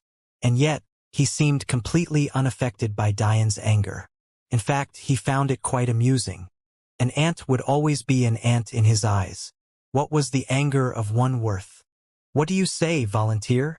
Patriarch Ragnar waved Kawa around by her neck. I'll give her back, you just have to take her place. Easy, right? The entire plan had gone up in smoke because of Mei Ying's interference. Originally, the World Tournament was supposed to play out to its end, wherein the top 10 spots would be mostly occupied by their allied members. This was why the Planet Deimos members like Tao and the deceased Femi had gone so far in breaking the rules. And, considering the Cavasitas were allied with them all along, it was obvious why Elder Den had turned a blind eye to their cheating. He was in on their plans from the beginning. King Belmont, despite his intelligence, had made mistake after mistake. He spent years in seclusion, improving his power while staying out of the limelight, all so that he could maintain an air of nonchalance in the face of the Ragnars. The entire point was that if he did this, the Ragnars wouldn't see him as a threat and therefore ignore the possibility of him ruining their plans. All this time, King Belmont had thought that Ragnars were here in search of the epistemic tower. This was what he and his allies revolved their everything around. Never did they think that the entity that they were so wary of had deeper connections to the Ragnars than even the Dayu did. Because of this miscalculation, King Belmont never thought the Ragnar's plan would ever involve him directly. In his eyes, if he bided his time, he'd be able to deal the Ragnars a devastating blow while their backs were turned. This was why King Belmont hardly interfered during the tournament. This was why Kawa and King Acacia tried to remain hidden. This was why the Cavasitas had been allowed to organize the tournament. All because of a mistake. Had King Belmont known that the target of the Ragnars was never the epistemic tower, but rather the secrets that lay within the Belmont Holy Lands, he would have never taken this approach, because he would have known from the very beginning that the Ragnars would always take him as a threat, because their goal was something he was duty-bound to protect with his life. The Belmont Holy Lands was just a name to throw people off of the true purpose of the Belmont stronghold. The truth was that since the beginning, the Belmonts, having been within this universe for the longest period of time aside from Dian's mortal world, were aware that the origin of the expansion of the Earth laid within those lands. Tunnels spanning millions of kilometers dug into the surface of the Earth, carving out intricate paths that none could find their way in, unless you had use of a true empath or Mei Ying's feng shui compass will. It was true that the tombs of the Belmonts were located within those lands. However, over the years it had accumulated much more. Much like Focus Academy and the Big Sex, God-level clans had the ability to open legacy worlds as well, and the catacombs of the Belmont Holy Land happened to be a hotbed for them. The reason for this was relatively unknown, however. This was the reason why the God Clan young masters who attacked Dian on that fateful day had an air of nonchalance about a legacy world the Big Sex had the capability of opening. After all, how could it ever match up to what they themselves had already witnessed? The problem was that those tunnels were solely controlled by the Belmont Royal God Clan. The surrounding God Clans who took up positions around the Belmont Holy Land's natural moat were barred to the residual effects these catacombs had. The only time they would become available to the public is as a prize for the World Tournament hosted by Earth, and the enemies of the Belmonts plan to take full advantage. By taking advantage of the fact their youths made it into the top 10. God and Royal God Clans would be able to send in their best experts with them. And this was something the Belmonts had no choice but to allow. Think about it. The World Tournaments were used as a gauge of the younger generation. As previously expressed, if a clan's younger generation was overwhelming enough, it could oftentimes decide future royal and even king god clans without a single drop of spilt blood. Why would any clan allow their best youths to enter an unknown land under the purview of a clan that could very well be their enemies in the future? What if King Belmont decided to wipe out the most promising youths on a whim and blame the dangers of the legacy world? If no one of his power was there, how could they prove he was guilty? Using this logic, the Ragnars and their allies were going to use the World Tournament as a peaceful means to enter the Belmont Holy Lands without resistance. By making sure that they occupied as many of the top 10 spots as possible, they'd remove any unwanted variable. But That was exactly what Dian was. An unwanted variable. How could anyone assume that such a child would catapult to the first-ranking spot? Even when they tried to force him out through scandal and sabotage, he burst through their barriers again and made a joke of the tournament entirely. In the end, he had even managed to prove that he was unmatched. Only a fool would think that Lionel or Tao stood a chance against Dian's death will form after seeing how easily he took care of Zabia. That said, Dian could still be dealt with if he was the only problem that arose. But then came the problem of maying. The Dayu were meant to sneak into the Belmont Holy Lands ahead of time and fail in their attempt. But, in reality, they would have long since snuck into the catacombs, utilizing the keys that Maying had thought she had taken from them. This was the final way in eliminating all worrying variables. They knew fully well that there was no way they could have absolute control of the top 10, so the Dayu were meant to sneak in an army ahead of time. This fail of the Dayu would work in twofolds. The Belmont would never think that two attacks would happen so closely together because without the full scope of everything, the actions of the Dayu would seem completely unrelated to anything happening in the tournament. In addition, the Belmonts would never think that anyone could enter their holy land without them. Why? Because of the key, something only a Belmont would have access to, the bloodline of the Ice and Fire Phoenixes. In truth, Elwing had once offered this to Ri. However, context is very important. Firstly, Elwing had offered it as a betrothal gift. If Ri became a member of the Belmonts, it obviously wouldn't matter if she was given a portion of their bloodline. Secondly, think of how close the Belmonts are with the Acacias. Such a betrothal was something even King Acacia had wanted. In the end, though, all of their plans of a sneak attack were thrown out of the window completely by Maying. Had Maying not taken the box, it might have still worked, because the Dayu could still pretend to fail since Maying had no idea about the connection between the Ragnars and Dayu. However, because she knew the feathers existed, the entire plan was ruined. This forced Patriarch Ragnar to attack early, getting the leg up on the Belmonts before they were ready. However, there was yet another thing that had changed their plans. Something that had happened even before Maying escaped. And that was Dian's trip to the mortal world. 19 years ago, a groundbreaking phenomenon shook the martial world as a baby was born. Because of the seal placed on the human world, the phenomenon hadn't manifested there. However, it shook the martial world to such an extent that their forgotten universe had become a beacon to others. All of a sudden, because of this birth, people began to remember just how amazing this universe had been. But not everyone was excited about this birth. In fact, for the Ragnars and Dayu, it was nothing short of a nightmare.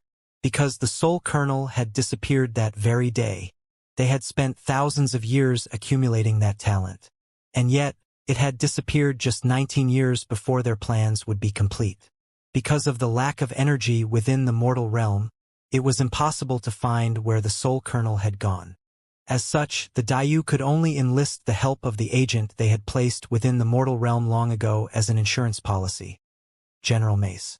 However, there were many intelligent people within the mortal realm, intelligent people that the Dayu underestimated, namely, Dian's parents. With the accumulated data and research, Dian's parents found little reason for why mortals couldn't cultivate, and found it even more troubling that the composition of the mortal realm and martial realm were fundamentally different. How could they not realize at that point that someone had designed it to be this way on purpose? And what other purpose could they have other than to use them?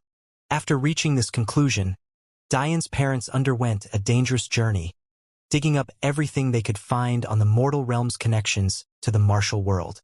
And, in the end, everything pointed to one man who had lived much too long, General Mace. In exchange for helping the Dayu make key changes to mortal history, General Mace was granted a life extended far beyond normal human capabilities. However, because of this, it was impossible for him to fully erase the imprint he had made on history. In order for the seal on the mortal world to continue to function, the mortal world needed to be continually divided. This, of course, was only an extra measure, but it was one the Dayu decided to take anyway. By constantly causing wars through the history of humankind, destroying successful empires before they could truly bloom, and piecing the world into boxes like race and culture and religion, General Mace ensured that mortals never truly came together, and thus, the seal remained as powerful as ever. The importance of will could never be underestimated in the martial world.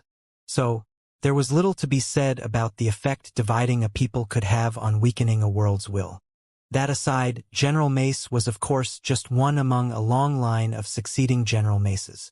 He just happened to be the most recent, and the one the Dian's parents caught on to. Because of that, Mr. and Mrs. Sacharo were able to confirm that there was indeed foul play, and they began looking for a solution.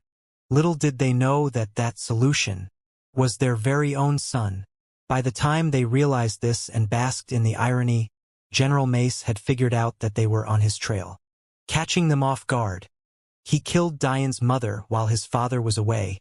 Although Dian's father never truly knew who was responsible, one could say he was 99% certain. Even for General Mace, killing General Sacharo was a much tougher task. With his prestige as a general, he was protected much more than Dian's mother, and he had the ability to protect his own self even when he wasn't. But the end of that tale was just as tragic. Just like that, two heroes of the mortal realm were gone, leaving the rest on the shoulders of their young son. All Dian had left of his parents were the necklaces he gave his wives, his father's watch and uniform, and a letter that told him to go to the martial world. Dian's parents had hoped that with the talent he had been birthed into, he would be able to soar to great heights in the martial world, and eventually break the curse placed upon them. They knew with their son's intelligence, it would only be a matter of time before Dian figured out what they had, and then General Mace would kill him too. They couldn't stand for such a thing. They wouldn't resign themselves to the fact that the life of their son would inevitably end in the same miserable way theirs did. They refused. They knew what Dian needed was power. Power that only he as a mortal could have. Power that could only be found in the martial world. They wanted Dian to fight. Fight for a better life than theirs. Fight as a Sacharo. Sacharos don't lose. However, despite their hopes, they knew it was a slim chance. What were the odds of a mortal boy magically showing up with talent and also not being connected to the missing soul kernel? How could the Sacharos not understand this? They just wanted to give Dian a chance to fight, to give him a chance at life, and now it had all come full circle. Elder Dayu's message to Patriarch Ragnar just hours earlier wasn't just about the failure of their plan and Maying. No, it was also about Dian. It was about how Dian held the last piece they were looking for all this time. Standing in the skies, Patriarch Ragnar smiled. It's time for you to return a power that was never yours to begin with. No! Ree snapped out of her trance.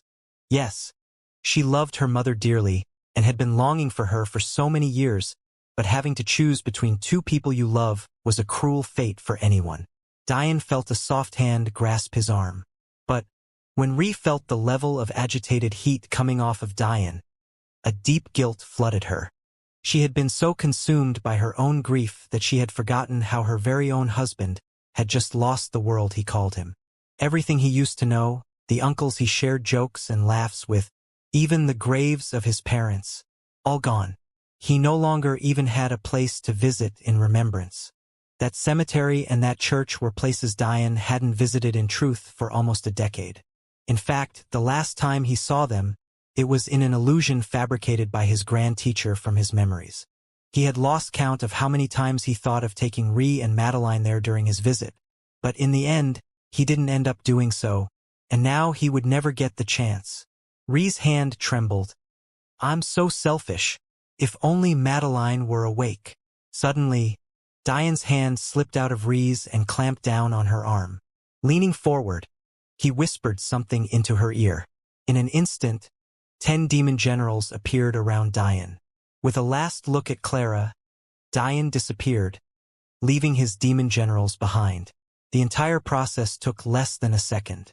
Before Ree could even comprehend anything that had happened, Dian was gone and her screams of agitation and unwillingness were deafened by the demon sage's tower. However hard she tried to chase after Dian failed. How could she overpower 10 demon generals alone? A lone boy appeared in the sky. The black clouds rumbled and groaned as arcs of lightning lit the dreary day. Seeing Dian step out without the slightest bit of hesitation, a complex look flashed across King Acacia's features. This was a boy he had all but cut away from his daughter just a day ago, someone who he had looked down on as unworthy. Whether that had been because of the state his true empathy put him in or not, he found this to be irrelevant. In the end, even with how he treated him, this boy cured without batting an eye. He didn't ask for anything. He didn't make him plead. He hadn't even accepted an apology. How many in the martial world would forgive a grudge so easily after having their honor trampled upon? The percentage was so small that it was all but negligible. King Acacia's lips opened and closed as though he wanted to say something, but in the end, he was at a loss. What could he do in this situation? He was fully aware that he was much weaker than his wife in this state without having fully recovered. And even if he was fully recovered, he was fully aware that he could never beat Kawa as easily as Patriarch Ragnar had. What if his actions led to the death of 3 people instead of just 1? Wait, where's Patriarch Cavasitas? An eerie feeling came over King Acacia. He and Kawa could hardly handle him together. How could the rest of them? Especially since they were already outmatched enough to let Matriarch Niveus slip away? The situation just seemed to be getting more and more bleak. Ah, good choice. Quick and decisive. Well done, you have my praise. Patriarch Ragnar stood in the skies, still holding onto Kawa's neck. Regardless of how confident he was and how much he thought he had calculated, everything this boy seemed to do was well out of his realm of understanding. No one in their right mind would account for the death of a celestial to a meridian formation expert, and yet, isn't that what happened? So, he didn't let go of Kawa too soon. Something anyone would have guessed. Saru's brow furrowed. She turned her head to her protectors, but when she noticed that they were already avoiding her gaze, her frown could only deepen. Regardless of how much they pretended to follow her orders, Saru was quite aware that her father had given them the flexibility to make unilateral decisions should the situation get out of hand. At the end of the day, Patriarch Ragnar was too much of a variable. And, because they knew that Kawa was a kitsune, they were even less likely to help. Dian didn't say anything. Instead, he inexplicably walked through the skies and descended upon the planet Nyx people. Matriarch Lebna's eyes flashed with uncertainty, but Ulu didn't even seem to notice anything around her anymore. She hadn't moved in hours, just helplessly holding onto her belly. We can do no. Matriarch Lebna started to speak. In her thoughts, she thought that Dian would be coming to use his leverage to force them to fight for him. However, in their weakened state, it was impossible to do such a thing. Their Jafari royal god clan was already a taboo in the universe. They had come here looking for legacies to complete something their clan had long since sought after, but they had clearly failed. 2 of their members had been kicked out of the top 10, and then their king had seemingly died before he could fulfill the last bits of their goal. They were as helpless in this situation as Dian. Snap out of it! Dian furiously glared at Ulu, sending a torrent of music that snapped her out of her listlessness. Ulu looked around confused, but when she saw Dian standing before her, a deep and reverberating anger lit in her eyes. However, before she could say or do anything, Dian spoke again. Give me your life, and I'll save your child. There were no other words. He didn't explain himself. He didn't try and coerce Ulu. His meaning was simple. You can keep your life if you want it, or you can trade it for your child's. Which will it be? No one heard these words but Ulu. Everyone saw Dian's lips move, but only a single person caught what was being said. Looking into Dian's eyes, Ulu's own glistened. After only a moment's pause, she nodded. Dian remained silent. With a wave of his hand, a black seal that Ulu's clan members had labored day and night over flew out with ease and shattered. The moment your child is birthed, you'll cease to be. With those final words, Dian turned and headed into the skies, appearing in front of Patriarch Ragnar's smiling features. Release her. Dian's eyes burned with dense black flames. Although Patriarch Ragnar was much taller than him, Dian didn't hesitate to draw an array in the skies just high enough so that he'd be eye level. There was no fear in his voice, and even less trepidation. Saru frowned further, clearly agitated. Why did you go to him so easily? You've lost all leverage now. Help him. You know we can't do that, princess. Our first goal is to first and foremost protect you. As of now, this patriarch Ragnar doesn't seem to have his sights set on you, and it's best it remain this way. Also, please do not take out your epistemic tower key again. Although he ignored the temptation once with this Dian child, he may not do so again. Remember that this is not our quadrant. Your key does not give you an advantage here. It took us many years of waging war to earn the key for our lineage away from those damnable kitsune. If you lost it under our watch, the king would have more than a little punishment for us. Patriarch Ragnar's eyes narrowed at Dian's clear lack of disrespect. He was a man who wouldn't even have to lower his head amongst the Emperor God clan that was his home. And yet this boy that was nothing more than the last of a dead race of people dared to look at him with eyes of contempt? You're quite bold. Stepping out here alone. Dian's emotions didn't fluctuate. Did you not say that if I came, you would release my mother-in-law? You spent so long talking so much shit and spinning the tale however you wished. Don't tell me that your words are worth as much as the piss and shit that comes out of your mouth. Patriarch Ragnar's lip twitched at Dian's words, this being the first time he ever lost any semblance of his carefree appearance. But, as he went to retaliate by squeezing Kawa's neck, Dian spoke again. Injure my mother-in-law any further and I'll start burning my soul right now. Release her to him now. Dian pointed toward King Acacia, not turning his gaze over. And after you do that, keep in mind that I have a soul bond with my wife. If your attacks don't cease after I go with you, I will, again, burn my soul. Patriarch Ragnar froze. If Dian burned his soul, it would be nothing less than burning away thousands of years of work. When this began, Patriarch Ragnar himself hadn't even been born yet.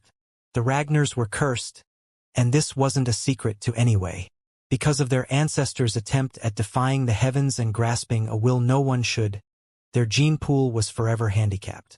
This entity was their bright light of hope for not only the Dayu, but them as well. This plan of theirs didn't just represent giving this entity accumulated power. No, it also represented the possibility for the Ragnars to defy the laws of nature as well. If Dian really did as he threatened, all of that would be gone. Patriarch Ragnar's frozen features morphed into a smirk. Did you think that committing suicide in the face of a true expert that didn't want you to is so easy? If I so wished it, you wouldn't be able to move an inch. A formless pressure weighed on Dian, sealing his movement and grinding his organs and bones. This was much like what Esther Sapientia had done to Madeline. When someone had a higher grade of cultivation, especially when it involved a higher grade of energy entirely, this sort of suppression was very much possible. Ree and Clara's hearts seized. Although Clara didn't know much about cultivation, she was smart enough to deduce the meaning behind Patriarch Ragnar's words. Clara's cold eyes seemed to reach another abyssal level. Any semblance of warmth was completely gone. I can't lose you too. Dian couldn't move. His muscles were sealed, and a deep reverberating pain loomed over him, threatening to end his life where he stood. However, that was when a massive humanoid manifestation appeared in the air, shaking the already rumbling skies with a pressure that couldn't hope to outweigh Patriarch Ragnar's, but had somehow formed a domain of its own. A white flower bloomed in the skies, slowly unfolding. Under the eyes of everyone, a second Dian appeared. It seems your words really are worth nothing. The clone spoke.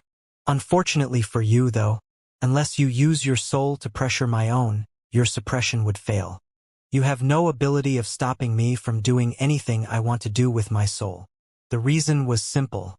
Unlike most martial artists, Dian had plenty of control over his soul. Cultivation suppression wouldn't work on his soul. In addition, using your soul to directly pressure someone was highly dangerous. If it wasn't, Dian would do it all the time. How would the World Tournament have been even remotely challenging to him if he could? That meant one thing. Even if Patriarch Ragnar broke all of their former expectations, and somehow turned out to be an unprecedented expert that also had a soul powerful enough to match it, he still wouldn't dare use his soul to directly pressure Dian. I don't like being threatened. Patriarch Ragnar's facade was slowly crumbling. I quite frankly don't care what you do or don't like. Release my mother-in-law. Both Dian and his clones stared directly into Patriarch Ragnar's eyes. Ha! The darkness in Patriarch Ragnar's eyes suddenly disappeared.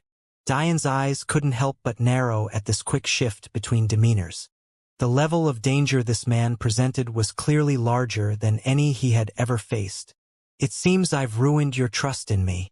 With a wave of his hand, Kawa was sent flying toward King Acacia, who caught her and immediately began trying to treat her. I don't trust the words of you people. Clearly, if you feel slighted enough, even eradicating entire population isn't beneath you. AI! Patriarch Ragnar sighed in mock sadness. There was a treaty in place, you know. I can't believe Matriarch Niveus went so far as to do such a thing. A light smile spread across his lips. You shouldn't worry too much about it, though. That treaty ran its course years ago, although very few knew about it. It had only existed for the same reason shepherds protect their sheep from wolves with a fence. A dark light shone in Patriarch Ragnar's as Dian's anger threatened to erupt. After all, whose talent would we accumulate if the mortals were to die out too quickly? In an instant, Patriarch Ragnar's hand clamped on Dian's shoulder, and they disappeared. Ree could only stare helplessly at the now empty skies. There wasn't even a moment to feel relief at the release of her mother, because immediately afterwards, her husband was taken away. No matter what nonsensical hopes she held, there was no logical path to victory. All signs pointed to their loss. How could Dian, a mere boy of 19 years of age, hope to survive against such powerful enemies? He was alone. Little Black nudged Ree's cheek with his own lovingly, trying to console her. Big Brother has no intentions of dying. Little Lila spoke from atop Little Black, her large pink eyes glistening. Ree listlessly nodded. She knew quite well that Dian wouldn't have any thoughts of death. In fact, with the anger blazing within him right now, his only focus was giving them the most horrid deaths imaginable. But if things went the way they wanted simply because they willed them, they would never be in this situation to begin with. Within the Shruti section of the arena, Saru's emotions were agitated. She could hardly say she had any deep feelings for Dian. That was ridiculous. But she had an understanding about him in their exchange of fists due to her sutra. His being held a purity that she had only ever seen from her own mother. A soul like that dying would anger anyone. It's best that we go now, princess. Elder Shruti tried to speak tactfully, but there was no room for delay. This wasn't their universe, nor was it their conflict. Since it was clear they wouldn't get the opportunity to enter the Belmont Holy Lands, what was the use in staying? Even worse, the experts of this universe may very well be too much for them to handle. That was by design, of course. It wouldn't be much of a coming-of-age ceremony if Saru had too much help. In fact, it was because she was so young that she had protectors at all. However, this situation had clearly gotten out of control. That day, the Shruti disappeared from the quadrant as though they had never been there. What did he tell you, Ulu? Matriarch Lebna looked at her granddaughter, who had seemingly regained color to her cheeks. Ulu shook her head, a small smile playing her lips. Nothing important. All that matters is that I'll be able to birth husband and heir. Is it really so simple? Matriarch Lebna had lived too many millennia to be so gullible. Was there really anyone so benevolent in the martial world? Even if Ulu had done absolutely nothing to Dian prior, Matriarch Lebna wouldn't believe that he would just go out of his way to help. So, when she then considered the fact that it was her very own granddaughter that instigated the situation in order to gain their families a chess piece, she found it even more astronomically unlikely. And yet, Ulu sat there smiling. The same girl who had cut off all her 5 senses just moments ago seemed to have raised from a nightmare and into a dream. The beauty that made her among the 6 in this universe shone through fiercely. Matriarch Lebna may never know how right she was. When Ulu died on the birth date of her child, many might think it was a fluke or heaven's jealousy. But Ulu would always know different. However, that didn't matter to her anymore. She had lost her husband and child all due to her own selfishness. Everyone believed Dian would die. There was simply no way out of this. so how could Ulu think he'd ever have the opportunity to save her husband? The mere fact he had gone out of his way to save her child before leaving was the only thing that anchored a feeling of pain and remorse in Ulu right now. A man she had co-signed to a life of slavery. A man whose wife she had nearly taken the most important thing from, still had the purity in his heart to not punish her child for the mistakes she made. And yet that was a man she had despised just moments ago. You may never find out just what kind of service you've given to our clans. Ulu said to herself, I nearly ruined everything, and yet you still found it in your heart to forgive. Even if it costs me my life, this is a price I am willing to pay. It's a price I deserve to pay. Thank you. Hours later, in the skies above the planet, a second group battle was taking place. Luckily, outside of Diane's expectations, the reason Patriarch Cavasitas hadn't appeared wasn't because he had joined that fight. In fact, he was nowhere to be seen. Patieniva's fists raged with dense ice and space intense as he clashed against King Clyte. The rest of their allies were there as well, but King Belmont seemed to be struggling, dealing with 3 opponents on his own. Ha! To think the mighty Patieniva would struggle so much with this little Clyte. King Clyte mocked his longtime rival. How many years had he felt stifled by Patieniva's talent? How many years had he lamented not having the strong legacy that the Patienivas had? Even when he thought that he had finally ridded himself of Patieniva for good, and established the Clyte clan as the new rulers of planet Naiad, he had come to find out his wife was pregnant by another man. Unfortunately for Patieniva, recovering from a cultivation deviation wasn't so simple, and a mere decade and a bit more than a half wasn't enough. His cultivation had plummeted, and his ice will, his most powerful, had followed. Even now, after all these years, he could only make use of one with mind ice will, having completely lost his martial way. However, his one with mind was built solidly. He hadn't been sitting idly for the past years. In fact, he had had to build his ice will from the very first level will to what it was now, a first level intent. The truth was that King Clyte was still no match for Patieniva. However, after his first talk with his wife and daughter, Patieniva had settled on something, although he never thought of asking for forgiveness, and was perfectly ready to be cut out of both of their lives. The 2 most important women in his life had given him an ultimatum, to build his Tao the right way. And his first step toward that goal was to make use of this pitiful first-level intent to do away with the last of his inner demons. However, the longer he spent trying to shed away his shackles, was another moment that their inevitable defeat inched ever closer. Within the Demon Sage's tower, the mixture of groups was odd. It seems that the only thing that really connected these people was Diane. There was Lionel, Diane's wives, his siblings, Clara, the Sapientia, the Pacals, and even Ava and some Sicarius were there. And yet, the space was deathly silent. The war had seemingly ceased. After the near destruction of the planet, no one could find the energy to continue to do something so useless. Suddenly, Lionel broke the silence. I have the ability to bring you all to the Belmont Holy Lands in the absence of my father. But I won't do it if it's nothing but a suicide mission. Ree's eyes glistened as she looked up. She didn't like Lionel's words, but she understood them. What was the point in going if they'd just end up in the same situation again? Diane might even have to threaten suicide yet again for them to survive. Few knew more than Ree just how powerful a Kitsune's legacies were. For her mother to lose, and so thoroughly at that, this situation wasn't normal. However, there's also no love lost between me and him. For me to do so requires payment. Lionel's eyes traced over Madeline's sleeping body before he returned it to Ree. A palpable and dense anger built in the air. Ha! When everyone thought the world would end, despite your grudges, my husband allowed you to step into his treasure. He didn't have to do so, and he was even less afraid of not doing so. Yet he allowed it anyway. And now you have the audacity to ask for payment. Reese growled, her canines growing in length with her every word. If you were ever wondering what the difference between you two was, it's clear as day. You have no integrity, no substance, and no heart. For you to think you could ever win the heart of my big sister is quite simply the best case of insanity I've ever come across. Lionel's features didn't shift at Rhee's words. Instead, he answered calmly. The other difference is that I'll be alive at the end of today and he won't. As for your other point, your husband lost nothing allowing me to enter. However, I would actively be sending myself to death.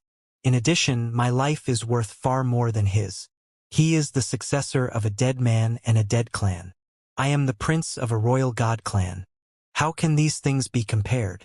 Rhee's baleful aura filled the lobby of the tower. To stand there and have the gall to say those words. I'd really like to hear what royal god clan you're prince of. From what I see, your family's power structure has been completely shattered. Surprisingly, Lionel still didn't react adversely. That's a matter of perspective. He didn't seem intent on explaining as he continued. I don't want Madeline in the way you're thinking. I simply want her to return something that should have never been hers to begin with. Give it back and I'll escort you. If not, feel free to kick me out of the tower. Rhee's eyes suddenly flashed with a realization. She had assumed that Lionel was asking for Madeline to fulfill some sort of sick and twisted power trip. But it turned out that he was asking for her faith seed. Because faith seeds were the fruit of external cultivation, they could be taken and stolen. This could leave the one losing the faith seed either dead or alive. However, more often than not, a person would rather die than separate with a faith seed for obvious reasons. In addition to this, there was the added layer of protection added by clans once one of the members transcends. This protection allowed for clans to tell when their faith seeds left the possession of one of their own. In cases where this happened, all-out wars would often occur, which was why it was practically an unspoken rule that such things were banned. It was highly taboo to steal faith seeds as a result. However, Madeline's was different. For one, Madeline herself wasn't a member of any Phoenix clans, so her having the seed should have already set off alarms. But Amethyst's faith seed never had this layer of protection added because she transcended while hating her clan. Also, even if she had had this added layer of protection, the Phoenixes were extinct. There was no one to detect such a thing. This also made Madeline a value that was nearly limitless. Why? Because she was the key to reviving two Phoenix bloodlines. Her descendants, should they be talented enough, would be the only way for the faith seeds of the long-extinct ice and fire phoenixes to make their reappearance in the world, because the bloodlines the Belmonts had been simply too weak to do such a thing. They weren't even recognized by the universe as having Phoenix bloodlines. That said, this was a double-edged sword, because that meant that should anyone choose to steal Madeline's faith seed, there would be no deterrent. Although others may not be fully aware of where Madeline's faith seed came from, and would thus be too apprehensive to take it, Lionel and the Belmonts were different. They knew exactly what it was. In fact, many Belmonts saw themselves as the rightful owners after protecting Amethyst's temple for so long. Rhee's frown deepened. She couldn't believe the level of shamelessness of this supposed prince. Did he really think he was worth something while he acted like this? Absolute N. Before Rhee could finish her sentence, a weak voice rang out. I accept. Help us save Diane, and I'll willingly give it to you. Many hours ago, as soon as Patriarch Ragnar's hand had fallen on Diane's shoulder, a high-level spatial intent had torn them through the air, allowing them to appear directly above the Belmont Holy Land. From the outside, it looked just as peaceful as ever. Diane stood straight and tall by the man he saw as nothing short of his mortal enemy. It seemed that Patriarch Ragnar was intent of using his hand on Diane's shoulder to ensure that he was at least a few inches lower than him. There's something off here. Diane's sixth sense had reached ridiculous levels. Even with the shroud over the Belmont Holy Lands, he could tell that something just wasn't right. Couldn't be so peaceful. Almost as if on cue, an opening in the formation manifested, revealing complete and utter devastation. Majestic mountains blazed in fire, green pastures lay coarse and unkempt. Even the magnificent buildings that had once been the unmatched would make an artisan shed tears of sadness. Without so much as a word, Patriarch Ragnar flashed forward with Diane's shoulder still clamped in his hand. In an instant, they were before an odd entrance that seemed to have been quite important and well guarded until everything was thrown into chaos. The surrounding warriors looked startled by the sudden appearance of two unknowns. But before anything was said, a familiar old man and his grandson stepped out of the cave. Elder Dayu's eyes swept over Dian, but he didn't see any of the despair he thought he would. Changlei burned with rage when he saw that it was Dian who had come. He had suffered 2 massive losses because of this young man, and here he was pretending as though none of this had anything to do with him. An uncontrolled sneer appeared on Qinglei's features. "I hope you remember your words when you stood arrogantly in the skies above that garbage Focus Academy at that bogus wedding. What was it you said again? You wouldn't hide your identity as the celestial deer-sex successor, because you wanted your enemies to know you existed and despair in the knowledge that they couldn't stop you." Changlei chuckled, losing his usual cool and indifferent demeanor. "How's that working out for you now?" Dian's eyes first rested on Elder Dayu. He immediately noticed that he was significantly older and more decrepit than when last he saw him. Although he didn't know the reason why, it was an interesting enough point to take note of. In Dian's experience, even the most minute of details could lead to the most important things. And in a situation like this, he needed whatever he could get. However, when he heard Chenglei's words, a flicker of cold red bolted across his eyes before they landed on him. An oppressive demonic intent shook the space between them, causing Chenglei's features to pale as his knees weakened. The grip on Dian's shoulder tightened so severely that his bones immediately crushed under the pressure. But it was too late and Dian couldn't be bothered to care. In an instant, the prince of the Dayu fell to his knees shivering. He looked down at the ground listlessly, unable to comprehend what just happened. Dian turned his head to gaze at his shoulder, an undisguised contempt for Patriarch Ragnar clear on his features. But his arm could only hand limply to his side as his internal bleeding worsened with each passing second. With his movements cut off by Patriarch Ragnar, it was impossible for him to circulate his essence energy to speed his healing. But that didn't mean he couldn't use his soul and aurora flames. Unfortunately, healing depended not only on the strength of the body, but also the strength of the attack that injured the body. With the stream of celestial energy entered his shoulder, it became far beyond his capabilities of healing. Patriarch Ragnar's anger boiled as he watched Dian look at his own shoulder seemingly nonchalantly. It had been under his watch that Dian had humiliated Changlei. It was nothing short of a slap in the face to him. And yet, when he to punish Dian for his act of rebellion, he hadn't even winced at his bones crushing. Anger flared among the Dayu warriors. After the initial shock, they suddenly realized what had happened. "How dare you? Kill him!" Voices of discontent and anger rang outwards, but Elder Dayu stopped them with a word. "Silence." He didn't speak loudly, and his voice almost seemed tired. But it was enough to cause a wave of calm to overcome the crowd of warriors. Elder Dayu gently placed a palm to Chenglei's back. A secret burst of celestial will circulated, snapping him out of his stupor. But the moment he realized what happened, his face became beet red with anger. "You!" Changlei stood violently, sending a fist flying toward Dian's face in anger. Dian could immediately tell that this was no normal attack. It was clearly laced with spear will, and the crackling flames that spiked the pressure couldn't have been anything but fire will. An even deeper disdain colored Dian's features, but Elder Dayu made no move to stop his grandson.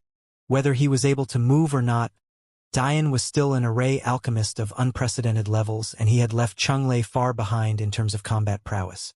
Before, it would have taken multiple defensive arrays to stop this fist.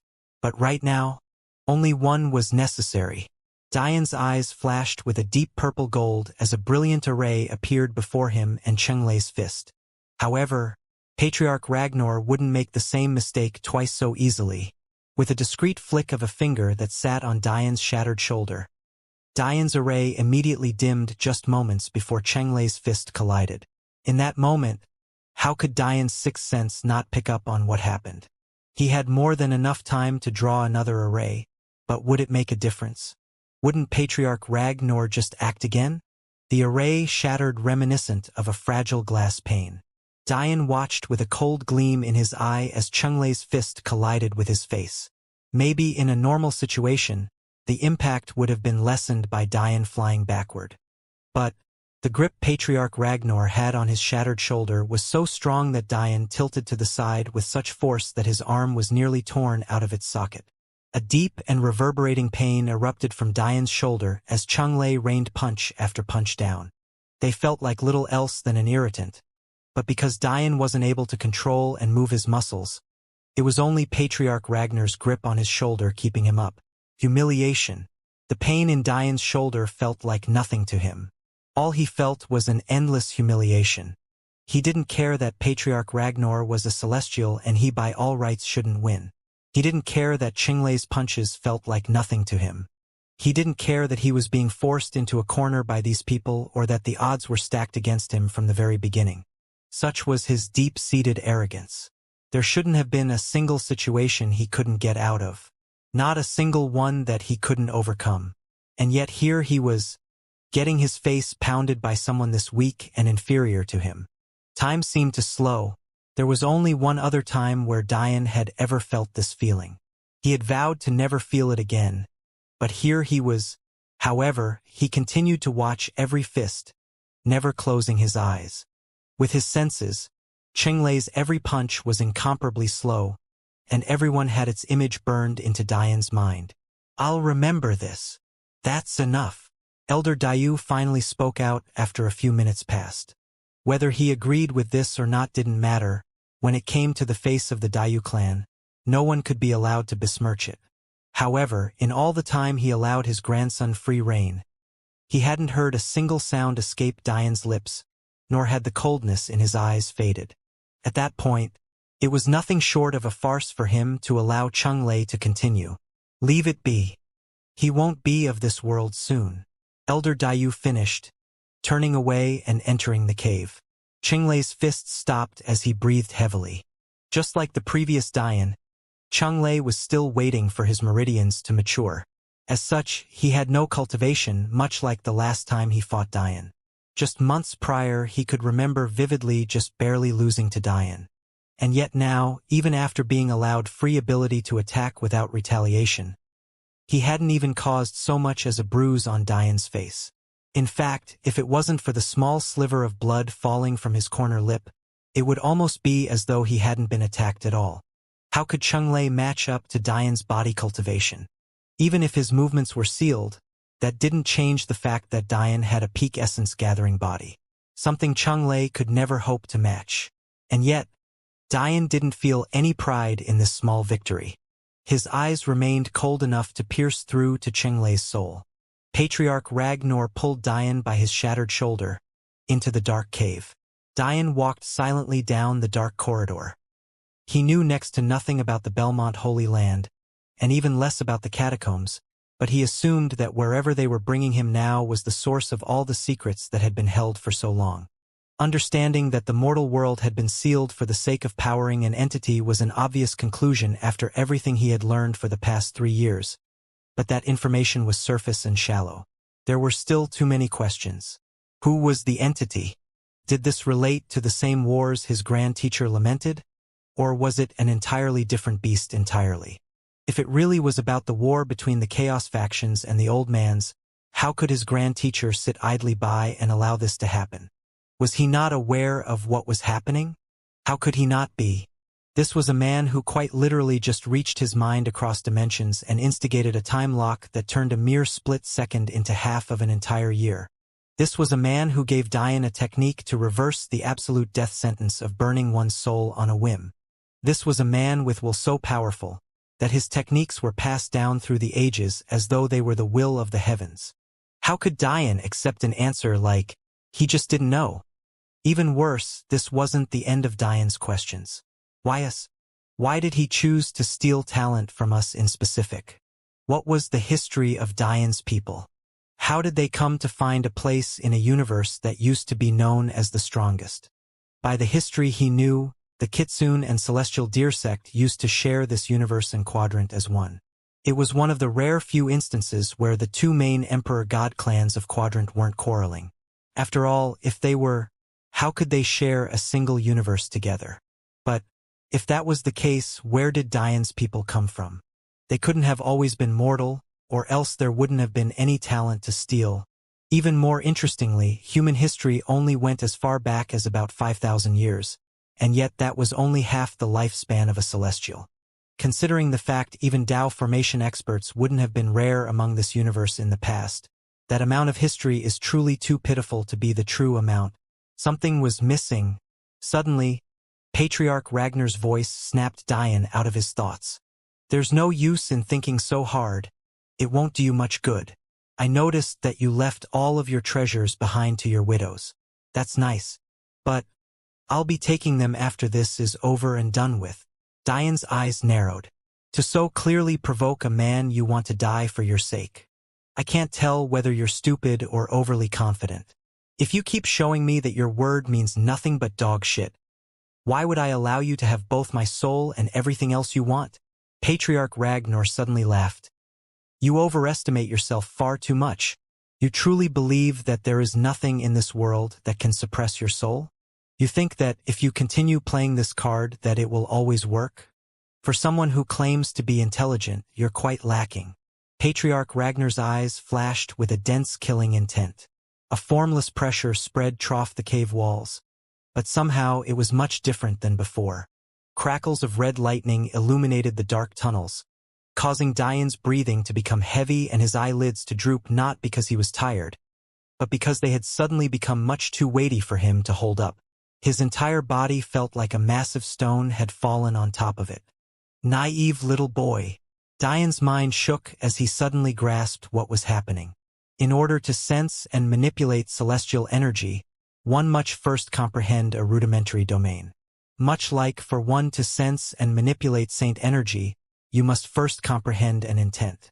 These rudimentary domains were colloquially known as auras.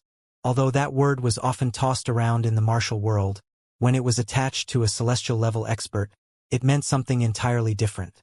However, a rudimentary domain was just that. It was the cusp of something great and would often be heavily tied to what you built your one with hearts upon. Because of this, it was often highly limited in true combat.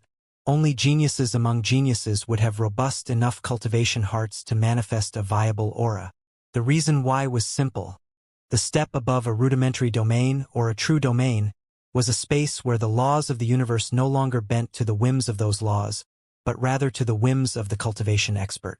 That meant that without a strong cultivation path one firmly believed in, that you forged on your own, it would be impossible to even form this true domain, and by extension your aura would be weak from the very start.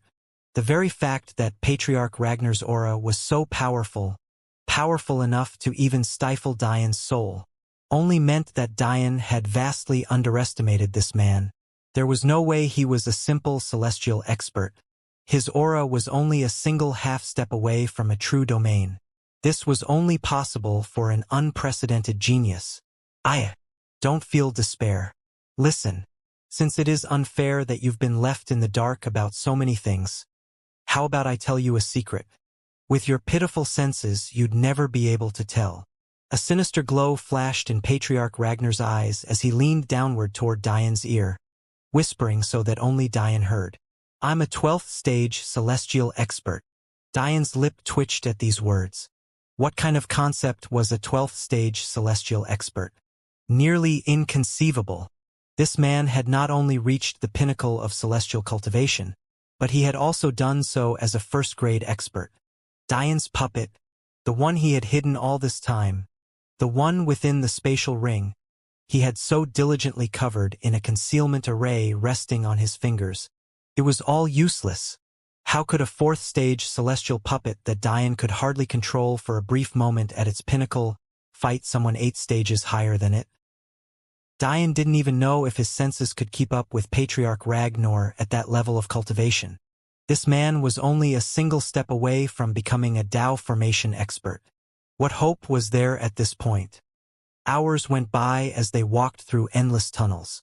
It was as though it was a purposefully constructed maze. But the spatial fluctuations were some of the oddest that Diane had ever felt.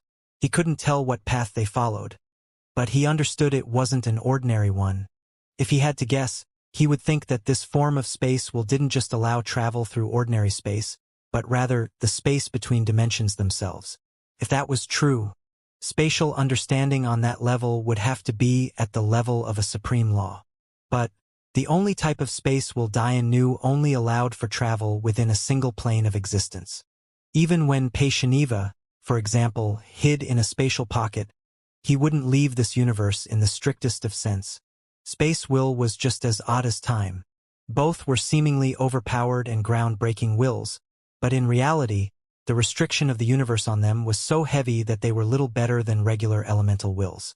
For space will, this was even more obvious. There were tier separations for the type of space you could break through. For example, it used to be exceedingly difficult to utilize space will in this universe because the laws were so solid and the energy was so dense. However, with the decline of the universe came an added ease in using space will. This was why even someone as weak as Vidar Ragnar, although his faith seed's body was quite powerful, was capable of collapsing space with his fists. It wasn't that he was so outstanding, it was that this universe had truly fallen from its original heights. Another facet that increases difficulty in the use of space will would be your opponent.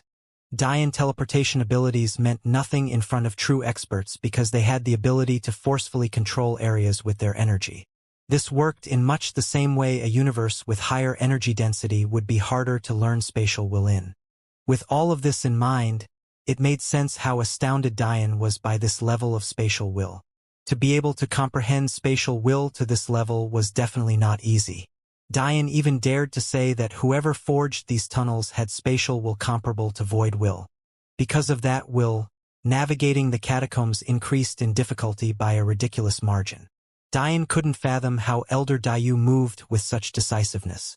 Was it because he too had such a grasp of spatial will? Or was it because he already knew the way? No, that doesn't make sense. Dian inwardly shook his head. Just knowing the way wouldn't help you. In fact, it would have to be that you knew the way and you understood spatial will to this depth. That was the only way you could accurately link the map in your head to your surroundings. It was only then that Dian remembered that Elder Dayu had claimed to be a former Dao formation expert. With his Dao forcefully shattered, his cultivation had plummeted to low levels of celestial cultivation. But much of his comprehension should be there, although they would be crippled. Dian wanted to silently thank the efforts of his teacher and former Celestial Deer sect members. But when he remembered how powerful Patriarch Ragnar was, he couldn't help but sigh. That's the other thing. When I spoke to my master for the first time and she went through all of my memories, she mentioned the Dayu as a threat, but not the Ragnar. That means that they must have only become a true part of this plan after the Celestial Deer sect was gone, or played a very small role during the war and vastly improved later. If it was the former, that meant that somehow the Ragnar had provided the Dayu with help they sorely needed. It was likely another example of the Dayu recruiting people utilizing every bit they have. They must have also done the same with the Clight and the Almonds. In each case, everyone got something they wanted. The Clight became a royal god clan. The Ragnars found hope in transcending the laws of the universe. And the Almonds, if Dian had to guess, likely received flame-type legacies. After all, how many could match the Dayu in such a thing? They were black jade dragons. What seemed like ages later, they finally came to their first dead end. At first, Dian thought that Elder Dayu had finally made a mistake. But, in mere moments, a dense double light began dancing around the edges of the dead end. Intricate patterns swirled as the space trembled. Then, flames of red and blue suddenly burst to life, illuminating the once dark walls with streaks of fire that hungrily dove into the intricate patterns of the dead end, swirling and following until they climactically meet in the middle. The ball of red and blue blasted into each other at the center, spinning viciously and coiling around each other. Then, that ball slowly turned to a vibrant violet before sinking into the center. The creaks of parts that hadn't moved in thousands of years rang through the narrow tunnel as a blinding light flooded inward. In the next instant, Dian saw something that even he could no longer maintain his indifferent demeanor in the face of. The dreary catacombs opened way to a matchless lush greenery that extended for miles as far as the eye could see. The sun hung high in the sky and precious flowers that were at minimum on the essence level graced the world with their beautiful presence. However, there was a single thing out of place. Something that made Dian's heart shake so violently that he froze. unable to look away at what he was seeing. A hand. No, it wasn't just a hand. It was a behemoth of a hand chained to this world by bindings just as unfathomable.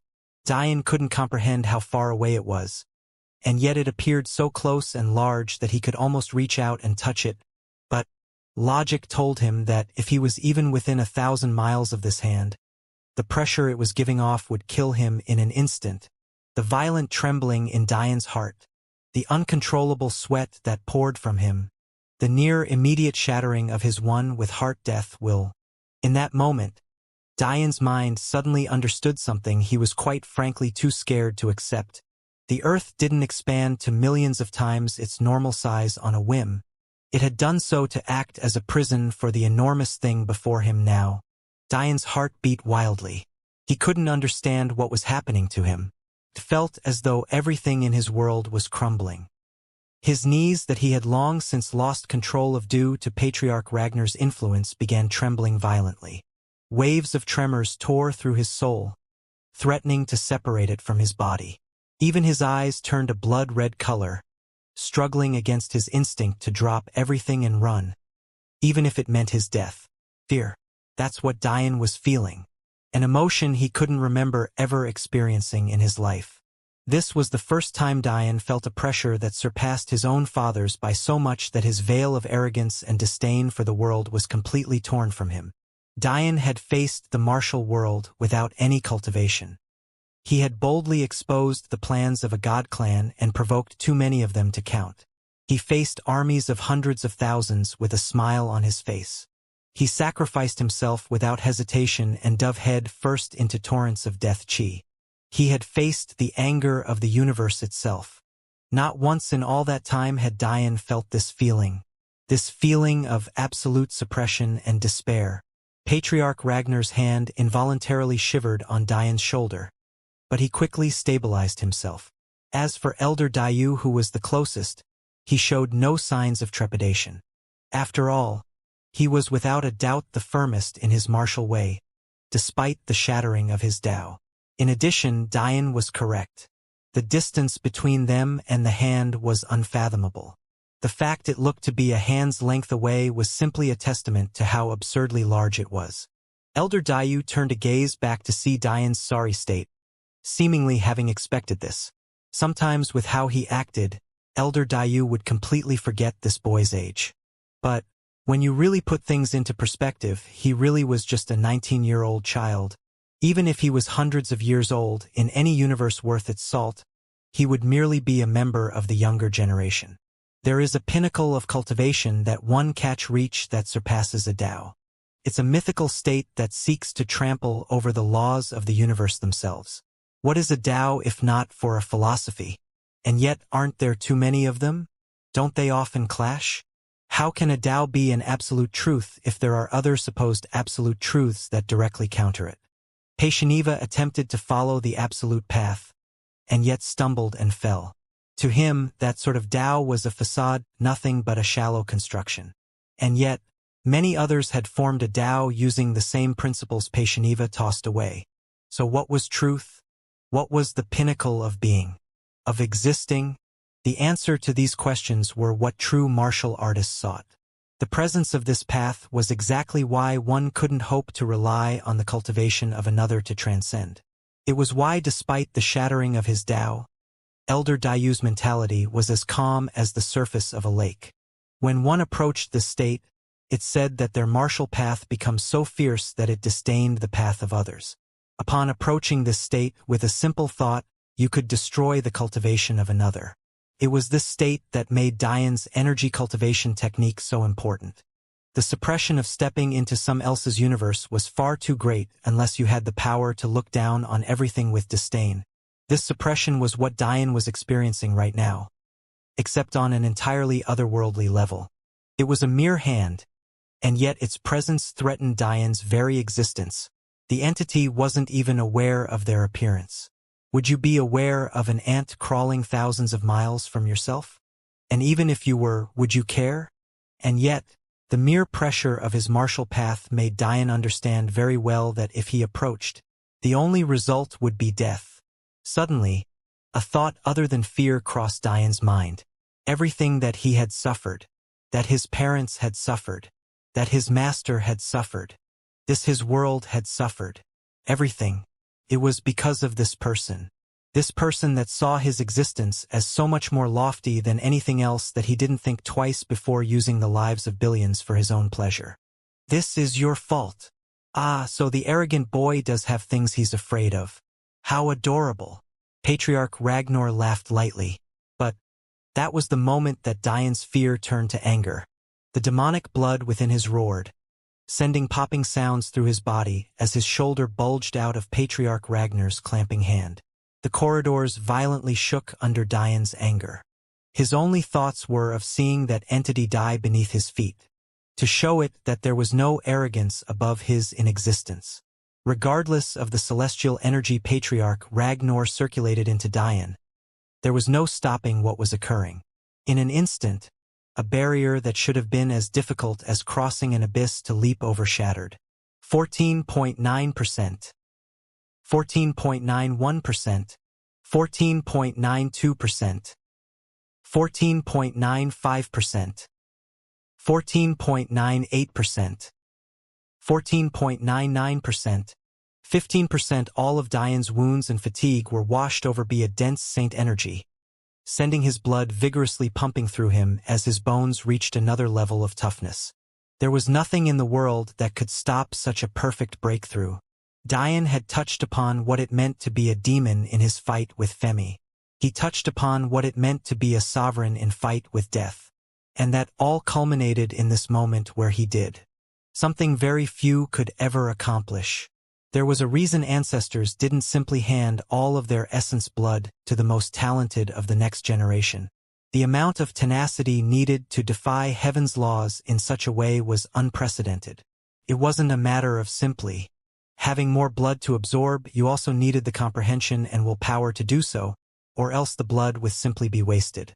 If you then realized you had given all of your essence blood to an unworthy genius, what solution would there be then? The only option would be to forcefully extract the remaining amount. But that was a pain very few had the mental fortitude to survive. You'd get the blood back, but you'd lose the genius you thought was good enough for it all in the first place. Patriarch Ragnar and Elder Dayu froze. Before this moment, whether they said it out loud or not, they had both written off Diane's talent as something unearned, as something he simply lucked into. That was why Elder Dayu, nor Patriarch Ragnar, had ever taken Diane too seriously, nor did they feel that their younger generation members were inferior. But in that instant, the instant where Diane forged himself a saint body, something very few could boast, they realized that just maybe, there was much more to this story than they had previously assumed. Just maybe, it wasn't luck. After their initial surprise, clarity returned to the eyes of the two elders. Anger is useless to you here, Elder Dayu said calmly. Despite his outward appearance, waves of shock were rippling through his heart. The only reason he was able to shield himself from the fear of this entity was not only because of the distance between them and it, but also because he had felt the pinnacle of what it meant to be right beside it. He would never forget that moment. He, as a peak Tao formation expert, a mere step from becoming a half-step transcendent, had immediately fallen to his knees. The entity hadn't released any technique, they hadn't manifested their aura or domain. No, all they had done was sweep a gaze over Elder Dayu, and he broke down in an instant. The most shocking part about that event was something Elder Dayu himself was too ashamed to admit, and it was something only he had a high enough cultivation to pick up on at the time, and it was likely a secret that he'd take to his grave. And yet this child had torn through that feeling in a fraction of a second? Even Elder Dayu had to suppress the feeling. He's not merely suppressing it. Elder Dayu frowned. He's quite literally no longer feeling it. Is it possible to adapt so quickly? Diane's sharp eyes turned from the entity in the distance and trained onto Elder Dayu. Save me your bullshit. He had dealt with enough. He was sick and tired of listening to these buzzing flies swarming about him, all these pathetic wastes of space looking down on him because they themselves felt inferior. On one side was a crippled man who couldn't even be deemed a Tao formation expert anymore, and on the other was an arrogant son of a bitch from a family Dian swore he would uproot from the universe one day. That was all he saw. Elder Dayu could tell that, for some inexplicable reason, this child hadn't resigned to his fate yet. Did he think that because there were only two of them left that he'd find a way to escape? Even if he somehow managed to do such a thing, he'd die in these tunnels. There was no one in this universe with high enough space-will comprehension to navigate these tunnels without a cheat. And Dian definitely didn't have that cheat. Even then, that was a secondary problem. He wouldn't even have the opportunity of lamenting. There was no way he could defeat Patriarch Ragnar. Elder Dayu shook his head and took a step into the world, following closely behind by a Patriarch Ragnar that kept his hand clamped to Dian's shoulder, effectively controlling his movements. Madeline, no. Ri refused adamantly. Regardless of whether Madeline gave up the faith seed willingly or not, it would still severely weaken her for an extended period of time. It might even cause permanent damage. The longer one spent with a faith seed, the more it integrated with oneself. Although Madeline hadn't spent an exorbitantly long time with it, because of the talent given to her by her god constitution, her speed at integrating the once unfamiliar faith seed far exceeded most. As an example, when Kedlam first met Dian, the reason he didn't learn demonic will as quickly as Dian, which resulted in him missing most of the events, was because he had yet to awaken his faith seed. This same logic was applied to Vidar. Although he had known about his faith seed for a long time, he had tried again and again only to fail in awakening it, much to the disappointment and disdain of his father. In the end, he was able to forcefully awaken it using Ragnar family experiments. This was the reason for all of the scars along his body. However, this was also the reason he was so weak in comparison to the power his faith seed should provide. In the end, this was why a faith seed wasn't the end-all and be-all of talent. It was the reason why the demon sage was able to look down on the Pakal clan with disdain for having chosen someone less talented simply due to a faith seed. However, because of Madeline's speed of integration, even to the point where she's already comprehended several legacy techniques, it was all the more detrimental to remove the seed from her. If she gave it up, especially in her currently severely weakened state, Ri didn't want to think about what the consequences would be.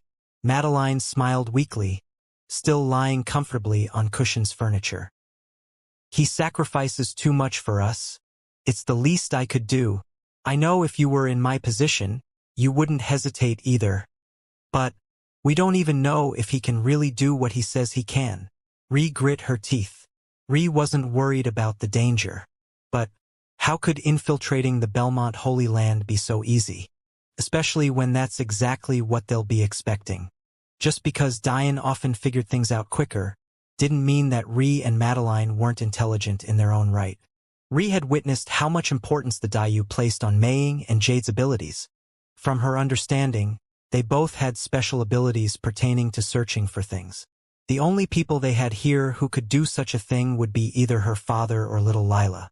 The problem was that her father was the only one powerful enough to stabilize and maintain her mother's health right now, and she would rather die before she sent a little girl into such a dangerous situation just because she would be of use. You clearly have a lack of understanding about the land they've taken your husband into. Why do you think a legacy the Belmonts were sworn to protect didn't appear at the Earth Gate, but rather the Naiad Gate? Lionel said slowly. Ri's brow furrowed. She had thought of this briefly, but had pushed it to the back of her mind since it seemed irrelevant. The Belmonts didn't lose charge of what we were protecting. All of the gates in this quadrant are connected by unfathomable space will. Earth's gate just happens to be the center of it all for reasons I don't have an explanation for. How could we not understand the reason? It was without a doubt the epistemic tower.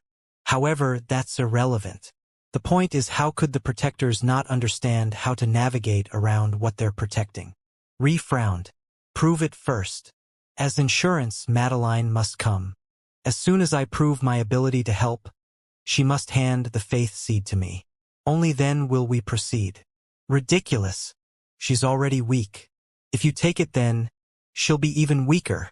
Lionel still seemed unperturbed. Your husband hides it well. but I'm almost certain at this point that he has a treasure that is capable of holding human lives. It was just confirmed for me when these 10 people showed up out of nowhere. Lionel looked toward the 10 demon generals Diane had left behind. And, if he's as intelligent as he claims to be, he would have left such an important treasure to you before he left. I'm 70% sure you have it with you now. Use it.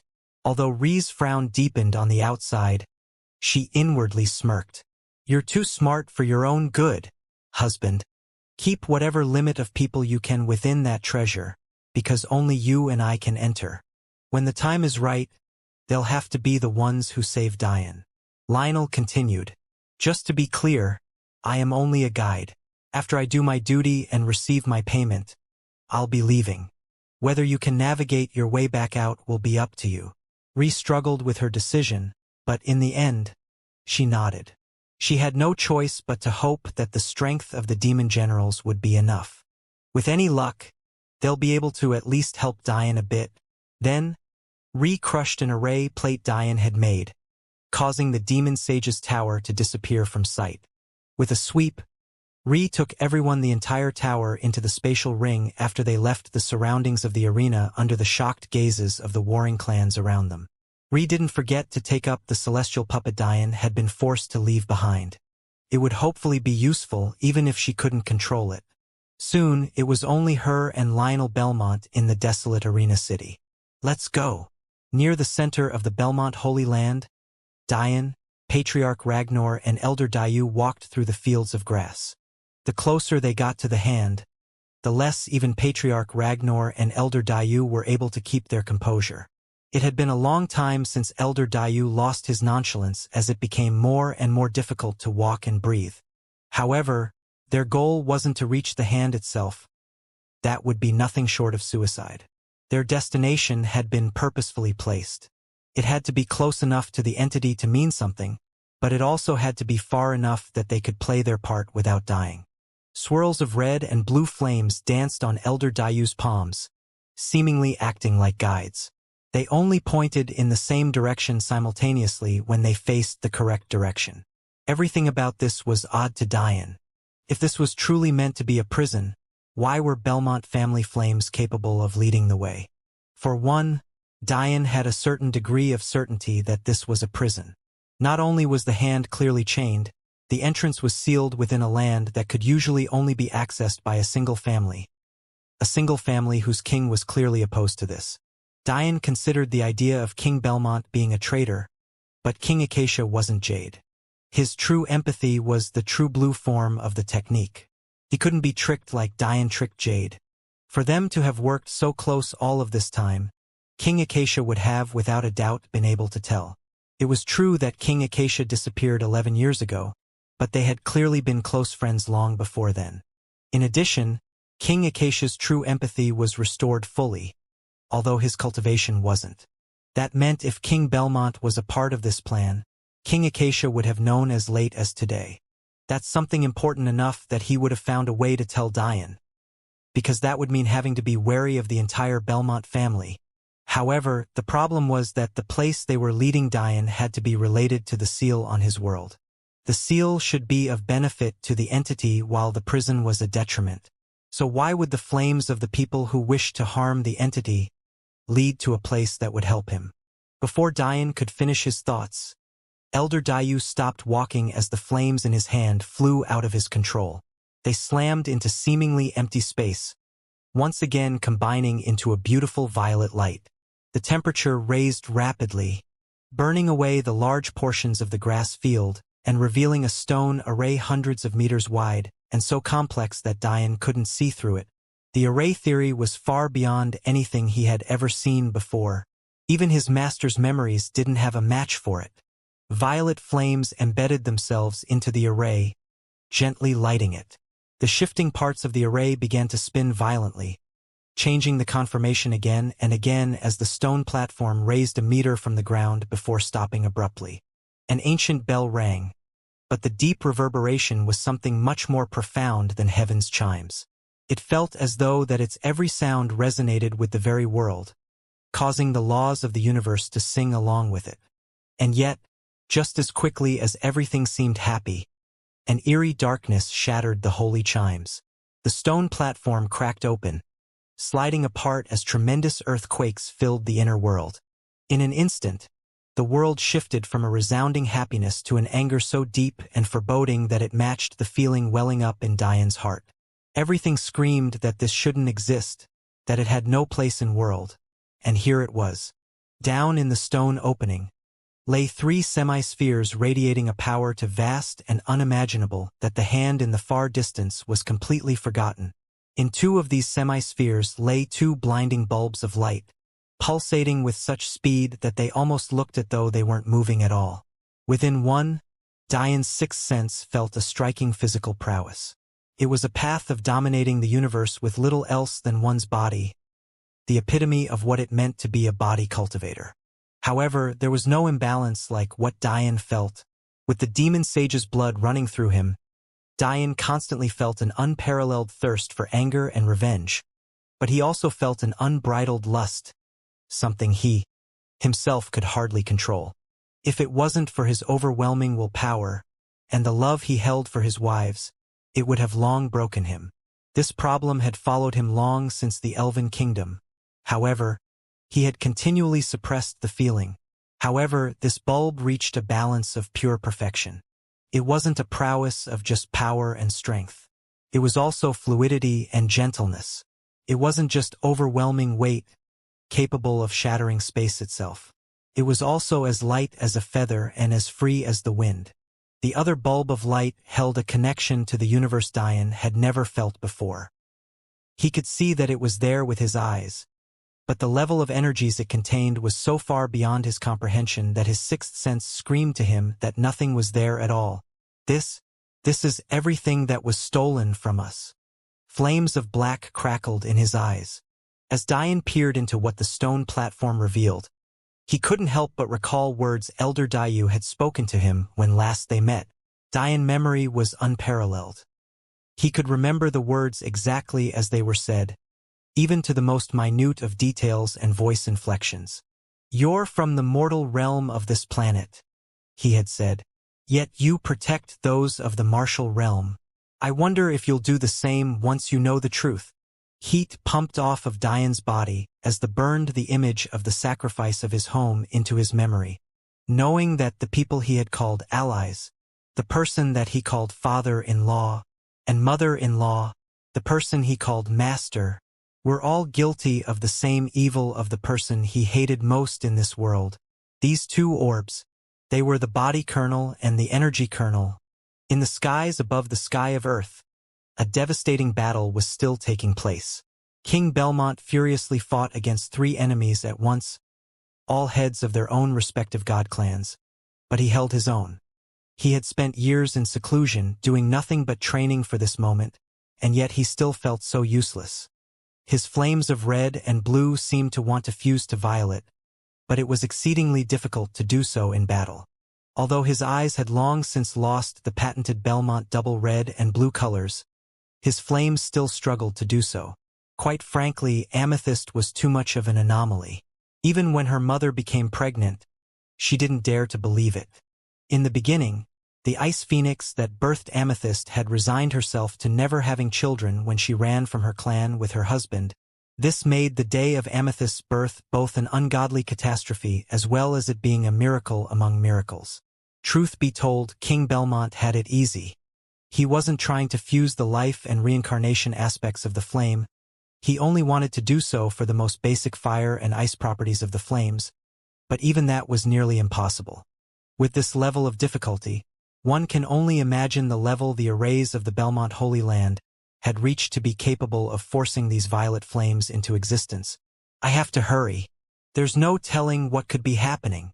King Belmont's attacks increased in speed as a fiery aura erupted around him, bearing down on his opponents with his rudimentary domain.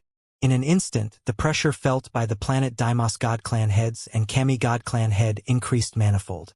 Auras had different capabilities, but all of them revolved around creating a space where an expert bent the laws of the universe to his or her whim.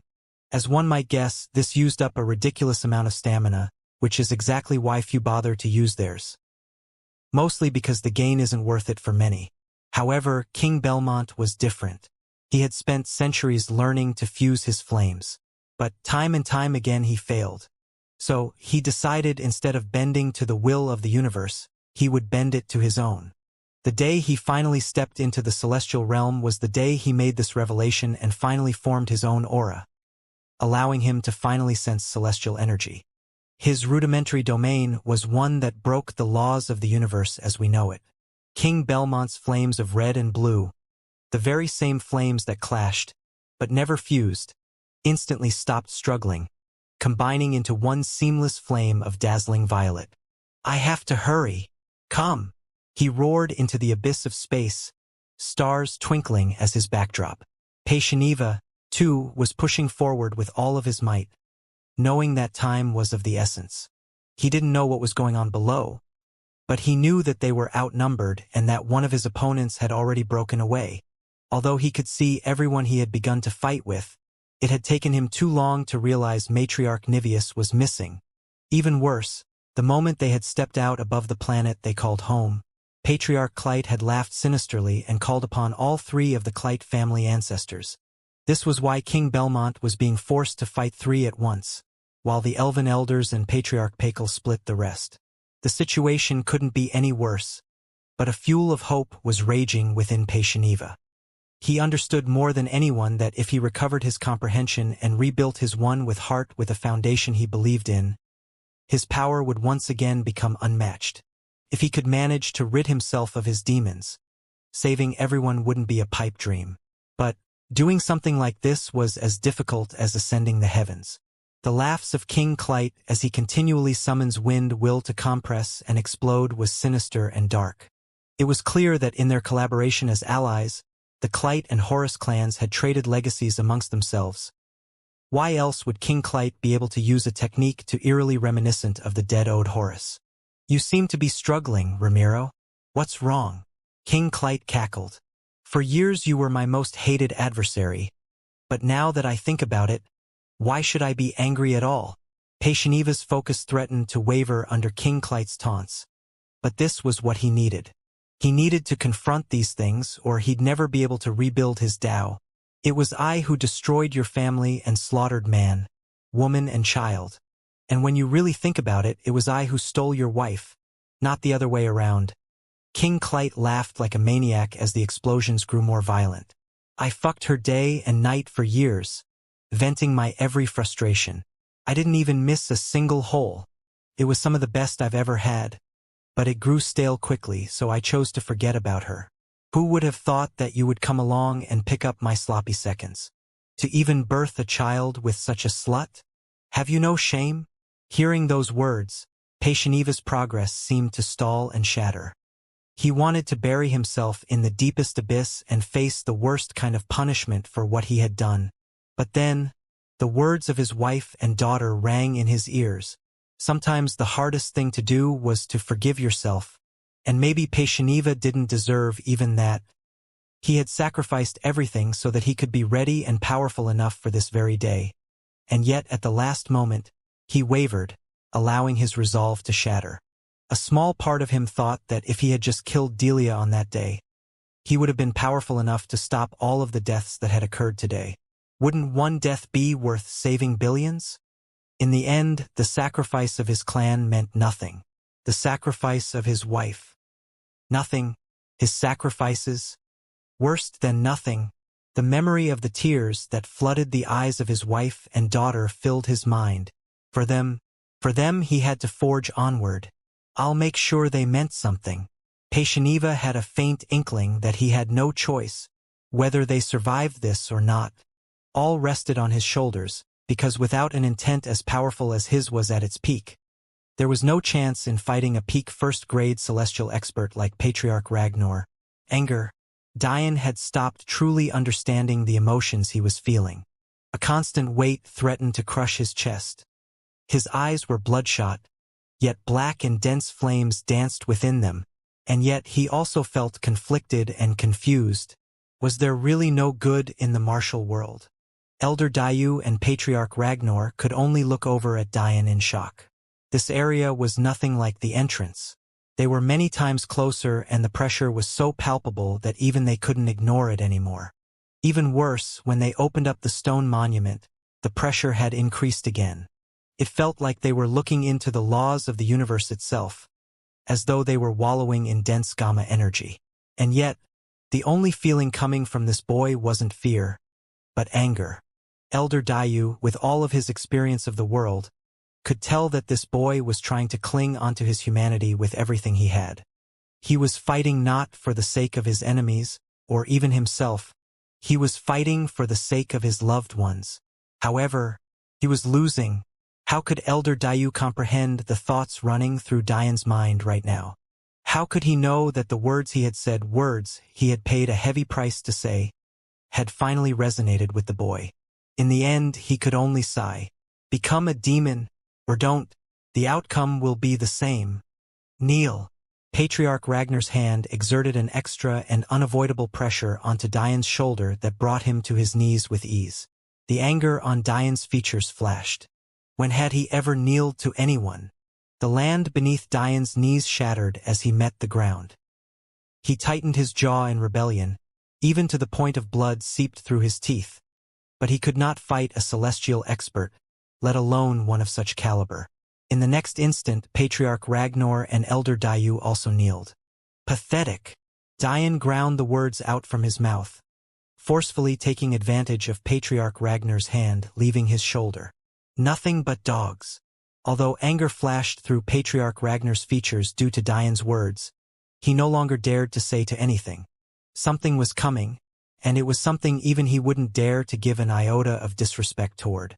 In the center of the semispheres, a flickering light began to take shape. And if one truly paid attention, it would be clear that this was a person. A black figure took form, sitting cross-legged. There was no face, nor were there any distinctive features. Just like the hand in the distance, it was difficult to tell anything about it, other than what it was. This was a person, and that was a hand. That was it. However, they shared yet another characteristic, and that was an unbridled and unfathomable pressure, one that was capable of forcing even Patriarch Ragnar not to look up. Dayan felt Patriarch Ragnar's energy try to subtly make him lower his head to the ground as he and Elder Dayu had done. But, because Ragnar didn't dare to use too much power, Dayan was able to grit his teeth and stare right at this forming entity. The anger was seething enough. If he was forced to lower his head to such an extent, he really might lose himself completely. Ah! How long has it been? The voice sounded nothing like it should have.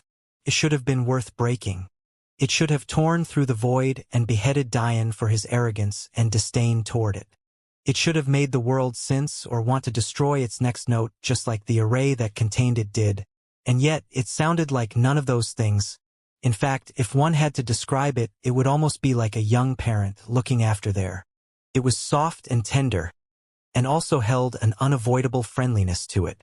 But there was no doubt this was the voice of an unmatched entity. Oh! The shadow looked around itself, not sparing a glance toward the three that kneeled before him. It seems On is missing. Such a shame. The nonchalance of their voice didn't serve to ease Dayan's anger.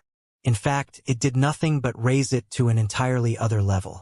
This person did all of this, and yet seemed not to care about its success or failure at all. It was almost as though it could care less. Patriarch Ragnar and Elder Dayu kept their heads mere centimeters from the ground. However, it was clear that the reaction of the voice didn't put them at ease. If anything, the sweat on their brows increased with every passing second, until finally, Elder Dayu broke. We apologize for our incompetence. One who transcends Daos. However, we have brought the child you so audaciously stole what was yours. It wasn't until that point that the shadow that seemed to be between worlds noticed that there were people around it. It was almost as though he couldn't be bothered to notice before. Its head carefully scanned the beings before it. However, contrary to thought, he spent just as much time caring about Dayan's gaze of anger as he did acknowledging Patriarch Ragnar's and Elder Dayu's bows. Absolutely none. The figure paused, seemingly thinking over something. Hardly matters. The two words were simple and without effort. One could tell that they truly didn't care about the soul kernel at all. In fact, anyone listening got the impression that even if they lost all three, they would only return to their nap, not having a care for the world. But the entity spoke again. It seems like this person is intent on dying. Simply extract the soul kernel from within him and put it in its rightful place. Dian's jaw clenched closed, his fury smoldering out of control. What gives you the right? I'll kill you with my own hands. Patriarch Ragnar and Elder Dayu's eyes widened with shock. Patriarch Ragnar hadn't even bothered to tether his energy to Dian after forcing him to kneel and trying to force his head down. Initially, because the pressure exuding from this entity was too much. In fact, even if Patriarch Ragnar tried to talk right now, it would be nearly impossible. Only Elder Dayu should. Oh! The entity seemed amused and unbothered. They had noticed the anger coming from Dian, but they hadn't cared. All emotions seemed quite useless to them. Whether it was fear or anger, neither meant much. They hardly made the effort to tell them apart anymore. Having the attention of the entity trained onto him was completely different than having a casual sweep. Dian felt as though he was completely naked and laid to lay bare before this man. It was a feeling of absolute helplessness, and yet Dian could hardly care as he stared daggers at this unsurpassable mountain. How odd! You truly believe what you are saying. What a rare find, truly. Then again, it is impossible to lie before me. Dian grit his teeth, trying to wiggle free of Patriarch Ragnar's added suppression. He wanted nothing more than to lunge at this entity, to destroy its being. And yet he couldn't even muster up enough energy to just move. HM? A familiar scent lies on you. How interesting, my pet tried to kill you and you survived. Haha. What an interesting tale you have. The voice continued to speak without a care in the world. It wasn't pressed for time, in fact, it seemed to have no concept of it whatsoever. However, his words only left Dian in more and more confusion. He had no idea what pet this man was talking about. That said, how could he? When Dian was in the Earthgate, utilizing the epistemic tower key's ability to travel through the space pockets of the world, a massive being had threatened to kill him. Dian had no recollection of such events because he had never once felt its presence. Had it not been for his grand teacher, he would have died in body and spirit millions of times over. However, that massive entity was stopped at no small cost to his grand teacher. Faint. Faint. The entity spoke in nonsensical half-sentences, but it was clear it wasn't mad. Their mind just worked on a complete other level than what Dian was accustomed to. But it's there. To think he was the one who saved you, how interesting. You have quite the interesting past. At this point, you should thank me. Your heart is a mere step from walking a path you don't want to. If you die now, you'll never have to become the monster you so irrationally fear. It's a bit silly to fear a cultivation path, don't you think? In the end, no matter what means you use, cultivation is still cultivation. What does it matter what methods you use? Patriarch Ragnar and Elder Dayu were shocked that the entity was willing to speak for so long, and to a mere boy at that. But they didn't dare to look up, simply waiting for him to finish. I would never need methods so despicable yet claim to be strong. I would rather die. Ah, interesting. Yet another truth told. However, your philosophies are a bit silly, and your life is a comedy all to its own. Dian froze. There was only one person who could see through him like this. Only one ability in the world that could do what was necessary. The true empath. You claim to love fiercely and loyally, except your heart holds images of a woman who isn't one of your wives. You claim to not want to lose yourself into demonic will, and yet you continuously use it to forcefully increase your cultivation, whether it be in that so-called world tournament, or just moments before you arrive head. You claim to build your Tao of death on the promise of transcending it entirely, and yet you would rather die than concede a useless philosophy. How odd. What an interesting mind you have. Dian felt like his everything was being laid to bare. Could his grand teacher really do this as well? Impossible, this man dug so deeply. Dian somehow knew that this was something his grand teacher wouldn't be able to do with such ease. Haha! How funny! The entity laughed again, as though they were patting a child on the head. Not only do you plan to get out of this alive, You also want to pursue the martial path to a level enough to revive all those lives you lost? To see your mother and father again and repay them for what they've done. Diane's brow furrowed as blood seeped from his clenched jaw. You've traveled so far in the martial world, yet know nothing about it. Something like reviving the dead is impossible, although I guess a powerful enough entity can find someone in the stream of reincarnation and speed up the process. You can then transfer the memories of their past life to them. At that point, they'll be the exact same person they were previously, with no changes whatsoever. I worked on a theory like this as well in the distant past. It works well. You only have to form a high-level Tao of karma, life, death, and reincarnation. Quite easy if you ask me, but it seems to be difficult for others. The entity chuckled. The problem for you is that you'll never get so far. Diane's eyes flashed. This was the first concrete answer he had gotten on the matter. All he needed to do was survive this, and there would be hope. I will survive this. Diane's foot slammed into the ground as he tried to forcefully push himself upward. The entity chuckled. You misunderstand. Don't you understand what the soul is? Diane froze. It seems you get it now, how funny. The entity chuckled. The soul is what connects you to the world. It's what allows you to exist. Energy cultivation might help deepen your comprehension, but it's not true connection. It's only a booster for this connection. Quite simply put, what allows people to reincarnate is their soul. But, because of your existence, the soul of everyone you're hoping to revive has been wiped clean of whatever special law that made them themselves in order for them to be the soul of a single person you. What did you think the soul kernel was? It's the amalgamation of all those people. The laughter of the entity still remained light. There was nothing evil about it. It was as though they were talking about the weather and chuckling for small talk. The souls of your parents are lost forever. There is no reincarnation for them. Diane's knee fell back to the ground. When he had a hole through his chest, he persevered. When his home was completely destroyed, he persevered. When he learned that those he trusted might very well be the reason for his pain, he persevered. But this was a final straw. A dam broke within Diane. But there was no eruption. There was no torrent of aura. There was no baleful scream of agony. There was only the sound of tears dripping onto the lush grass beneath his knees. Tears of blood. The shadow tilted its head as it watched the blood drip from Diane's eyes. Tut, tut, that's no good. I thought you wanted to avoid this? You're not very intelligent if you didn't already understand. Diane didn't respond, and neither did Patriarch Ragnar nor Elder Dayu dare to have any outward showing of emotion.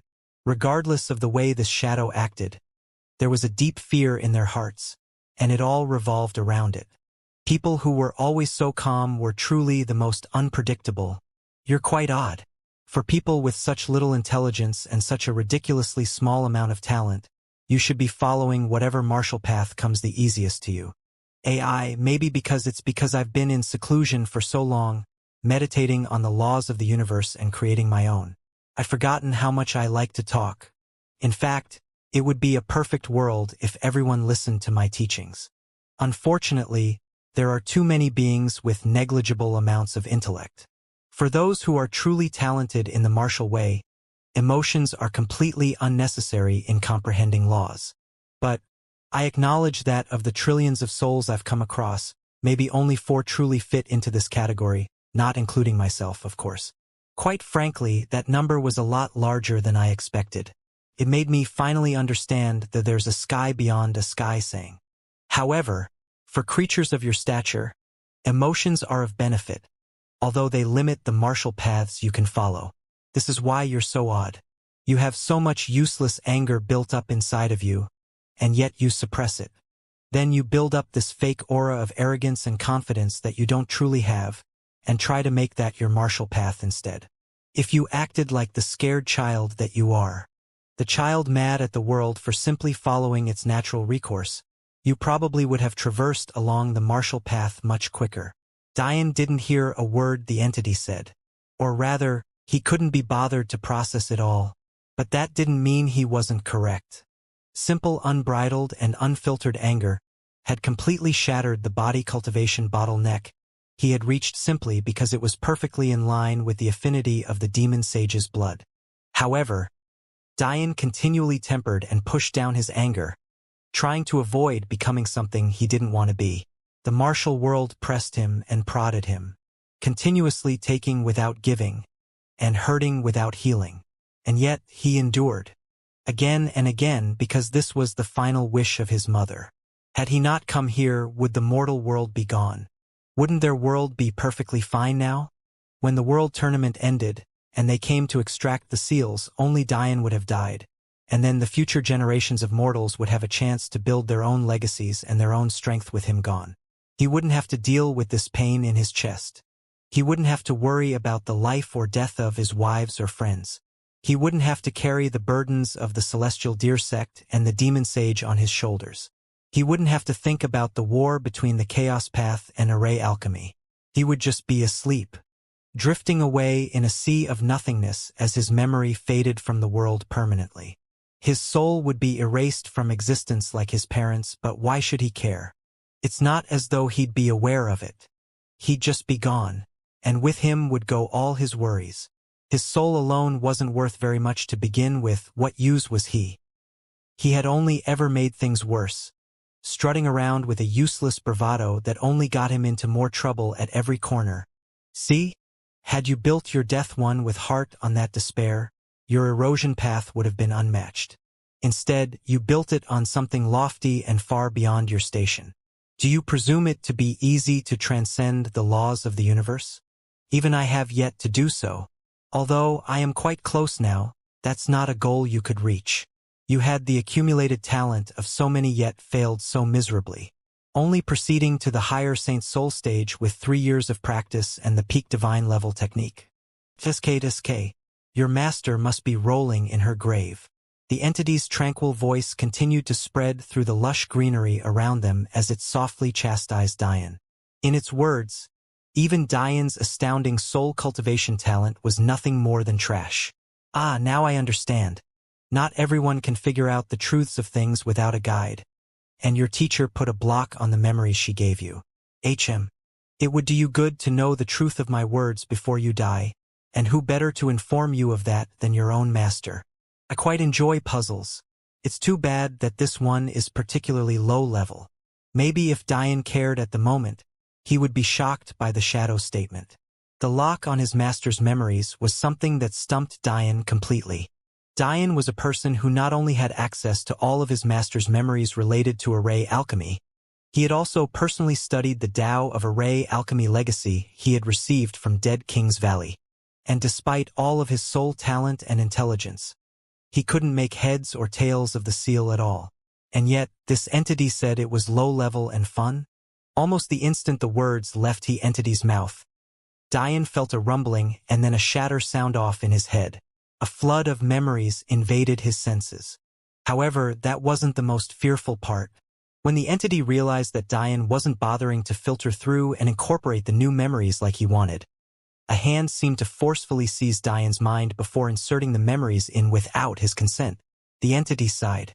That wasn't even worth being called a puzzle. Dian's mind shuddered as a mass of memories he didn't want invaded his every sense. Oh, the entity chuckled. How clever. I can't do much about this in this form. Might as well wait for him to come out. The entity didn't seem to care too much about what was transpiring. It had only broken the seal for Dian so that he could realize its teachings were right. It didn't only like to be right, it very much liked it when others realized it was correct too. Interestingly enough, the seal placed on Dian's master's memories was actually part of a concealment array that hid a treasure. What amused the entity was the fact that this treasure was truly of no real help to Dian. Not now anyway. It only allowed his master to directly explain things to him. The treasure was among the 33 heavenly weapons, part of the 11 of the soul category, and the third of its kind that Dian had collected. The first was the tome that held his energy cultivation technique and the Tao of array alchemy, as well as the Death Chi abyssal core. The second were the Aurora steps that fully awakened Ri's Aurora. And now this was the third, simply known as the seal. Regardless of what it was in the martial world, often the simpler the name, the more powerful it was. The Soul Tome. the Aurora Steps, the Seal. All simple names, and yet with them came otherworldly power. The Soul Tome was capable of cleansing the soul unlike anything else, washing away even the grievances of a true empath. However, it was also capable of housing outstanding techniques. The energy cultivation inner world, Sanctuary, was first manifested within the tome when Dian first formed his connection with it. This happened just after Dian first manifested his soul. In fact, the tome had went out of its way to burst through its bindings to make its way to Dian. Quite simply put, it was the wish of every soul weapon of the 33 heavens to be with a master of unprecedented soul strength. And who better than Dian to fulfill that wish? Over the years, the techniques that the Soul Tome housed had become numerous. In fact, there were many hidden in its pages right now that Dian had yet to unlock. However, the scariest part about the Soul Tome was that it had the ability to convert everything into an array depending on the talent of its master. This meant that, theoretically, Dian could learn techniques in an instant if his array alchemy was on a high enough level to do so. This was the same for wills and intents as well. The reason the Death Chi was absorbed into the tome, and yet not turned into an array, was because Dian's array alchemy wasn't on a high enough level to coax the tome into doing such a thing. On the other hand, the reason why the Tao of array alchemy and inner world, Sanctuary, were in the form of arrays, was because the previous master of the Soul Tome had had array alchemy abilities far beyond that of Dian, and had thus been able to convert them. However, Dian was unable to absorb them because again, his array alchemy level was too low. The truth was, with a peak Saint stage soul, Dian could currently learn any Earth-level technique in an instant, let alone a common-level technique. As long as he used the Soul Tome, it was within his abilities to do so. Once he reached the peak Celestial Soul stage, he would be able to learn any heaven-level technique in an instant, as long as he array alchemy matched up to his soul stage. Once he reached the peak Tao soul stage, even divine-level techniques would become a joke to him. Such was the power of the Soul Tome. The Aurora Steps were a much simpler treasure, but just as groundbreaking. The ability to awaken auroras to 100% would be enough to build a kingdom from the ground up on the back of this single treasure. But that wasn't all it was capable of. When anchored to a sufficient energy source, or an intricate enough array, it would awaken aurora. However, in battle it was lethal. The Aurora Steps had the ability to exert pressure directly onto the soul of an opponent, bypassing the need for its user to put his own soul in danger. This pressure would, of course, scale off of the personal soul strength of its user as well as the level of awakening its master had reached. This quite literally meant that anyone with soul strength below Dian would be helpless against him, and anyone with soul strength above him would be slowed to a certain degree. The only downfall of the Aurora Steps was the sheer amount of stamina needed to use them. For most, even using it for a few seconds was something to boast about. Because of this downfall, this secondary use of the Aurora Steps is often forgotten.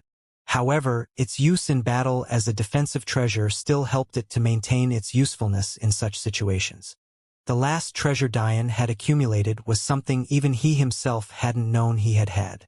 However, it was clear that this was something his master had left with him since the very beginning.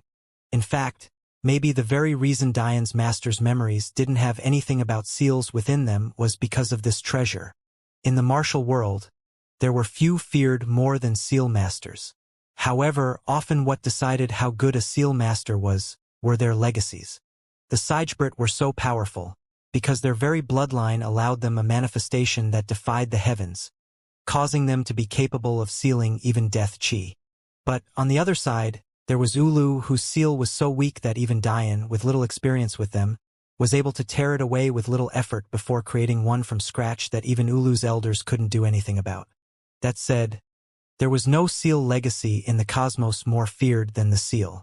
It allowed you the capability of sealing solely based on soul power, without having to master sealing at all. However, that wasn't all. Should you choose to understand array alchemy or sealing arts, you would be able to improve the efficiency of the treasure to seal even things far above your abilities to deal with without it. The reason why the entity could do nothing to Dian right now, even though his array alchemy clearly overshadowed the 25th White Mother's by leaps and bounds, even to the point where he shattered her array in an instant, calling it child's play, it was because of the seal.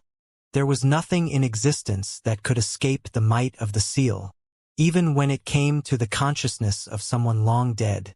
Within a sealed world of nothing but endless white, Diane kneeled on the ground unmoving as a celestial beauty with long flowing white hair stood before him, a pained expression on her face. The woman was none other than Diane's master, the 25th White Mother. The 25th White Mother's white eyes threatened to spill over with tears as she looked over her disciple. All she had done for Diane was hand him power, taking advantage of him while he was at his lowest point, before shoving endless responsibilities on his shoulders. And yet, Diane didn't complain even a bit. In fact, he opened up his heart with ease, wanting to thank her for her kindness, although she knew quite well that it wasn't a kindness at all. Diane had often wondered and speculated on why his master had sealed his memories. Little did he know that she had done so because if he knew everything from the beginning, maybe he wouldn't have been so eager to help. "You've done me so proud," she said in a soft voice. She sounded exactly like the first time Diane had ever heard her. A voice that made even nature itself want to sing. "You fight with the pride of our sect on your shoulders. You treat little Zaire just like he was your own little brother. You sacrifice so much and expect so little. To have a disciple like you in my lifetime may very well be my greatest accomplishment." The 25th White Mother's eyes reddened.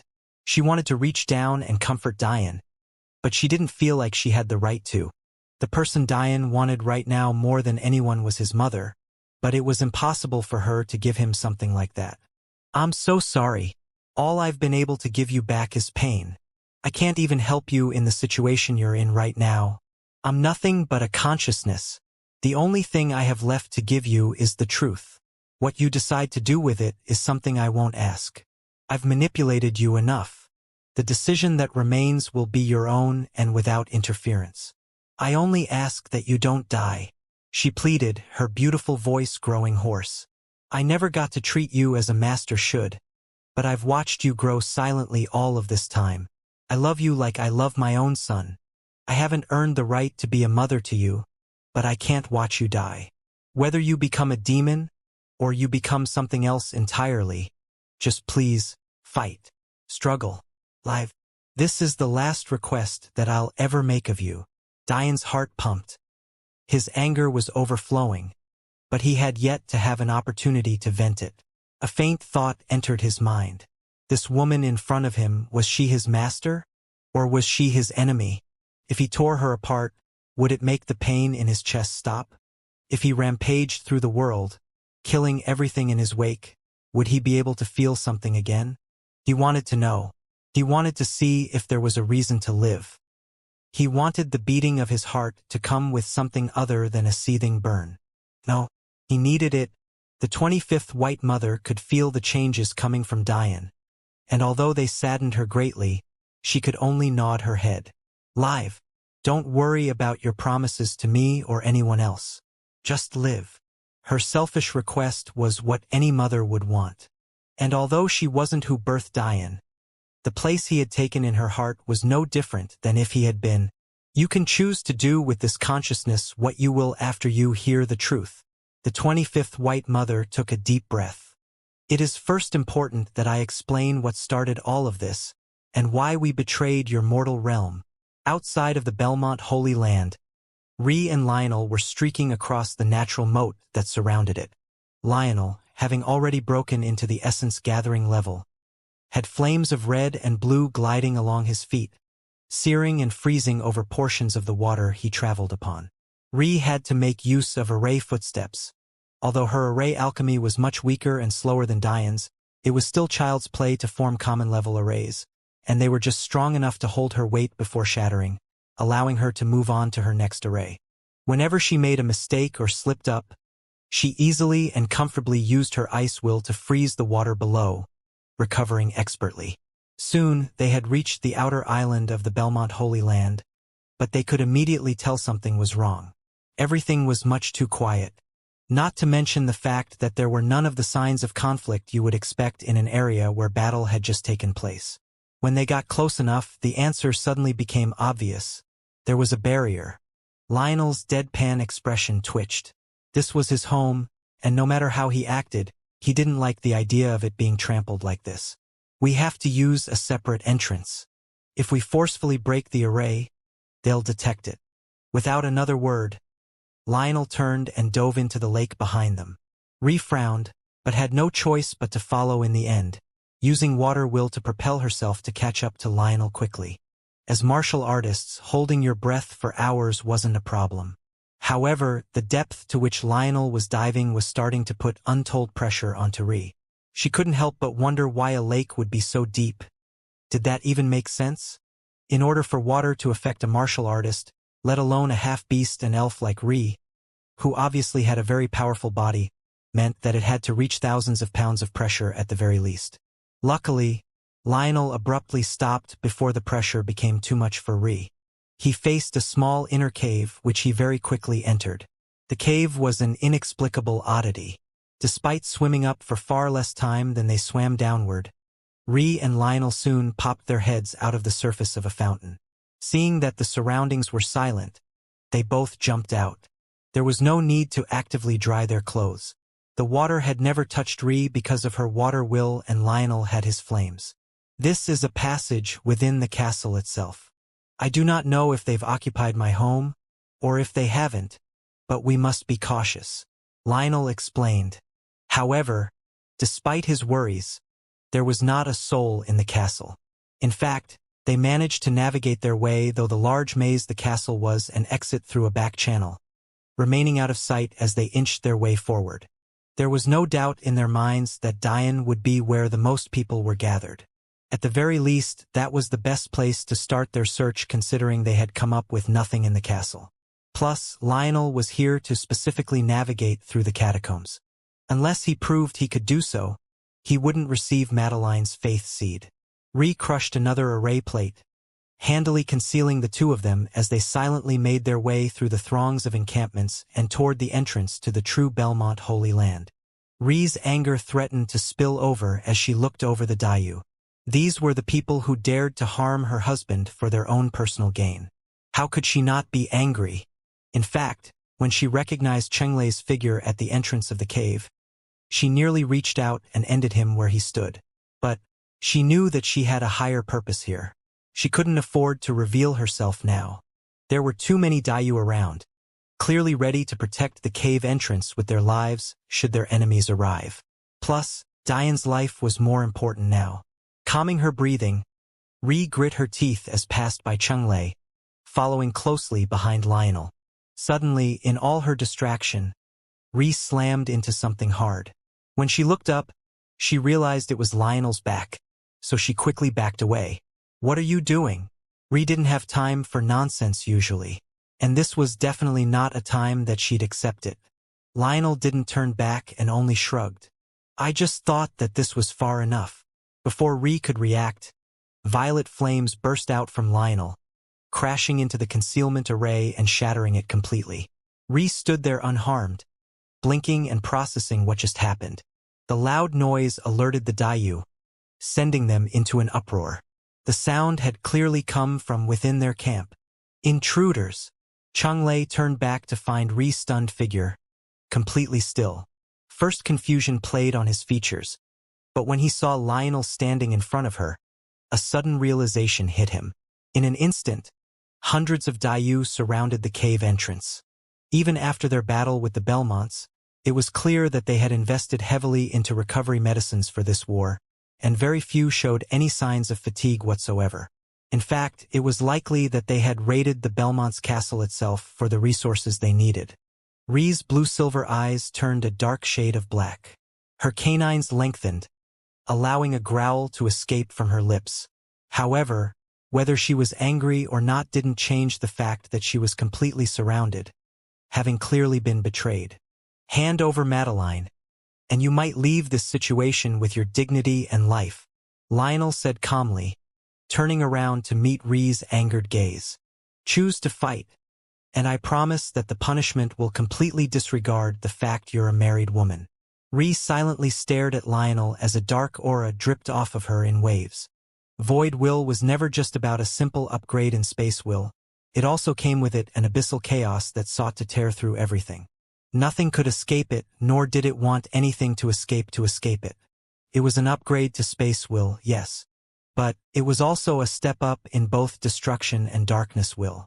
Unmatched and unfettered.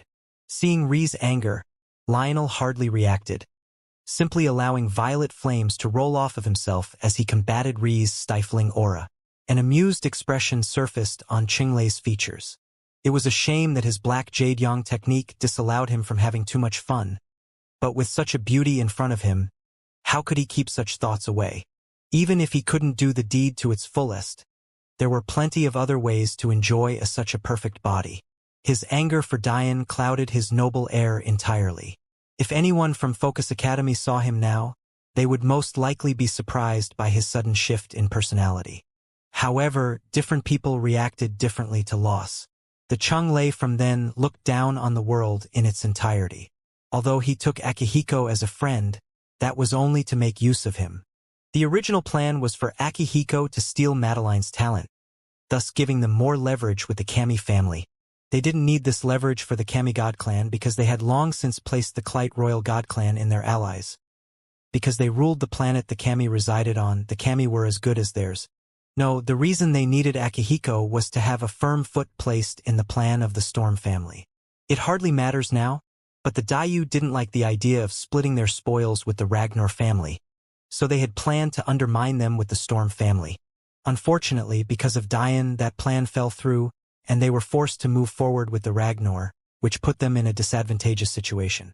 For one, Patriarch Ragnar was far stronger than their leader, Elder Dayu. In addition, the Ragnar main branch was on the level of an Emperor God Clan, something the Dayu didn't have the power to face currently. If it wasn't for the fact that Elder Dayu was by far the oldest, and thus had the most understanding of the situation, the Ragnars may have long since cut out the middleman. Knowing all of this, it was clear that the Dayu hated Diane for more than just his celestial deer sect affiliation. He had ruined their plans for true autonomy. But now, his wife had delivered herself to them. And, if Lionel's words were to be taken at face value, his second wife was also hiding somewhere around here as well. Images of Diane's piercing gaze flooded Qinglei's mind. Just a few months ago, they had been even in all aspects. And now, Diane had the audacity to look down on him with disdain? Even after punching him hundreds of times, the humiliation of being forced to his knees with a mere gaze still hadn't been washed away from Qinglei's psyche. The worst thing to him was knowing that Diane would die still thinking he was superior to him. That filled Qinglei with an irrational rage that he wanted to unleash upon Ri. However, when he noticed that Ri hardly cared about the threat of him, his anger could only grow. You dare look down on me, too? We'll see how long you can keep that up. I'd like to see you maintain that gaze with all of your dignity stripped from you. To think you'd betray your own planet, your own clan, your own father. Ri let a breathless laugh escape her. Pathetic. Lionel's emotions didn't fluctuate.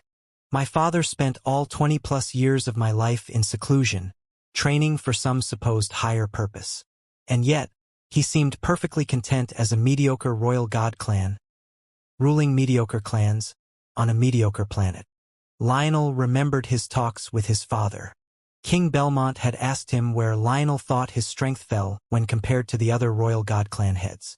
At the time, Lionel had feigned ignorance, claiming that he couldn't possibly know how to scale the power of Celestials. However, the truth was that Lionel already had his own answer at the time. And from what he knew, the Belmonts had already fallen far behind whatever supposed protection his father could provide. And the potential of their universe was even worse. Suddenly, another wave spread through the Dayu. Someone is asking for permission to enter the barrier. Qinglei looked over at Lionel, only to receive a nod. Let them in, Qinglei said. Ri's frown deepened. She knew quite well that none of her allies would be coming right now. Her father needed to tend to her mother and wasn't even aware of the mission Ri had undertaken. That was not to mention the fact that, if it had been someone who was here to help her, they wouldn't have been allowed in so easily. The fiery gazes of the Dayu males had been trained on Ri's body this whole time. The domineering white leather and silver armor she was wearing clung to her curves perfectly. Coupled that with her bestial aura, and she gave off an irresistible vibe. But when the skies of the Belmont Holy Land came to be filled with endless beauties, they lost where to focus their attention. None of them were as beautiful as Ri, but they couldn't very well all share one. The hundreds of beauties in the skies broadened their horizons and also at least doubled Ri's enemies. When Ri realized which sect had arrived, her eyes couldn't help but narrow. She could only watch as a beauty with long white hair and eyes walked noiselessly to Lionel's side, almost gliding with her every step. She wrapped her arms around his, smiling brightly, and she looked toward Ri condescendingly. "I'm here," she said softly, emphasizing her next word to ensure Ri understood. "Husband." The woman was none other than the first-in-line genius of the Niveus god sect. A woman who held an endless and deep-seated hatred for Diane, Evelyn Niveus. Within the world of white, Diane remained kneeling as his master began to recount her story. "There are many things within my memory that I've hidden from you, but there are many things that I chose not to as well. One of those things is quite important to the lore of this universe. The concept you know as heat death." The 25th White Mother began. Heat death was a concept that Diane had learned of from the mortal world, but it seemed to have a very strong place in the martial world as well. Essentially, there were two main forms of energy. Energy that is capable of being used, and energy that has lost its use. Over time, usable form of energy decreases, while unusable forms increase. The end result would be a world with no useful energy whatsoever. Catastrophe of a world. Imagine no longer being able to make use of energy. Life would no longer exist because there would be nothing to power it. Even if you happened to be alive before this occurred, your death would be imminent, and there would be nothing you could do to stop it. However, this heat death came with it another law of the world. With this ever-increasing useless energy, the cosmos would be constantly moving toward a more and more chaotic and lawless form. In the end, the laws that had formed the universe would cease meaning everything. There would be no life, no order, no beginning. There would only be destruction, death, and ends.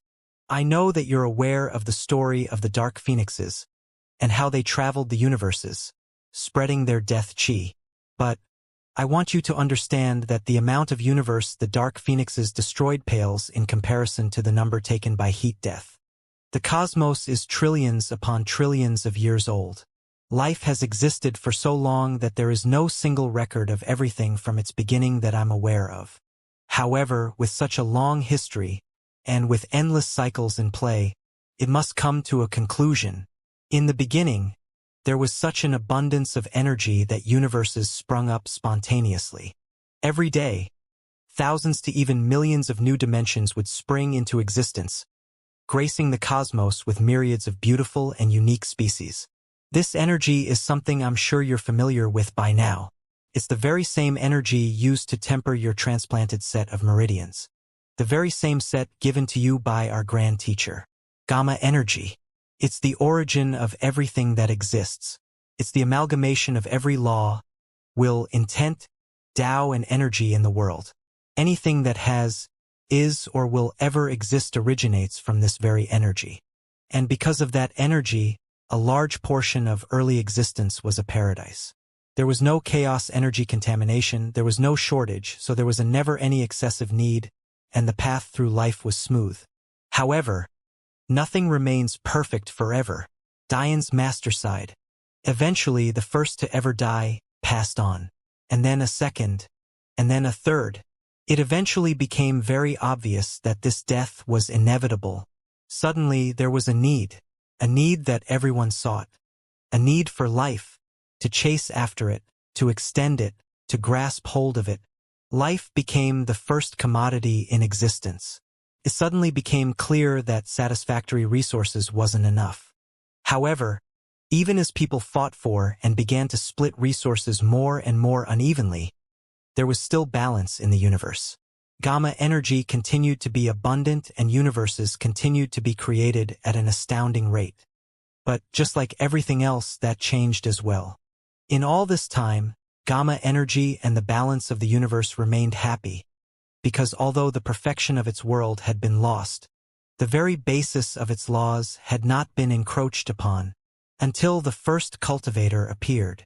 Dian remained silently kneeling as his master continued to speak. No one knows who this person was. There aren't any records on if this person was an unprecedented genius who learned to defy the universe, or if they were just a lucky individual who stumbled upon something they shouldn't have. Although, lucky may not be the proper way to describe this person's life. The first cultivator broke mortal limits and became an emperor among living beings, ruling for hundreds of years. Many thought that their problems had finally been solved, that they could finally cheat death as long as they learned what this first cultivator did. However, it was impossible to pry secrets out of someone so powerful, and this first cultivator only shared their secrets with their closest family members, hoping that they would live forever by each other's sides. This led to many feudal wars that only ended in death for their opponents. After all, how could mortals hope to match up to a martial expert? But, as you might have guessed, this first cultivator eventually noticed that after hundreds of years of health, that their life force was declining. Much like everyone else, they began to age, albeit much slower. It was clear that even as a cultivator, escaping death was impossible. However, the hope provided by cultivation was something no one could forget, and that hope began to fuel something else. What if there were higher levels? Levels the first cultivator didn't reach? Levels that would help you live even longer? Maybe if you reached a high enough level, even death wouldn't be able to chase you anymore.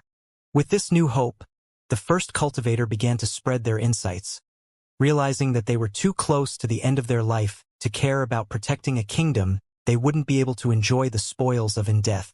Eventually, with so many minds working on the problem, people began to succeed. The first stage became known as the foundation stage, and the next became the meridian formation stage, and so on and so forth. Many variations of cultivation became recognized in the world. However, what people didn't understand was that this was not the will of the universe. The laws didn't want people to live forever. What they wanted was for everyone to live a short and greedless life, in complete peace. Then, when your time came, you would pass on. But your life wouldn't end there. Using the seeds of karma, you would be able to reincarnate and live another short and fulfilling life. Such was the true cycle. However, this was completely shattered by cultivators. And soon, the repercussions came to bear as the first universe collapsed into non-existence, taking with it every soul ever tied to its existence, never to reincarnate again. This was the very first case of heat death. The balance of the universe had been thrown into an imbalance, with gamma energy being used in a way it shouldn't be, because the life force of mortals were being forcefully extended. That usable energy wasn't being recycled into the reincarnation cycle like it should. As a result, it was very quickly becoming unusable as more and more cultivators came into being. Once energy becomes unusable, it's impossible to revert it back to its original form. As a result, the fate of a universe that accumulates too much of this energy is only death. It's doomed to collapse in on itself, erasing itself from existence. However, too few have the perspective to understand this.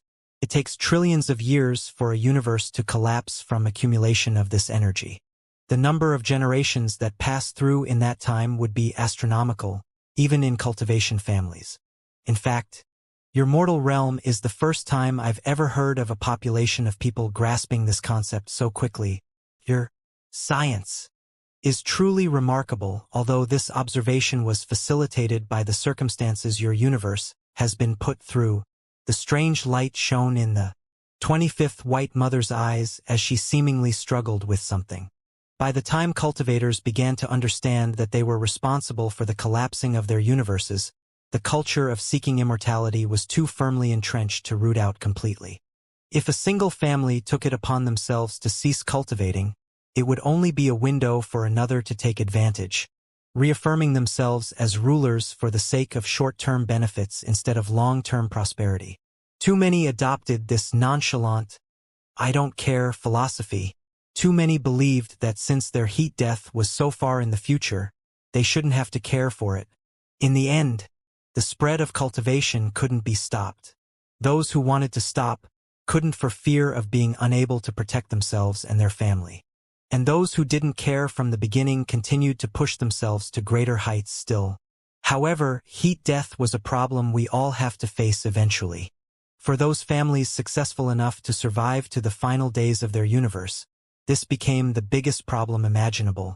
Would they simply resign to their fate, allowing the legacies they had built over billions of years crumble in front of them as the last members of their families died to the collapsing of their universes? The answer was no, of course. The 25th White Mother sighed. These families began searching for an answer to their questions. They covered everything from researching methods to restore unusable energy to disgusting cult methods of sacrifice and suffering. Unfortunately, the solution that these families eventually found was a mere patch on the hull of a ship. It didn't truly fix anything. It only delayed the problem, and that was of course conquering universes. At the time, the existence of universes other than your own wasn't entirely proven. However, the moment there was influx of interdimensional travel, and with that came universe-shattering wars. Because this was the time before the gates, the investment necessary to attack another universe was heavy, and therefore, thankfully, rare. However, as cultivators became more and more efficient in their martial path, shattering interdimensional barriers became as easy as breathing for some, causing these wars to become more and more frequent. Eventually, it turned from these wars being fought merely for survival to some of the most vile and widespread empires. Unfortunately, I am not aware of the history of how the gates came to be. Although I was aware of the epistemic tower, I was never lucky enough to have Grand Teacher speak directly to me. But, as you know, that's because he only recently split his mind to perform this task. If Dian was actively responding to his master, he would have nodded in acknowledgement. Back in the epistemic tower, Dian had asked his Grand Teacher why he hadn't warned the demon sage that the timeless library was nothing but a trap.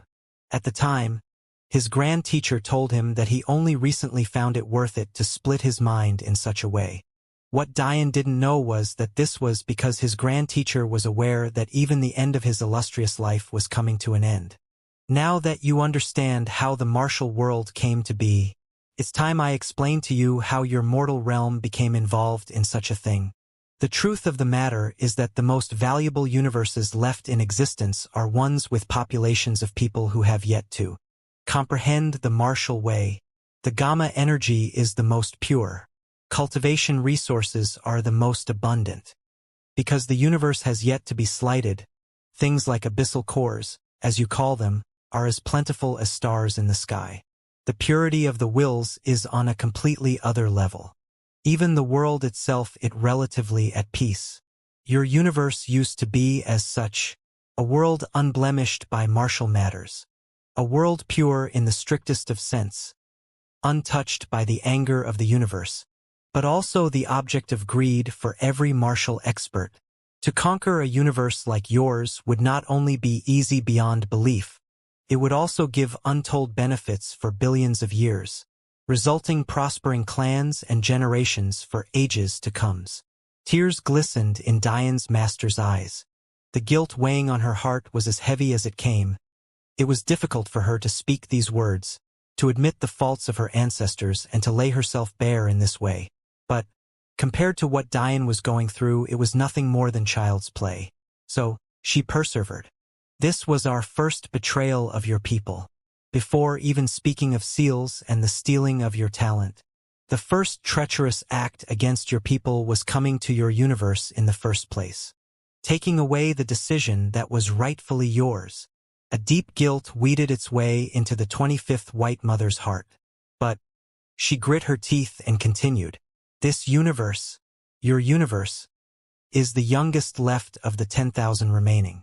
The day it was born was a celebration for the martial world because it was the first of its kind so trillions of years. It was a sign of hope that maybe the laws of the cosmos had not forsaken us. As you know, it takes time for a universe to be inhabitable, even for us martial artists. So, in the years it took, much debate took place on how to make use of this new universe. It was selfish and greedy, but I'm ashamed to say that no one thought of you natives and how we would be encroaching on your rights.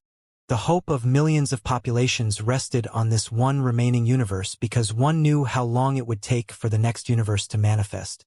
In the years leading up to the moment your universe would become habitable, many wars took place, too many to name and much too many to remember, a cycle of endless strife over the right to take something that was never ours to begin with.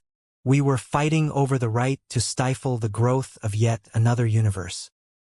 As Grand Teacher told you, there are two main paths in the martial world, both of which were spurred on by the destruction of the universes. There's the chaos path, the path that assumes that the destruction of the universes is simply the will of their laws. This path seeks to seep further into anarchy and accept this fate, assuming that a new rise to martial arts will come as a reward. This path is filled with power. Although they claim to be in line with the laws of the universe, the very fact they wield the power that they do protests to that facts. You yourself had felt the domineering nature of that entity's body. Even while being so far away and having willpower as firm as yours, if it wasn't for your deep-seated anger, you would have succumbed to your fear. The only way to reach such a height in the martial way is by transcending the laws of the universe itself. By definition, they never cared about the way of the universe. They only want to seek an easier path to immortality, even if that means everyone else dies. This was the first time the 25th White Mother truly lost control of her emotions, but she quickly tried to rein them in again. What Diane's master had just said was the truth, but also not as clear-cut as it seemed. The truth was, even those who didn't co-sign to the chaos path were trying to transcend the laws of the universe as well. It was just that their approach was vastly different. If Diane saw the true body of his Grand Teacher in person, he wouldn't feel as though his one with heart was ready to crumble at any moment like he had when seeing the body of the entity for the first time. In the path to cultivation, there were always those two choices, to destroy or to lift up. The decision of the entity was clear. If you ever tried to go against him without a firm martial way, all of your cultivation would simply crumble in his presence. But, even worse, this didn't just go for living beings. If the entity wasn't restricted as he was now, his simple presence would erode the all things as we know it. The path of chaos they take makes them vastly superior in the martial way. Through self-harm, debasing practices, and an overall lack of a moral code, they take the sanctity of cultivation and trash it completely. They create artificial wills. They experiment on their own people. They kill innocence for the sake of their own improvement. They ransack cultivation treasures. They hoard legacies. They even set up fake worlds like the Timeless Library to stoke the hope of those who are selfless, simply to drain the universe of more and more of its resources. And they do this all in the name of chaos. They pretend as though they're following the path the universe set for them, when really all they're doing is preying on the weak and stacking power in their favor. This was the simple truth of the chaos path. Even when the dark phoenixes rampaged through the universes spreading death, they were simply doing so because it increased their own power. There was no higher purpose for anyone other than themselves and their own disgusting values. Even the lives of the people of a completely innocent universe was seen as nothing to them. Diane's master took a deep breath, calming herself. I won't try to feed you some lie about my ancestors coming here to protect your people. Nor will I say that it was better for us to have come than someone else. Because the truth of the matter is that we came in order to make use of your universe as well. The second path that martial artists take is one of balance. The hope of this path is to treat every avenue of cultivation as sacred and put in place for a reason. To see every path as just as necessary as the one before it. As Grand Teacher told you, the eventual goal of our path is to help the universe. We believe that the reason why universes are dying isn't simply because we are using the energy at all, but rather because we are using that energy incorrectly. We're taking this sacred energy and using it selfishly, only seeking to increase the length of our lives. But what if this wasn't the true martial way? The path we seek is one of perfection, a path that transcends all not by stomping out the rest, but by raising them all up and combining them, a path that transcends not by destroying the universes, but by creating them. Diane's master continued to look over him with grief in her eyes. She knew that no amount of shame or guilt she experienced would change things, but it was still breaking her heart to see her disciple like this. Because your universe was so young, it was a rare opportunity to study the laws of a universe being birthed in its infancy.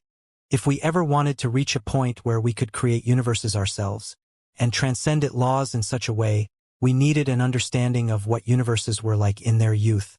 Unfortunately, your universe was the only option. By the time my ancestors fought their way here and established our sect, your people were already in their earliest stages of evolution and were quickly approaching a tipping point. From the history that we'd come to understand, this tipping point is usually where intelligent beings began to diverge onto paths of cultivation. By all rights, if your people were left to their own devices, they would soon begin to tease apart the mysteries of the martial world and eventually reach a point of standing on equal footing with the rest of the cosmos. However, they never got their chance. Your universe was more special than we had once assumed, because it was the first of its kind in such a long time.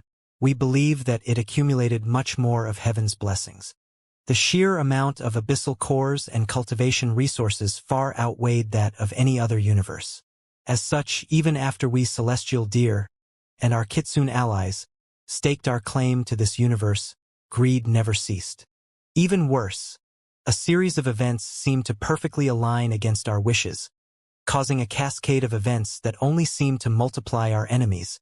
By all rights, as the only Emperor God clans willing to share a single universe as one, the Celestial Deer Sect and Kitsune Alliance, later to add the elves from their adjacent universe, we should have been nearly impossible to take down.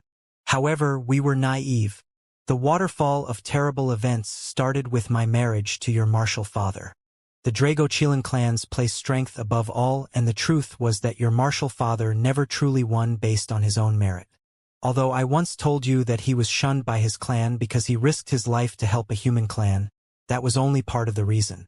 Those events only served to solidify his moniker as a coward and shameless individual. As you've learned now, it was actually the Dragon King that technically earned the right to be my husband.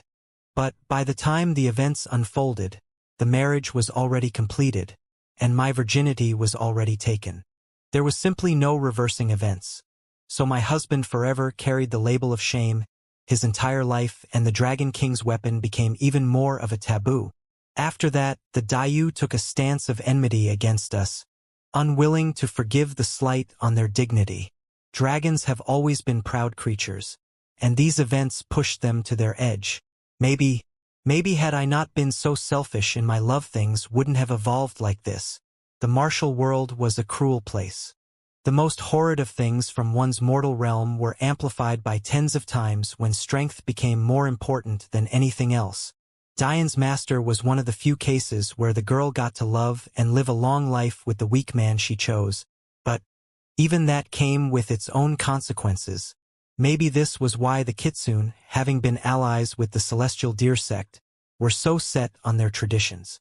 If these events had never happened, maybe Diane's father-in-law wouldn't have had to go so far. Maybe he wouldn't have to go so far in the future. Diane's master shook her head. The second event that shook us to our core was the destruction of the Elven Kingdom. To this day, I have not a single clue what happened, or why only the Acacia family survived of the three ancient families. But what I do know is that with the destruction of their kingdom, the flanks of our universe were exposed. As you know, currently, this universe is only connected to one other, the Weta clan's universe. In the past, during these events, that universe was owned by us. However, during that time, there was another universe connected to this very universe, the current Chaos universe. In fact, that connection is still there, although it is completely unused since it is now uninhabited, not to mention the fact the location is something we buried before our destruction. Because our ally in the elves was now gone, there was suddenly an avenue to attack us at the heart of our alliance. Even more suspiciously, whoever it was that caused the swift destruction of the elves forced them to flee in the direction opposite to our universe. This meant the elves had to go a roundabout way, eventually having to enlist the aid of the Ragnars before finally making it back here. You may be thinking that it's obvious who destroyed the Elven Kingdom, right? I too once thought that it had to be the entity. It had the most to gain. However, what you don't know is that the entity had long since transcended before these events. As you've seen by the measures it takes for the Dragon King to remain in this world, and the strain it puts on Grand Teacher to help you from afar, transcended beings cannot easily come back to our plane of existence, let alone wipe out an entire kingdom of people. All I know is that whoever destroyed the Elven Kingdom is the same group of people who found a way to shatter the plane boundary and summon the entity back to this universe. Without them, the catastrophe would have never happened. And our second betrayal of your people wouldn't have come to fruition. Dian's mastercide. The third event that broke the fragile landscape and cast a shadow over our alliance was the War of the Phoenixes. Amethyst wanted nothing more than to wipe out the ice and fire phoenixes as revenge for her parents. But the threat of the dark phoenixes couldn't be ignored either. She was truly the most powerful being to ever exist under transcendence. Her ability to fight was unparalleled, and her recovery abilities were nothing short of godly. Many speculate on the kind of power the combined Tao of life and reincarnation could have. Theories ranged from true immortality to having more than 9 nirvanas. However, because Amethyst was so overwhelmingly powerful, no one ever saw her nirvana. Nor was she ever truly close to death. Whether she truly had more than 9 rebirths available to her was something maybe only she, herself, knew. With her rage fueling her, Amethyst battled the already depleting phoenix population alone, through the universes. Because the number of universes was continually shrinking, the number of life and reincarnation phoenixes had likewise decreased. That said, dark phoenixes were obviously different. However, because their reproductive rate was far inferior even compared to other supreme-level beasts, they could only grow more powerful while their population remained stagnant. But, even then, they were nothing in the face of Amethyst. Dian had heard much of this story before. However, when Elwing had told it, he distinctly remembered little Lila tugging on his arm, letting him know that Elwing was lying about something. When he had later asked little Lila about it, she had simply said that the details of the story were murkier than Elwing was letting on, which simply meant that he had embellished the details he had no clue about. There was a problem with Amethyst's revenge, though. Beasts are different from humanoids. We have a connection to the universe that's deeper than any humanoid can match. And, although we lack comprehension abilities, we make up for that in leaps and bounds by the legacies ingrained into us. However, the true purpose for the existence of beasts was as a counterbalancing act by the universe. Because humanoids were constantly sapping more and more energy away, it became necessary to establish representations of laws to keep them firmly rooted in reality. This was how we beasts evolved from our savage natures to become intelligent creatures as well. So, with the representations for life, reincarnation, and death gone from the world, one can imagine the sheer chaos caused. Amethyst is a bad person, but she wasn't stupid either. She knew fully well the consequences of her actions, but she did it anyway, and no one could stop her. In the end, power is all that matters in the martial world, and she had almost too much of it, even to the point where she could forcefully resist the universe's will to push her to transcendence until she was satisfied with the end of the Phoenix clans. That said, the Phoenixes were mere representations, fail-safes, if you will. Just because they were gone didn't mean life collapsed as we know it, but that didn't mean there was no effect either. With the barriers between life, death, and reincarnation blurred by their extinction, the plane between this world and transcendence suddenly became fragile. And it was because of that very thing that the entity you saw chained in our Earth was able to come here. The 25th White Mother released a long breath. 3 seemingly unrelated events, and yet they resulted in endless pain. She couldn't help but think this was all orchestrated. Because the entity isn't meant to be here, it was constantly met with heavenly tribulations it had to forcefully fight against, which severely weakened his power. Because of that, it knew it wouldn't be able to execute things as it pleased alone. And clearly, it didn't want to reveal the group it chose to wipe out the elves so soon. So it began to enlist others, namely the Dayu, Do not be fooled by the current appearance of the Dayu. At the time of this war, they were nearly unmatched through the universes. They had countless Dao formation experts and a staggering amount of half-transcendence. That was not even including their ancestors, waiting in the wing. Couple that with the entity and its pet, and we were backed into a corner that was nearly impossible to get out of. In our moment of absolute despair, we turned to our celestial deer sex holy treasure. A treasure among the 33 most powerful not just in this plane, but also the transcendent plane. You may not understand the full meaning of a 33 heavens weapon, especially since you've inexplicably stumbled upon 3, but these are weapons that even your grand teacher would salivate over. The requirements for their use are harsh, but their utility is unmatched. It was because the seal that we were able to survive. We used it to shatter the Daos of the Dayu and many of their beast forms.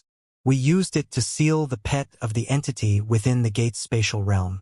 However, when it came to the entity, we were simply not powerful to do anything to it alone. If it wasn't for the constant heavenly tribulations he was enduring, we would have been wiped out long before we could do anything. The war continued for decades. Each day was another filled with despair. However, what we didn't know was the purpose his entity came for. Why would a transcendent come back?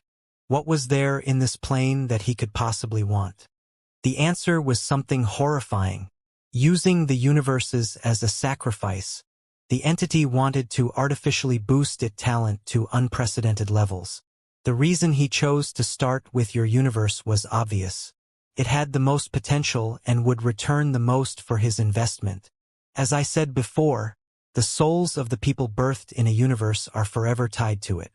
This is why when a universe is destroyed, reincarnation is no longer an option for those who were birthed there. However, this logic works in other ways too. Because your universe had the highest accumulation of energy ever seen in one, by logic it would also birth the most powerful cultivators ever seen. You would be blessed with talent never before seen through the cosmos.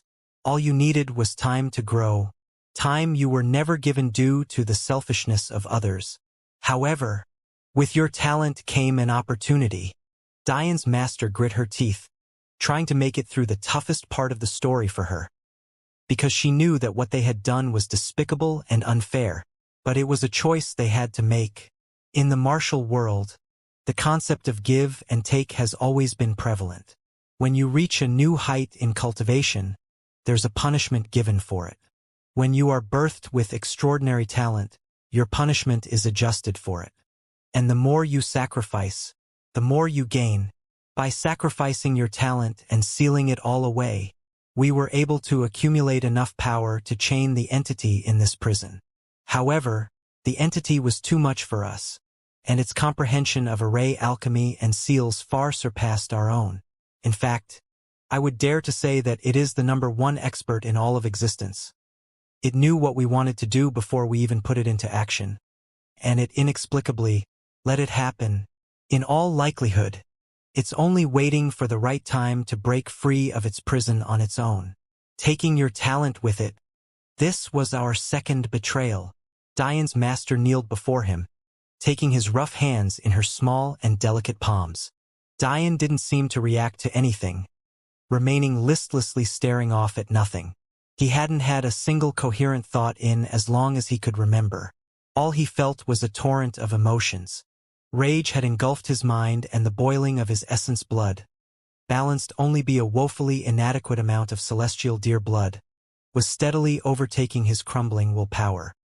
His demonic intentions were overriding his rationality, and the grief in his heart seemed to be the only thing stopping him from doing something that fell in between ripping his master to shreds and ravaging her dignity, forever tainting their master-disciple relationship. Diane's master knew this. How could she not? But she was willing to bear the consequences. If it meant even a sliver of a chance at saving Diane's mind, she would allow it. As a consciousness, there was little she had left to offer Diane. All that remained was the small bit of power she had left within, most of which she had had to use when saving Diane from the demolition cube Chunglei had tried to use against him. After we sealed your people, our clan was already in ruins. Because of the seal, This universe lost its desirability to many and was soon forgotten.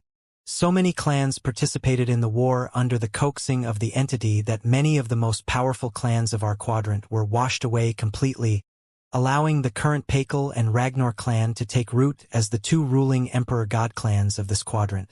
All we were able to do for your people was to ensure that our wars never affected them obviously, and because the route of cultivation was completely cut off to you mortals. You developed something never before seen in the cosmos.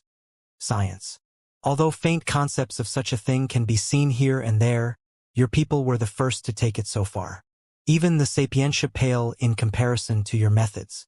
If our celestial deer sect could have survived, we would have loved to learn from your methods. Before you all, everyone believed the only way to comprehend the universe was through philosophy and understanding, to slowly tease apart the Taos and truths of the universe. But the mortal realm began to understand the universe at a far faster rate than any other population in history. Your modern history reaches back a mere 5,000 years, and yet you've already comprehended something like heat death, a concept martial world populations take billions of years to grasp. You're all so physically weak, and yet your structures don't pale in comparison to martial world concepts at all. There are so few of you, and yet your accomplishments can be said to be otherworldly and almost magical. However, you've all paid a price that no one should have to pay. You carry the burden of having your future prospects chosen for you. Who's to say that, with your superior talent, that you wouldn't have even greater accomplishments had we not interfered? Diane's master raised her small jade-like hand, gently wiping the tears of blood from Diane's face. She worked slowly, as though Diane was a fragile doll that could collapse at any moment. Many people forgot just how old Diane was, but the 25th White Mother never would. She saw Diane as her own son. She was more clear than almost anyone how brittle his mental state was. She had thousands of years of life lived, but Diane had only 19, just 19 years. Diane, Her words were immediately caught in her throat. She hadn't noticed when Diane moved, but when she looked up, she found a pair of dark red eyes staring into her soul. Even as a former Tao formation expert, even as someone who had stared the Dragon King in the eyes, even as someone who had fought bravely against the entity, never had the 25th White Mother felt such pressure. It was as though Diane's soul was bearing down on her consciousness, threatening to stomp it out completely. His eyes were like calm crystals, reflecting no emotion at all. And yet, she could feel the deep-seated rage within him. She could feel the sorrow and despair. Diane didn't move. He only looked, scanning his master's eyes as though he was searching for a reason not to lash out. In the next moment, the 25th White Mother did something that went against all of her instincts as a beast. Everything in her was yelling danger, telling her to run away, but she refused to abandon Diane. Not again. Tears sprinkled from her eyes as her soft lips planted a gentle kiss onto Diane's forehead. Her arms wrapped around him tightly, cradling his head in her embrace. After everything was settled, the events were not a secret to the martial world. However, we soon found out why the entity allowed himself to be voluntarily sealed. He had placed his own seal on us, disallowing the harm and talk of what had transpired. That seal wasn't broken until 19 years ago with your birth. However, people continued to follow it, not knowing that they were free of the burden. What Diane and his master didn't know is that Elder Dayu and those under the rule of the entity were subject to a completely separate seal, one that acted on them to this day. This was why Elder Dayu suffered a penalty for alluding to the truth of things when he spoke to Diane just months prior. Even now, he was under the power of the entity. The 25th White Mother continued to hold Diane, speaking softly. The mortal realm became a taboo, nearly untouchable. If it wasn't for mortal realm technology becoming so powerful that they could threaten even weaker essence-gathering martial artists, all ties would have been cut from the mortal realm entirely, so as not to anger the entity. However, you all continued to advance at such a rate that you could no longer be ignored. As such, so as to bend to the pressure left behind by the entity, weaker martial academies began to have yearly ceremonies in partnership with the mortal realm. This allowed friendly trade between us and your world, which allowed our cultures to mix to a certain extent. This was all meant to be for show, of course. Everyone knew that it should be impossible for a mortal to have enough talent to be accepted by the martial world. After all, your talent was sealed away. Until you